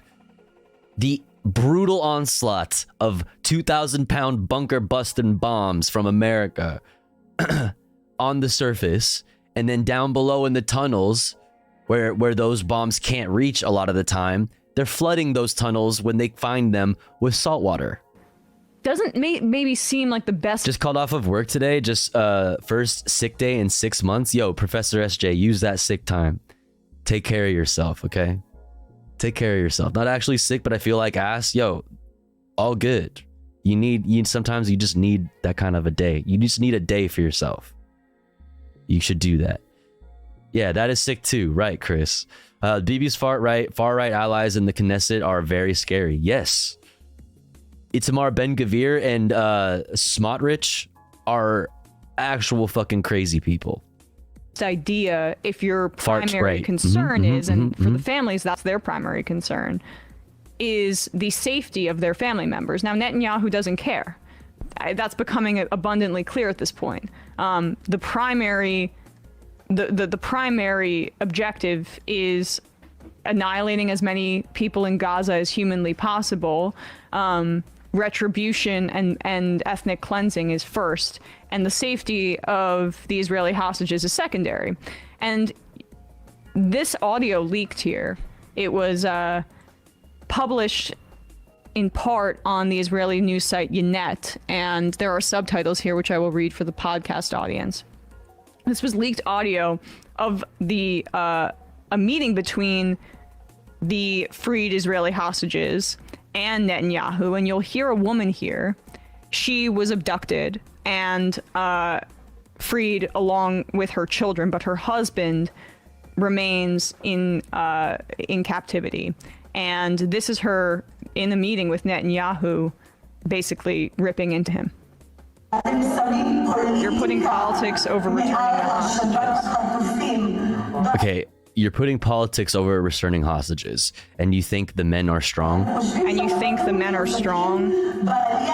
My husband was hitting himself every day. We actually went over this yesterday. But...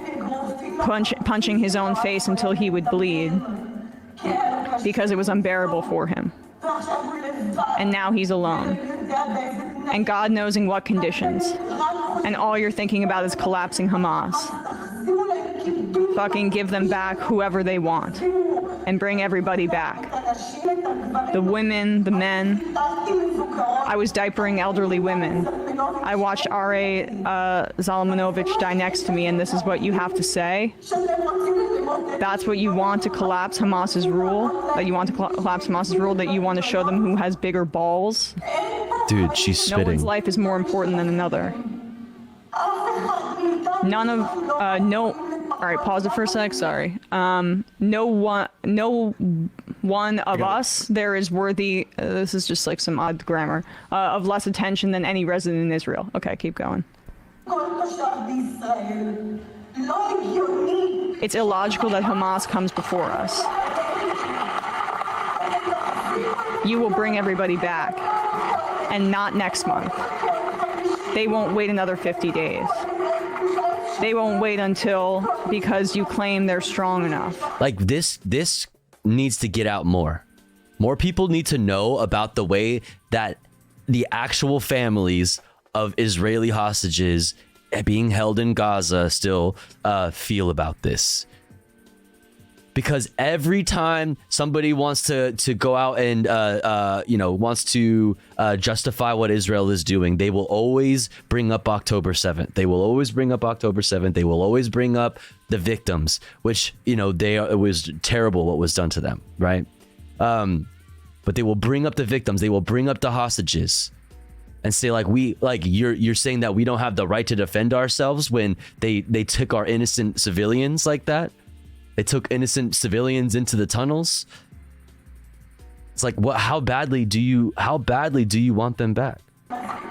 Or that you have enough intel. You have no intel. Yeah. Look how we were bombed. It's a fact that no one knew anything about our whereabouts. Respect, people are saying to her. So I mean, that's on point, and that's clear there. This needs to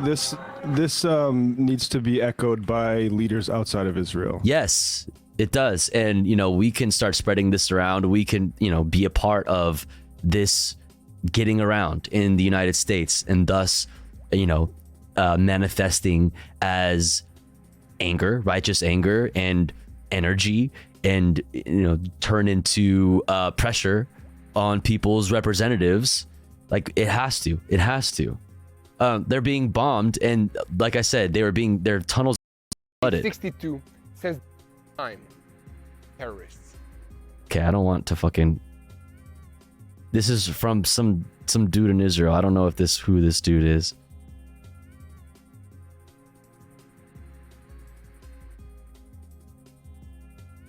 Okay, is he actually gonna even show it? That's what the fucking title says.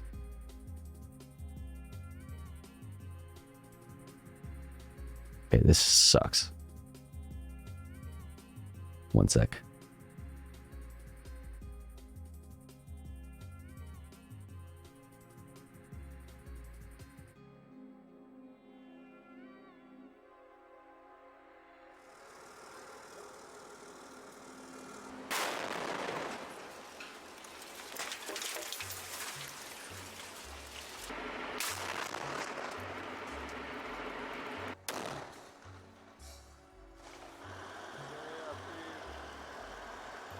Flooding tunnels to drive out hidden Hamas fighters.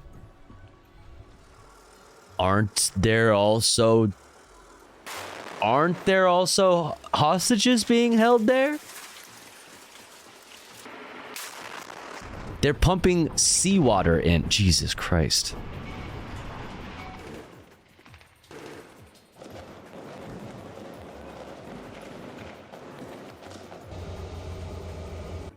Pumping seawater. Because within Israel, there's still a huge. This is poll results hawkish. 57% of Israeli Jews they believe that IDF was using too little firepower. 36 says was using just amount. So just 1.8 say it is using too much. So let's not overstate the degree to which Bibi is not supported with regards to his bombing of Gaza. The only way that this sort of ember, and Ilan Pappy said this when he was here, the only way those embers of righteousness really become flames is if they're blown on from outside of the society. And that's why what Biden and Blinken and even Bernie Sanders, which I appreciate the votes, but you got to stop undermining the international effort toward a ceasefire. Yep. You just can't. Mm-hmm. Yes. Spitting. Matt is spitting. Hear a single thing you're saying until you stop undermining what the international left is saying.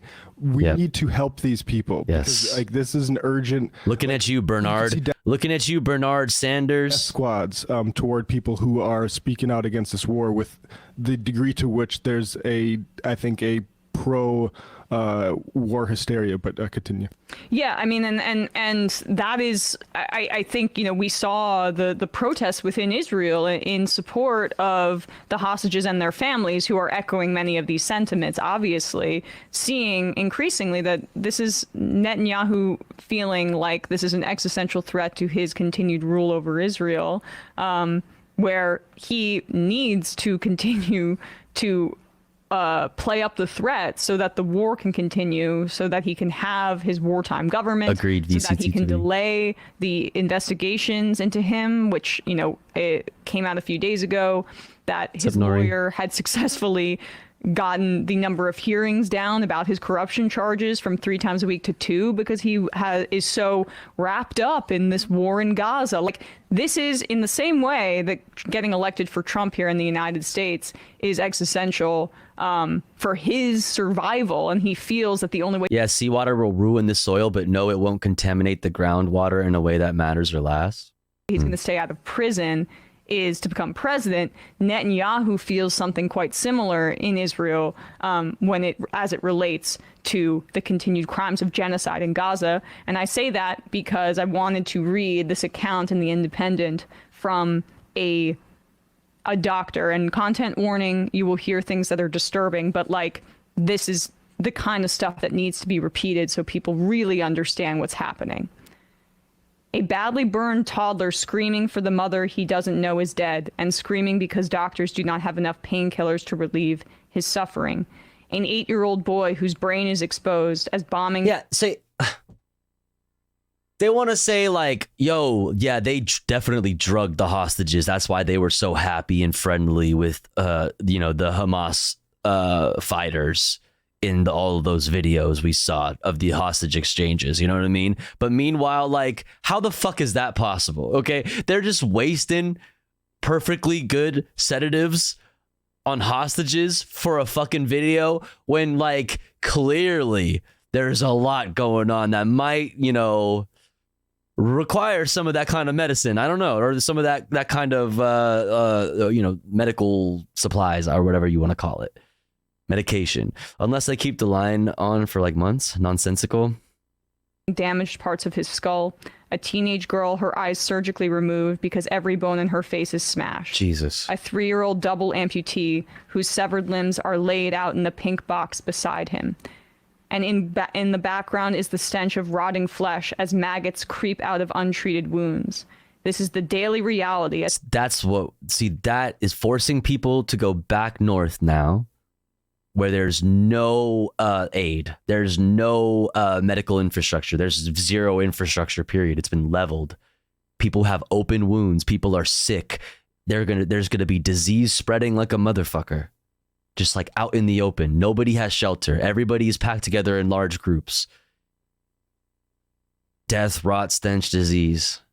The European hospital inside the southern Gaza city of Khan Yunis, as described by veteran British war surgeon Tom Potakar, who works for the International Committee of the Red Cross. In recent days, Israeli forces have started to storm Khan Yunis, the largest city in southern Gaza, launching what is believed to be the biggest ground assault since a fragile 7-day truce collapsed last week. Inside the European hospital, one of the main medical centers servicing the city and surrounding areas, medics struggle to treat the relentless stream of wounded, Dr. Potakar says, and nearly half of them are children. I've lost count of the number of children we have treated who have horrific injuries, burns, amputations, who've lost their whole family, Dr. Potakar tells The Independent from inside the hospital compound, which, like other medics, he has not left for 5 weeks. Palestinian and international medics are sleeping on the floor of the nursing quarters, living off packets of noodles and working 14-hour shifts, he explains. One night, Dr. Potakar says he was nearly killed by shrapnel which came through a window. And fucking Some nightmare. medics, including nursing staff and surgeons like Dr. Potakar, worked with have been killed. That Dr. Potakar worked with have been killed alongside dozens of members of their family. At least one of the 100 ICRC staff working in Gaza has also been killed. Recently, Dr. Potakar was treating burn patients in an intensive care unit who had fled north of the country and whose wounds were septic. as the dressing had not been changed for days. On the bed next to Burns' patient was a 3-year-old boy. He had 2 above-knee amputations done the night before the airstrike. I found out afterwards that his father had also had an amputation, and the rest of the family didn't make it, Dr. Podokar says. This is not a one-off event. The point here is that, again, I said this the other day, the violence is not just reflective in the death totals. The terrorist attack in Israel that killed around 1,200 Israelis, you know, the continued violence from that is the taking of the hostages and the trauma that results from that. But the continued violence in Gaza extends far beyond the death totals to tens of thousands maimed in that same way, and many who will die in hospitals because of the lack of care, and the violence of displacement and the violence of becoming homeless. So we're talking about an unprecedented scale of destruction and violence at this point. And the brutality of that and the international recognition of that, hopefully, I've got to pray, will eventually, get to Netanyahu, but it's seemingly the domestic stuff, and that is going to be the thing, like that's the poker in his ass. The first firewall to crack is liberal Zionists domestically who need to wake up and put on big boy pants and realize that actually there is a contradiction between going after Hamas and saving the hostages. Yeah. Blinken tweeted You can't have on both of October those 8th, things. We support Turkey's efforts for a ceasefire. I think somebody, I can't remember who we watched yesterday that put it really well. One of these things is time sensitive. So there's two objectives, right? Save the eliminate, completely eliminate Hamas, and save the hostages. One of these things is time sensitive. The other is going to take at least 2 months, according to the IDF's own estimates. So most likely longer. So these two things don't work together. You can't have eliminate Hamas at the top of your list. Yeah, toll is confirmed toll is closer to 17,500 now. Tofu, you make waking up at 3:30 for a virtual set bearable. Hey, what's up, Marxism? I hope you're good. Good morning. Rise and shine. Everybody go follow Brett, Marxism. Hope your virtual set is chill. I hope it goes well. And so we can start getting rid of hostages. Israel has plenty of Palestinians caged. They had plenty before October 7th. They have even more sense that they can start using to trade for hostages. They don't want to because they said, well, actually, we're more concerned about terrorism. We're more concerned about, and the truth is, you can give all the Palestinians, free all of them from the prisons, and the only thing that you need to do to stop an October 7th from happening again is guard the concentration camp and stop guarding the settlers in occupied territories. And so like that, you don't care about hostages thing. That's projection. That's Bibi Netanyahu. Yeah. And we have this guy here who's a former U.S. intelligence analyst. I know we gotta go, but former U.S. intelligence analyst. Oh crap! I have it. Oh, you have it? Okay. Yeah, it's a long clip, but crap. The Zionist right is plenty honest about the contradiction between. It's not that long. No, it's just the time code. Okay, it's just the time code. I mean, let's play it then. Yeah. Let's play it. The point. When we declared war, they declared war a long time ago. We just caught up with them. When we declared war, the first thing that the government should have done.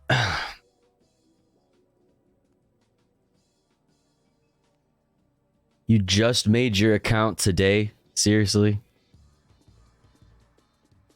Seriously, how should the IDF go about dealing with Hamas, though? Genuine question. Hamas will never stop as long as they're there and in power. And it's, in my opinion, delusional thinking that Israel is going anywhere.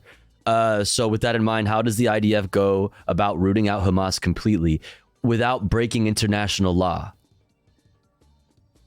Without breaking international law. If it's going to be difficult for you to do precision operations on the ground in Gaza to take out war criminals among the Hamas ranks, then that's what you have to do.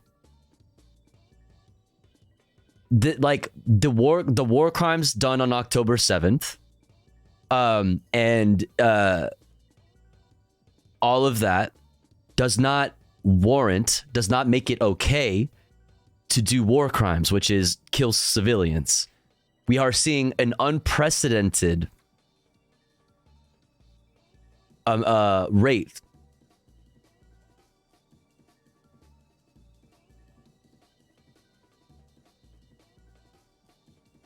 that has that civilians are being killed at Gaza. God damn it! Dun, dun, dun, dun, dun, dun, dun, dun. Gaza civilians. Jesus, come on, work with me here. Oh, then it takes this out. Classic. Gaza civilians under Israeli barrage are being killed at historic pace. The amount of people that have been killed, innocent people, civilians that have been killed in Gaza. There's never been this many people killed in such a little amount of time. In fact, in the last century, there has never been anything seen like this. So, like I said, if you're going to have to deal, right, with Hamas militants who did really terrible things on October 7th, you're going to have to do it in a way that does not fucking kill civilians. It's really that simple. It's really that fucking simple. Nobody is saying that Israel is going anywhere. In order for there to be a two-state solution, it would require going back to the 1967 borders. It would require illegal settlements, extremist Israeli illegal settlers in the occupied West Bank to leave, which is not going to happen. It's not going to happen. That would require more bloodshed, which is not the goal here. So because of that, the only way moving forward is a diplomatic solution, because all conflict must eventually end in a diplomatic solution, right? Because there is an end goal, right? Peace is the end goal, right? So it must eventually end in a diplomatic solution. And also part of that diplomatic political solution needs to be a one-state solution where Palestinians and Israelis have equal rights under the same law. There is not a separate set of laws for Palestinians and a separate set of laws for Israelis like you currently see. Which is why human rights organizations and South Africa and scholars, historians, and including Israeli scholars and historians who studied the Holocaust and all of these things agree that it is an apartheid that is being done, that is taking place, has been taking place for the past 75 years in Israel/Palestine. There's been an ongoing genocide for the past 75 years.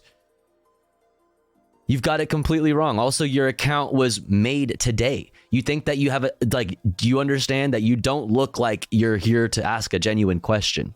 You look like a troll when you made an account today or yesterday, 12/7, going around just asking questions as a first chat. Fuck out of here, man. Genuine question. War crimes are bad. You know what I mean? Is that a hot take? War crimes are bad and they shouldn't be done. Civilians shouldn't be killed. Palestine wouldn't be able to exercise sovereignty with any of the proposed two-state solutions. Exactly. Two-state solution only is essentially allowing for the status quo to continue, which is apartheid, which is genocide. Learn about the history. Learn about the history of the region. Learn about the history of the conflict. Fuck. Was declare a state of national emergency and told all of the hostage families, you will keep your mouths shut or we will shut them for you. You will not interfere in our management of this war.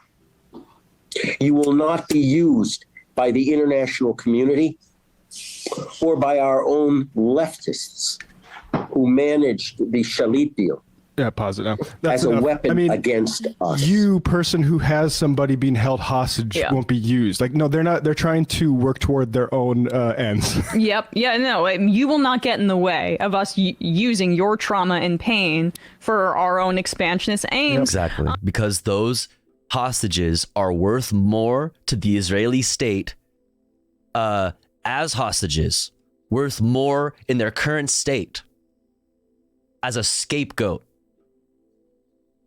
Worth more to them as a scapegoat to justify the ongoing genocide and apartheid and ethnic cleansing of Palestinians than they are worth to them alive and back in the loving arms of their family and friends. They don't actually care about their own Israeli citizens. Sounds a little similar to what the Israeli government has been doing. And if they did, why would they be flooding Hamas tunnels with salt water and bombing the surface with 2,000-pound bunker bombs made in America? Bunker busters. Come on. For 75 years with Jewish trauma and pain. Critical thinking. That's Jonathan Pollard, who is a U.S. citizen and a former Israeli spy. Yep. Jailed for spying for Israel. Well, the bunker busters don't do much to the surface, which is why they're flooding the tunnels. Which is so it's like either hostages, either innocent Israeli citizens being held hostage are being held above the ground, or they are being held below the ground in tunnels. But they got both of those covered. One with flooding, with salt water being pumped in. One with bombs, American-made bombs. Oh, man. Anyway. All right. Let's keep it moving. Let's finish off the politics for the evening, okay? Let's finish off with this from Al Jazeera. Ireland's affinity with Palestine amidst Israel's war on Gaza. Why Ireland supports Palestine. Let's go. It's genocide, openly declared and carried out by the apartheid state of Israel. The Irish position is somewhat of an outlier amongst European nations. Ireland has been quite vocal about calling for an end to what's going on the ground. Would you accept the accusation by the Irish government that seems to have been really driven by revenge? There is a lot of criticism from Irish politicians of the Israeli offensive in Gaza and the overall position of the Israelis when it comes to the West Bank. So the media tends to reflect that. The debate around Palestine in Ireland is unlike almost anywhere else in Europe. You can hear it in the language used by Prime Minister Leo Varadkar. But I've huge sympathy for the Palestinian people. They've been horribly treated now for 75 years and denied. It's evident in the positions held across the political spectrum. When does Palestine get the right to defend itself? In the voices you hear on the streets, and it's echoed in the Irish media, their approach to the story, and the questions they're asking. If you are killing people who are of a particular nationality or of a particular ethnicity, that is the very legal definition of genocide. Absolutely not. Because we are not. The coverage of Israel and the mechanizations of the Israeli government have been quite impartial. I've written opinion pieces that have called for a ceasefire straight away and for the carnage to stop. That's controversial in other jurisdictions, but I feel like this is a normal, logical thing to call for. I wouldn't necessarily say anything's radical about it. The position is Irish people have compassion for what is happening in Gaza when they see dead children, dead doctors, dead nurses, dead civilians. There's no position in Ireland that is critical of Israel's right to defend itself or Israel's right to exist or anything like that. There is the same amount of compassion for those who are the victims of Hamas's savage attack. It's just that I think the feeling in Ireland is that the innocent civilians in Gaza shouldn't pay the price for what Hamas has done. Ireland's affinity with... You listening? 12/7 created account. You still out there? You listening? Palestine is shaped by the country's colonial past and a shared history of resistance to British rule. Ireland was Britain's oldest colony. The tools of control Britain used there, suppression, violence, and division, informed British colonial rule elsewhere in the world, including in Palestine. And then there is Ireland's more recent history, the civil conflict in Northern Ireland known as the Troubles, and the difficult sacrifices Ireland has made in the pursuit of peace, which some suggest offers a template to Palestinians and Israelis. Miracles are hard to believe in, but it's worth remembering that we are currently living our own miracle on this island. And for all those in Israel and Palestine tonight, it mightn't seem like it, but there's always hope.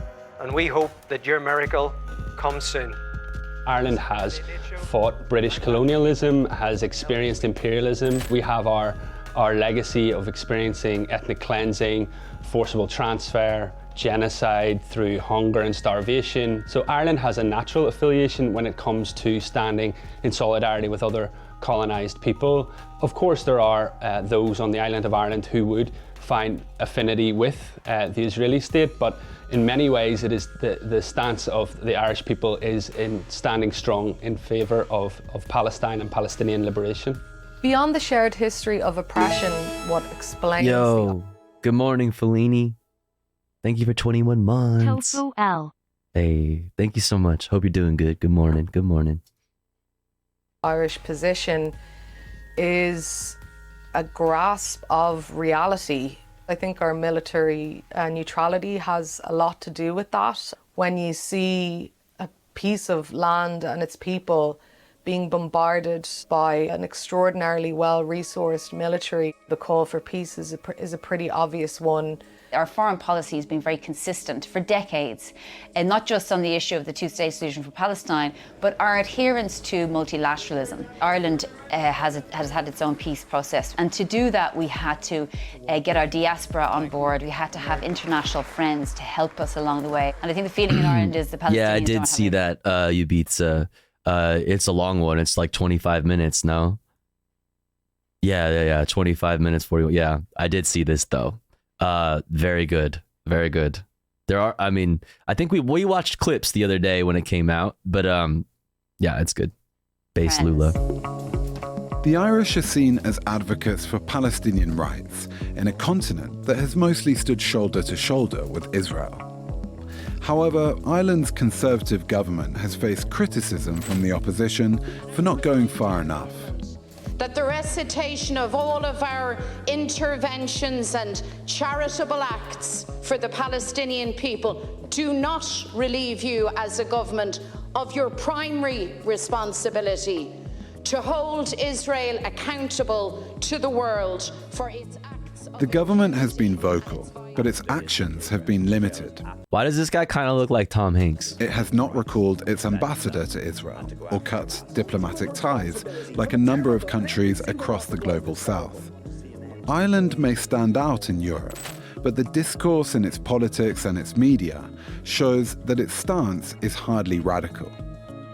The discourse and the language that is used at a European level is echoed by the Irish government, and that in and of itself will find itself into the mainstream media. So we are viewed in Europe as being somewhat of an outlier, but that's still a relatively conservative position. We may say one or two words differently to our European counterparts, but that isn't a huge difference. Ireland was very much behind, you know, the language around condemning Hamas, releasing the hostages, Israel's right to defend itself, but wanted to ensure that amongst all of that was the Palestinian civilians, that they would have their rights observed under international humanitarian law. It can use its small voice to ensure that the Palestinians are not forgotten, the civilians in Palestine, in Gaza, are not forgotten.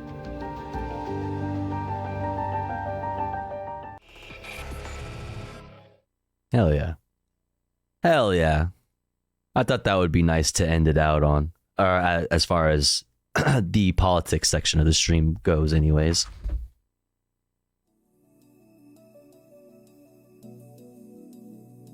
But rejoice, we finally did it.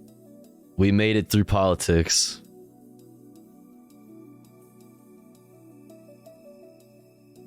Rejoice. Comfy content time. It is comfy content time, baby. Let's fucking go. We got brand new Steve Wallace, bro. Oh my god. Let's fucking go. Steve Wallace. Secret seaside overnight cabin. Or a secret seaside cabin overnight. Let's fucking go. Hey everybody, welcome to Camping with Steve. I'm hiking out to a driftwood shelter where I'm going to stay there for the night.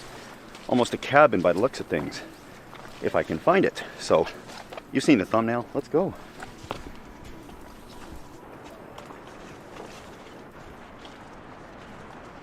There was a bit of the boring part of the hike, but I can hear the ocean now, so I'm getting close. Okay, this is amazing. Huh, whoa, that is actually just really... left, or they're out here. Oh, there's people out there with their dogs. All right. Uh-oh. Intruders! Bogeys! Oh, somebody just had a fire? There was a couple ladies out here walking their dogs, and they had a fire started. They were kind of hanging out here, but they were just on their way out, so perfect timing. Let's check this place out. Oh, shit. What the fuck?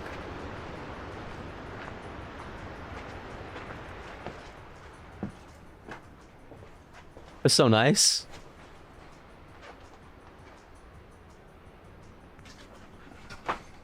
Ooh, got a little loft action too.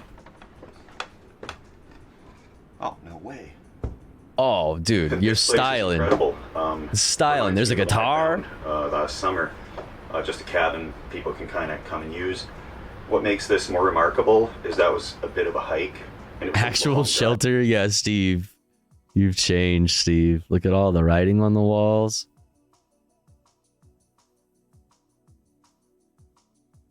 Sharon and John.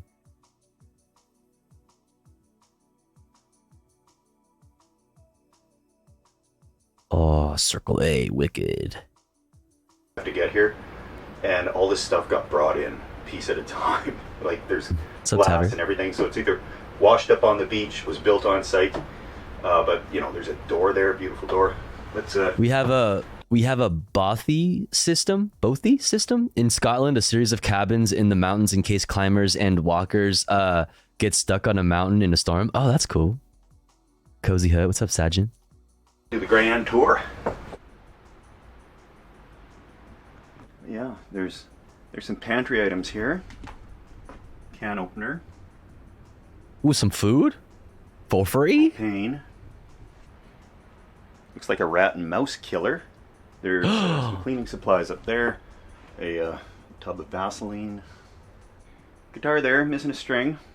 These lights, I wonder if they turn on with a battery or something. Oh my god, I was gonna say, it has electricity too? What the fuck is this? That exists in the Italian Alps too? That's sick. It's a woodshed in there. Keeps it nice and dry. Guaranteed all these washed up on the beach and they've just been hung in the trees. That's fun. Carving there. Whoa. Oh, it's wood. Still, that's cool. I thought it was stone for a second. I was like, damn. That's tight. Rated with Jaina, but went into lurk mode. For sure, for sure. Little pots and pan dishwashing area. There's some empties there. Up here.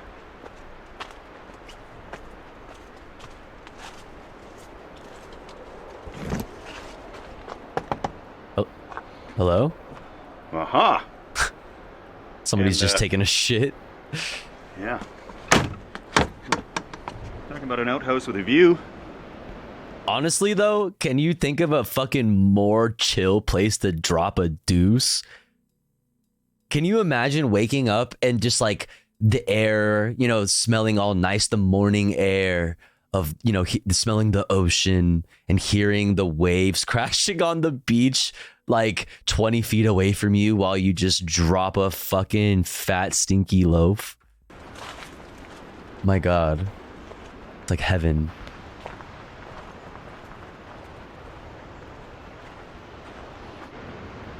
You are loved. Aww. Even though I dropped stinky loaves? How sweet.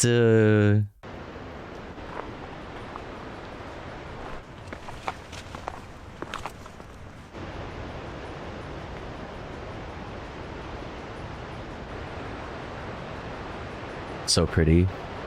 The trees right on the shore. Very PNW. Or I guess Obviously, more the tide north than comes that. up quite far here. So at high tide, I thought vegans didn't have stinky poops. Oh my gosh, you have got it exactly backwards. Okay, vegans have less trouble digesting things, right? Just generally. So more farts, more poo-poos. I wouldn't want to come down to this spot. There's little tidal pools. Yeah, them stinky tofu farts. Yeah. All over here. The Kjorn poop, that's the wheat. It's the wheat, like wheat meats, wheat-based, like faux meats, fake meats. It's tough on your tummy. That's like the gluten-based stuff. Like if you eat seitan or like the wheat-based Kjorn stuff, yeah, it'll be hard on your tummy. You definitely be farting. I'm gonna make this nature smell different. Except for vegan MILFs, they don't even poop. They just fart cuteness. True. That's true, Read and Rap. That's true. A lot of the driftwood can be really wet, so you got to stay on top of these beach fires, or they'll go out on you like this. Heavy. It's not gonna burn. I know it already. The good stuff is He's just barring up. wood can be really wet, so you got to stay on top of these beach fires, or they'll go out on Right you here. like this. Heavy. It's not gonna burn. I know it already. The good Not gonna stuff burn. is I the know it little already. Stuff that's higher up, that's been out of the water for a while. Heavy. Not gonna burn. I know it already. Heavy.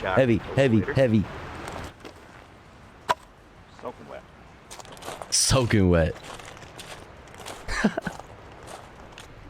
This is where they've been assembling all the stuff. One reason I can't go vegan is I can't eat legumes or grains. Really limits meat substitutes. Yeah, for sure. Washes up here, and there's plenty. Makes sense. It's bad enough in the woods, but middle of nowhere.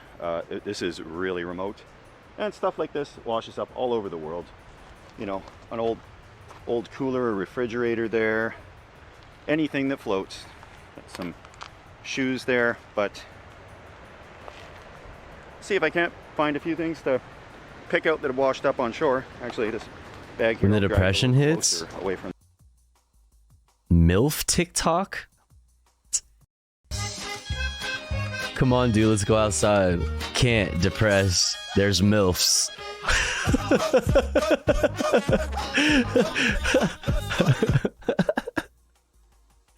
Live Read and Rap reaction. High tide. There's MILFs on God. Hyper Read and Rap.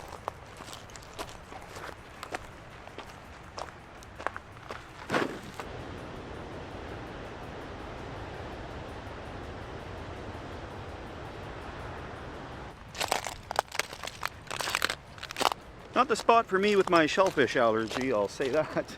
Hey, found one.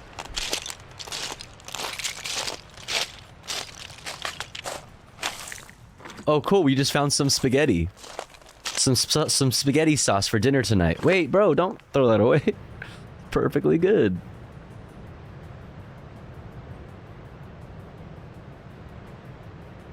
I love spaghetti. Chat, I make a mean spaghetti. There's a trail right over there, and it looks like it's inaccessible during high tide. Bolognese style. Bolognese.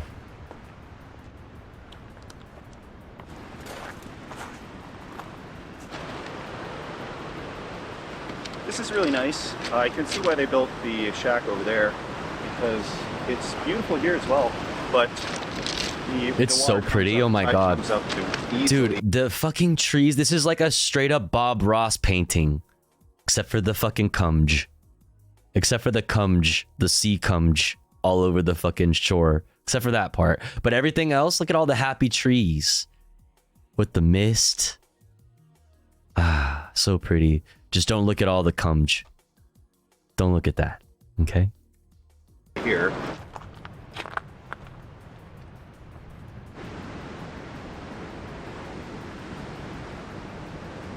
Wow. God, is that you? Wait. Ah.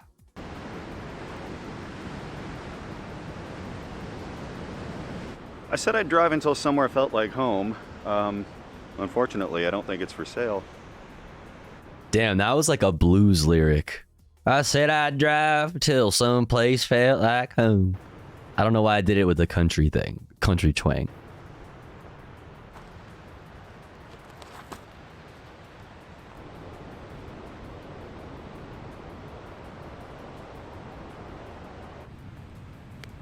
Yeah, Steve just speaks in prose. He's just that creative, you know? On this world.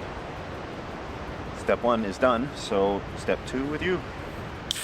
Hey, cheers. Cheers, everybody.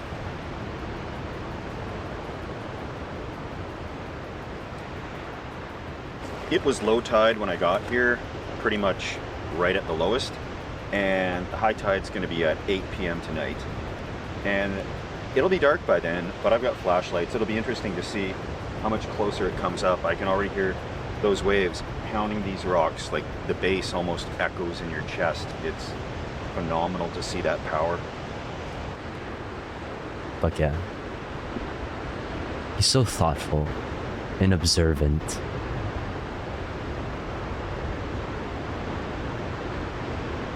These waves are terrifyingly beautiful. See, he can't stop, dude. My guy is just like having a fucking an experience right now. My guy is like is on a spiritual journey. Be going to the cabin shortly here. Get the fire going in there. It's starting to cool off. It's cooled off quite a bit. 41 Fahrenheit, 5 degrees Celsius. So basically refrigerator temperature. And I gotta start the fire. Home sweet home. It's actually fairly warm in here. Much warmer than outside. Yeah, we should be set. It's so nice. People around here. What a cool little spot. Oh my god, look at the little, like, that mirror. Yeah, we should be set. People around here start fires my style, I can see. My style. A little rusted up, but it'll do. Oh yeah, will dinner be gross, yes or no? Here, let's see if it'll let me do a new poll now. It doesn't want to let me do a new poll for some reason. It's so annoying. Oh wait, no, I can do it now. Boom. Will dinner slap?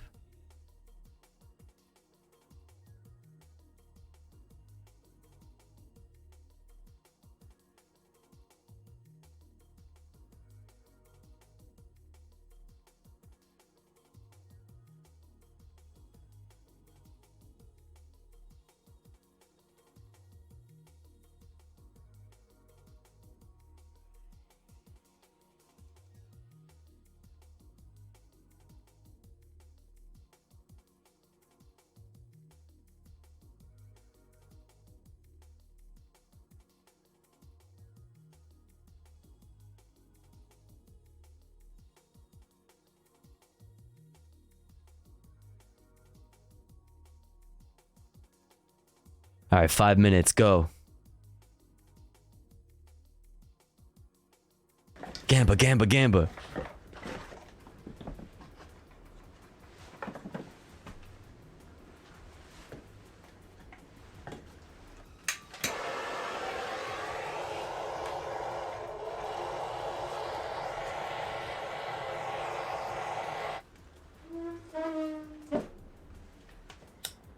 I'm leaning here. I don't want to color anyone's votes.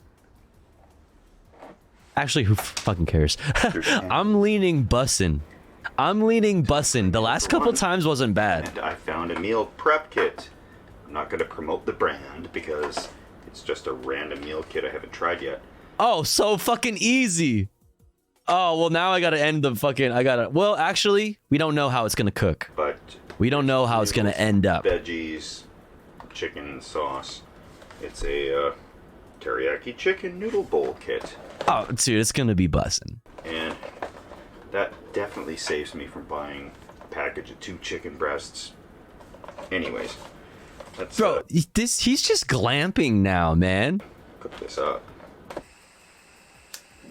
Nothing exploding. Good start.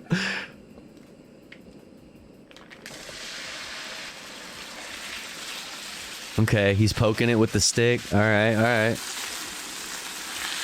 Yeah, let's not get ahead of ourselves. Just because it's a meal kit, a meal prep kit, doesn't mean it's gonna be bussin'. It could be nasty.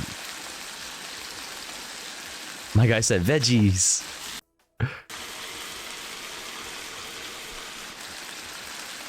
Veggies. He said veggies and it's literally just onions. Oh, he's got more. Great chicken, bad start. Yo. Bro, did you even cook that chicken all the way before you put everything else in there? I would have been making damn sure that that chicken is cooked.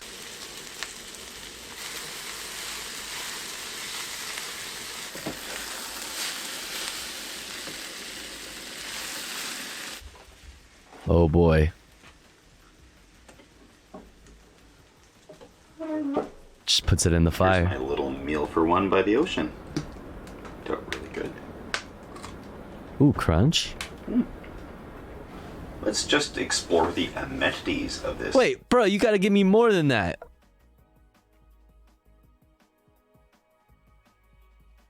Alright, end poll. End poll. I should have done damn. I mean, I'm thinking it's probably pretty blessing. I don't know. That looks pretty good. It looks not bad. It's not Gamba, it's a poll. Yeah, I realized I didn't do Gamba. Oh well.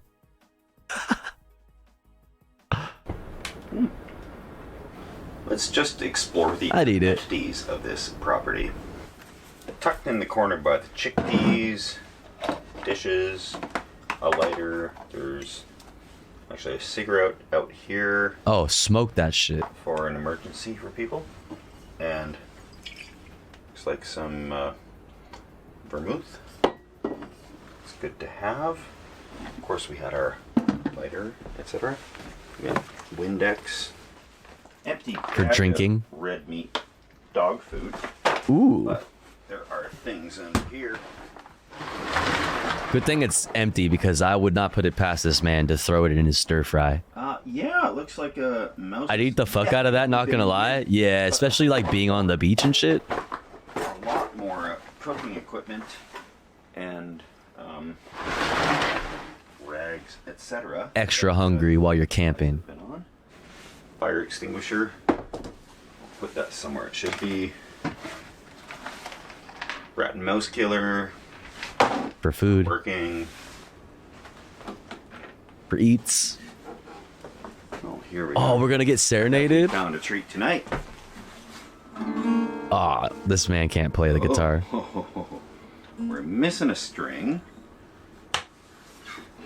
We're missing tuning pegs on the end there. That's not gonna work without a bust out a solo or something unless I can. Oh boy. Sweet child of mine, now do it. Sweet child of mine. I was really crazy train. Unfortunately, this is not gonna happen. I'm still picking away at the rest of my dinner. However, there's books. Secret Garden. Books, cringe. Cards, galore. I think we might have a guest book here, and we do. Oh, cool. Guest book time, if I can find a pen. As recently as November 2023, people have been here. Hog. Up here, Bushnell. I think I know what's in E. Oh, I'm surprised people left those behind, dude. Written right on it. Please leave this year. Just for you, compliments of Carol. Oh, thanks, Carol. What's my mom's name? Oh. Please store it in case. Probably better in the daytime. Secret Garden is not a good book to find at an abandoned cabin. Wait, why? December, Mackenzie, Allison, Harvey, just a few days ago. Wow. Oh, yeah. Mice danced around our toes. You getting ready for that? Okay. 23. Here for the night, drove 8 hours. Mouse is still here. Beautiful view, beautiful spot. Camping with Steve and beautiful wife in spirit. Aww. For those that don't know, his wife passed away. Aww. So, here we are. What more can I say? I'm here with beautiful wife in spirit, and I have checked in to the place for the night. A few little scraps left to eat. I'm gonna do that so the mouse doesn't.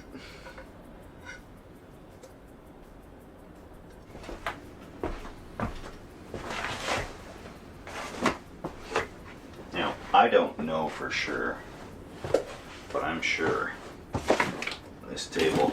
I don't know for sure, but I'm sure. Oh, those like RV things, and there's another one on the floor. Now this structure. Oh man, wait, why are you breaking the fucking table, dog? There's a bed upstairs. I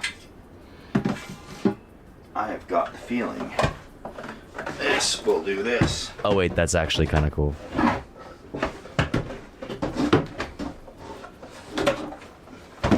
Okay, if that actually works like that, okay, that's actually sweet. Yeah, that's sturdy. Sounds really sturdy. Wait, This will work. that did not sound sturdy, man. Sturdy. Yeah. He breaks it, dude. That's sturdy. Sounds really sturdy. I think this will work. Pretty clever little thing. Austria. Spice Boy. Stuck up here with a mouse. And wait, wouldn't the mouse be more likely to be down there than up there? Or I don't know, maybe not. So maybe up there because it's more warm. Whatever. I'll take this. Oh. Yeah, also I don't want to sleep on like sheets and shit that I don't know when the last time this was washed. Actually doesn't look, oh yeah, that looks pretty bad. Yeah, dude, no. No.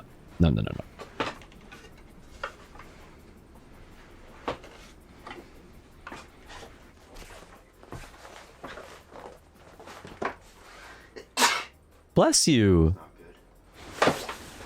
Uh-oh. Allergic? It's gonna be nice and warm tonight. I brought a small sleeping bag because that's all we really need tonight.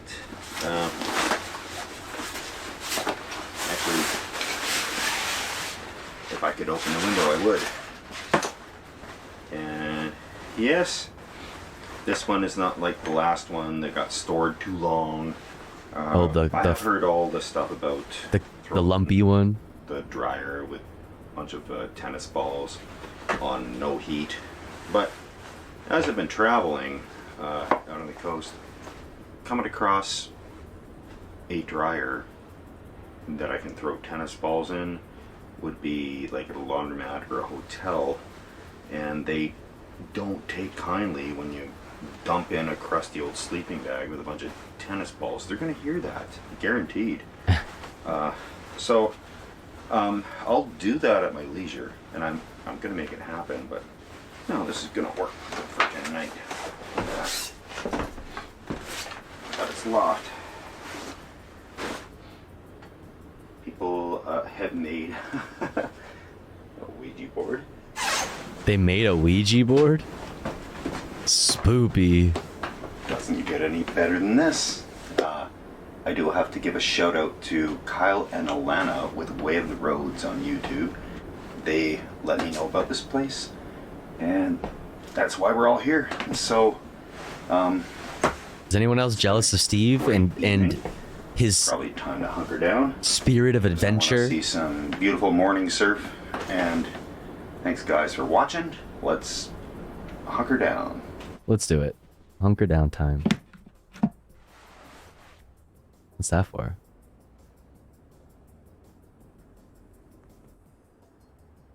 Nice. Wait, are those lights on? They look like it. We'll see you in the morning. As long as there's no tsunami tonight. Cheers. No tsunami? Psh, lame. Cool.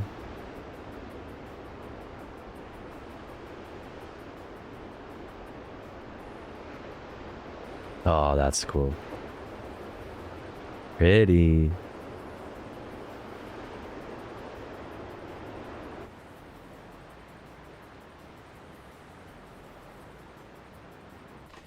Well, well, if it isn't morning time. I'm seeing tsunami this week. Oh, or next week? Fuck yeah, sick.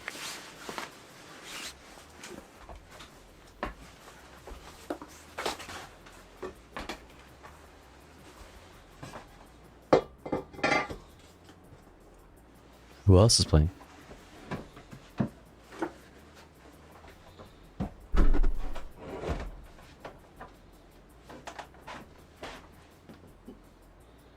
That's actually a pretty nifty design. I like that. I approve of this. He broke it, didn't he? Oh no, he got it.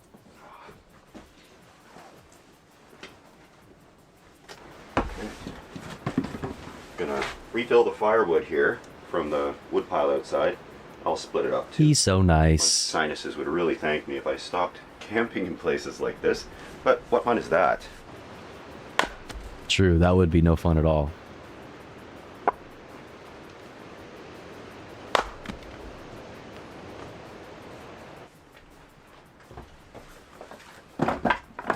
Look at him doing nice things for other people.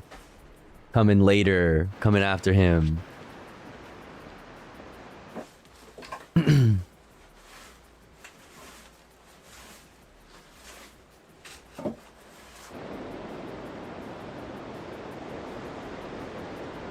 a bunch of stickers on the window, so I don't feel too bad about adding to the collection. Just subtle and in the corner, and not preventing the window from doing its job. So, leave one more here for another traveler coming by. Everything looks spiffy in here, like I was never even here, other than the sticker. And if I came back again, the only thing I'd do different, I would bring a new guitar for the place. Oh, he's so wholesome. I didn't sleep last night. I believe him too. Tsunami, earthquake zone, big time here. And there's no cell service, so there's no early warning that there's an earthquake or a tsunami coming. And they do have that system they're just implementing here. But there's no sirens out on the beach, nothing like that. The more populated centers have those. Out here, it is, I'm pretty much done for if something starts coming. And if there was shaking, yeah, I'd run up the hill for sure, like so fast. But if there's Like, an so earthquake fast. in somewhere else that comes across the ocean, you know, those can take 8-10 hours, like something from Alaska or from way across the ocean comes. Yeah. What's up, sweet it nothing? would just come rolling in. And if I was asleep, that would be the last thing that happened. So, anyway, just a quick walk around outside and to say goodbye to this beautiful little place. Simulacra, Killing Pace, Field of Flames, Human Garbage, Pete Danger. Okay. I'm not familiar with any of those bands. I don't know what this nail does, or if it helps with anything. Like a little lock or something? A little latch? Uh-huh. Okay, nice and secure. Keep the wild animals out of there. Nice. Okay, just in the nick of time, it's starting to rain.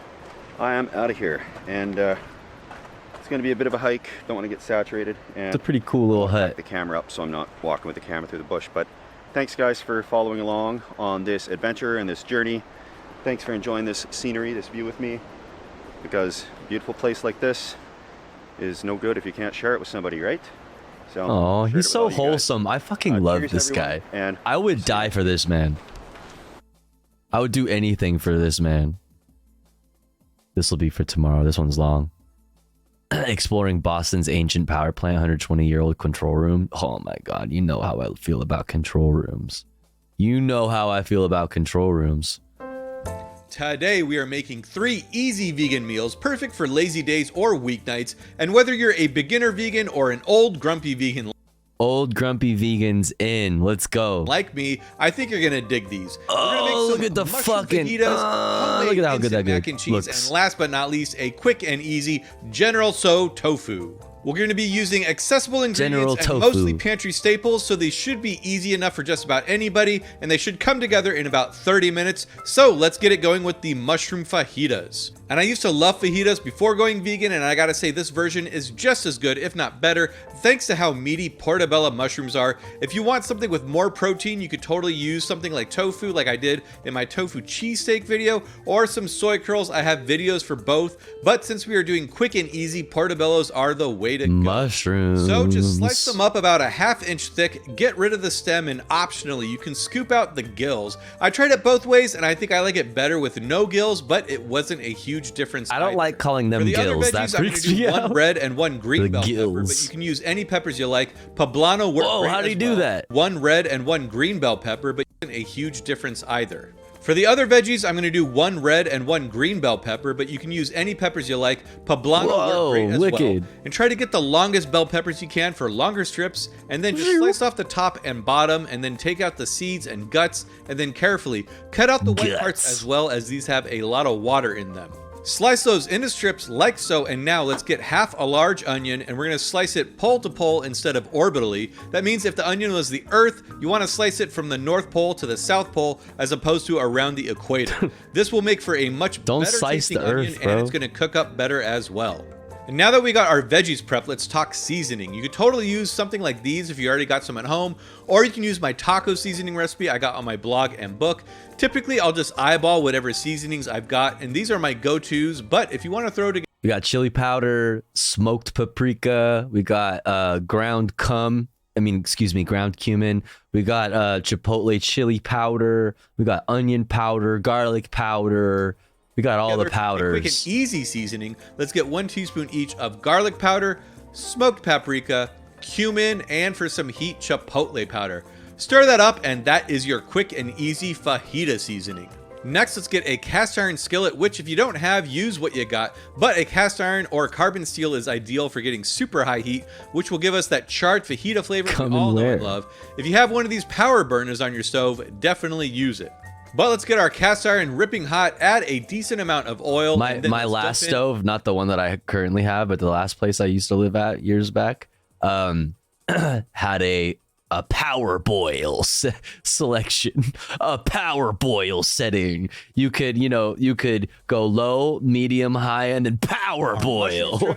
And I'm grilling 4 portobellos, so I need to do these in batches, but that's... And you have to say it out loud like that every time you do it. Because they cook up super fast on account of the high heat, so give it a pinch of salt and just let them sit for a minute or so. Then give them a flip and add in as much of the seasoning as you'd like. After another 90 seconds or so, once they look something like that, remove them from the heat. It's already looking so yummy. The second batch of mushrooms. And then literally, it's the same process for the peppers and onions. Just add them to the pan, good pinch of salt, and cook them for about 2 or 3 minutes, or until they have softened and have some nice color and charring. And don't be shy with the oil, salt, or seasoning either. The main thing is to not overcrowd the pan, which I might have done with the peppers, but I was getting hungry and it turned out okay. You need lots of veggies. It looks so good. Oh my god, I love to heat everything back grilled up. onions. I love fajitas. Tortillas. I went with flour, but use corn if you like. And that's it. Load up your tortilla, hit it with some lime or some hot sauce. And I gotta say that I dug this just as much as I used to when I ate meat.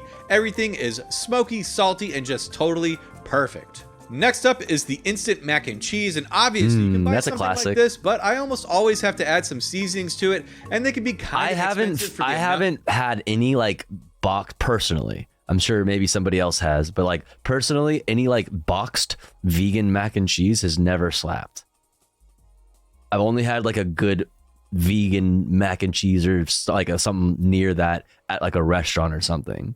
You get, I mean, they say 3 servings, but let's be honest, it's 1 serving. At least if you're gonna like make your own cheese or something. If you're gonna make some cashew cheese at home, then it could be bomb. But I don't know. For me, it is. So if we put together our own mac and cheese powder, we will save some money and we can tailor it to What is our your powder? taste. Tell us. Now, the star of this powder is the vegan's workhorse. Nutritional yeast, always for. So we'll do about a half vegan cup of that, cheese and then stuff. 1 tablespoon of mushroom powder, which might not be a pantry staple, but it should be. I use this stuff constantly. It just adds a super great umami punch in just about anything. A link in description if you want to get some for yourself. Then a half teaspoon each of onion and garlic powder, and half a teaspoon of vegan lactic acid, which I know, not super common, but what? if you're gonna be making vegan cheeses, it should be a staple. It just adds a cheesy tang that's Wait, unparalleled. what is vegan lactic acid?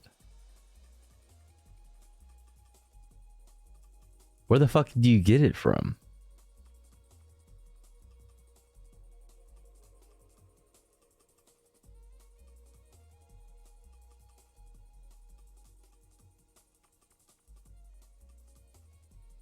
I mean, this just says it's like, I mean, I don't know what the fuck. It's not hard to make, I guess. I want to sell my lactic acid now.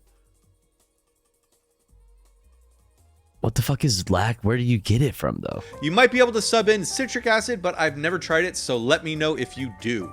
Optionally, you can do a half teaspoon of Sazón, or if you can't find this, you can use MSG and annatto for color, but again, totally optional. Then for texture and thickening, we're gonna add in 3 tablespoons of tapioca starch, and then Lactic acid is primarily found in or made using fermented vegetables, cereals, and legumes, which makes it a vegan substance.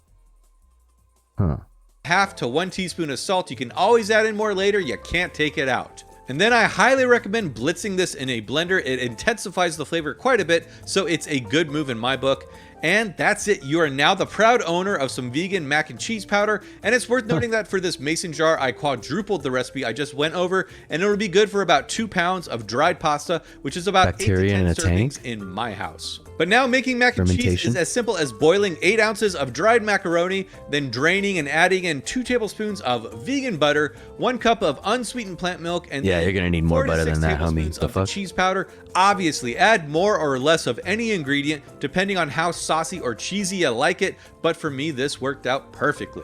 And then just It stir does that look over good. It medium looks heat to good. melt the butter and activate the starches in the tapioca flour, and right before your eyes you're going to see it transform into the most delicious mac and cheese you ever made, especially without using any cashews or store-bought vegan cheese. And this has quickly become my new favorite mac and cheese, mostly for how convenient it is. I mean, no soaking cashews or cooking potatoes or carrots. That's what I was gonna say. If you're making your own cashew cheese, that's quite a fucking process, but it's delicious. I'll be the first to admit that it doesn't taste exactly like the blue box stuff, but to my taste buds, it's better and has more depth of flavor, and it reheats great too. Just add a little more milk to loosen it up and you're good to go. Last but not least, the General Tso tofu, which if you don't know is a lightly fried tofu covered in a thick, sticky, sweet, and spicy sauce. I highly recommend getting the vacuum packed super firm tofu. If you can. Super firm, dude. I'm gonna look up where I can purchase super firm. I've never seen this anywhere. Erewhon, of course. Of course it's at Erewhon. Motherfucker, do I look like I'm fucking shopping at Erewhon? Are you kidding me? Dog.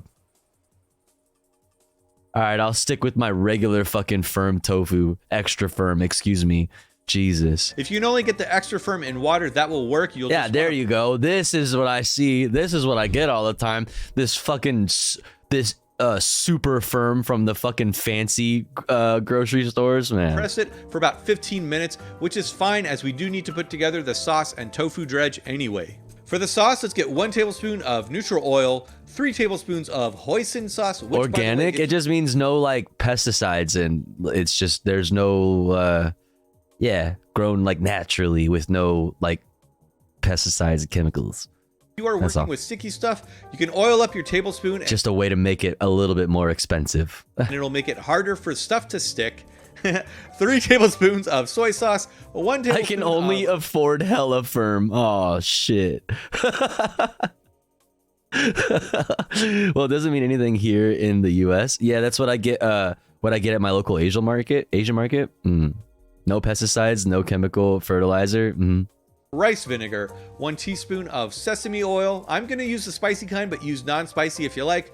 A 1/4 cup of water, 3 cloves of minced garlic, 2 tablespoons of brown sugar, and then 1 tablespoon of cornstarch. You're going to whisk that up, give it a taste, and then if you're like me, you're going to add in 1 heaping teaspoon of sambal or something spicy. I thought I had dried red chilies for spice, but I was mistaken. But now that is tasting perfect, let's get our dredging station set up. So get a 1/3 cup of cornstarch. Yeah, you're socialist on it depends on like, because they get it certified through like different companies or different organizations, and people will have a lot of these companies and different organizations that'll like certify foods as organic or whatever, have different like guidelines or like different I guess conditions or whatever, different guidelines that they need to follow for it to be considered organic to that company. So I mean, it's all kind of a racket. It's all kind of a racket so that they can put an extra little label on their packaging most of the time. A 1/4 teaspoon each of ground ginger and ground white pepper, a 1/2 teaspoon of salt, and then 1 tablespoon of nutritional yeast. Whisk that up. Yeah, free range tofu. Up our tofu. So I like to slice it's me into 1/2-inch cubes. I find that it's the perfect size for shallow frying, and on top of that, the smaller they are, the more surface area we have for the crunchy and saucy stuff. So cube them up so they look something like that, and then next let's dredge them in the cornstarch You gotta mixture, cube it up. And you can toss these You roll me around in the fucking sand. in a bowl, but when I've done that, I find it comes out You wrestle me kind of lumpy, so I prefer this, which in the fucking flour. might take a little longer, but the results are going to be better in my experience. Plus, you can do a few at a time. Throw my whole family in there. I did. And then once all your tofu cubes are coated thoroughly, get a wide skillet and add about 1 cup of a neutral high smoke point oil and bring it up to around 350 degrees Fahrenheit or about 180 degrees Celsius. Then add in your tofu cubes, and you might have to do this in batches, but I'm so that's hungry okay now. Oh my because these god. fry up relatively quickly. I'm Just so don't hungry. crowd the pan. Let them fry for about 2 or 3 minutes per side or until they start to get golden brown, and then let your first batch rest on a wire rack while you fry up the second batch. And once everyone is golden brown, carefully dump the oil into a safe container like a metal bowl and let it cool and store the oil for another use. Don't dump it out. And you can wipe down the pan a little bit too, and then over medium heat, return everybody to the pan and add in the sauce. Stir to coat all the tofu blood. cubes and heat until The sauce carnage. thickens. Then There's blood everywhere. Oh my god, it's perfect. But the bottom line is, yeah, this some was green onions on that bitch.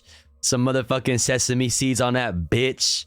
Yeah. just as good as any takeout I've ever gotten. Oh, the that crunchy looks so good. exterior meshes perfectly with the sweet, that looks so spicy, good. sticky sauce, and it's just amazing to find recipes like these that are just as easy as they are delicious. So I really hope you all enjoyed this video. And Bro, I would eat all of these things together with one meal, like a bowl of mac and cheese, a plate with like 3 mushroom fajita tacos, and then a bowl of rice and tofu, just like one meal. Oh, glorious. Make one of these, please let me know how it went, and if you want to make some other easy weeknight meals, check out this video I got right here, and until then, I'll see you all next time. Fire. Today we are making some... Not today. Maybe tomorrow, though. Maybe tomorrow. Because I'm fucking starving now, and I'm tired, and I gotta get some food in me, and get to bed. I'm so hungry. I'm so hungry. But thanks for hanging out with me. I hope you enjoyed your stay, chat. I hope you had a good time. I had a good stream. I thought it was cool. I thought we you know, it was productive. We talked about a lot of things, a lot of important stuff, you know. Got in a little comfy at the end there. What day is it today? Friday now. So I'll be back today, later today, at 9 p.m. ish to 4 a.m. ish PST for more news, more politics, more comfy reacts, maybe some gaming, copium. But yeah, I hope to see you again. Thanks to everyone who supported the stream tonight. Speaking of which, we are at 9 out of 25 for the daily sub goal. Just saying. Thank you for all the support, but maybe, you know, if there's any last minute gifters, anybody, Oilers, mod check, pausers. Let's see, where should we go? Ray. Let's see. Let's see. Let's see. Let's see. Let's see. Let's see. Let's see. Let's see. Who should we raid?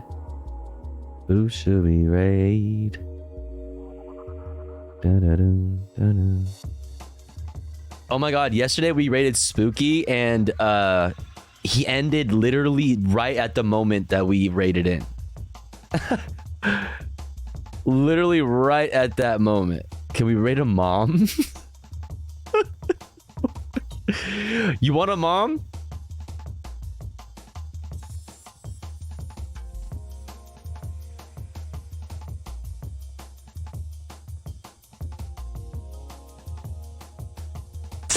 We're doing it. Fuck it. Cubebot is live on her alternate account, her alt account where she does gaming and shit. Let's go. Yo, spam those emotes. Spam the emotes. Spam the emotes. I met Cubebot. I met Cubebot at TwitchCon. She's very sweet. I love Twitch. I love Twitch. I love Cubebot. Big fan of her streams. Let's fuck it. Let's say, you know, let's do something different. All right, y'all. Come hang out with me again tomorrow. Much love, much appreciation. Remember to drink some water, okay? Remember to take your meds. Remember to be kind to yourself. Remember to be kind to others. Don't be a dick. But also don't be a pussy, all right? And I'll see you guys tomorrow. Night, night, everyone. Sweet dreams.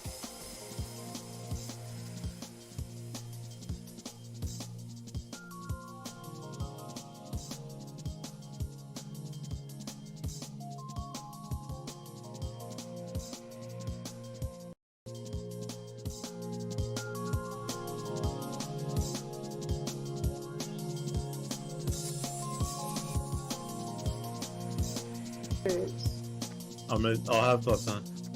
I'm gonna do your whole UI. Where the fuck is the base? Over here. It's near the entrance. Where? Move your cartoon character towards the entrance. What's my body South. language? Go south. Your body Hello, language is awful. Tofu Ghost. Thank you for the raid. Your character's body language is so Thank you for disgusting. the raid. Weak loser, noob.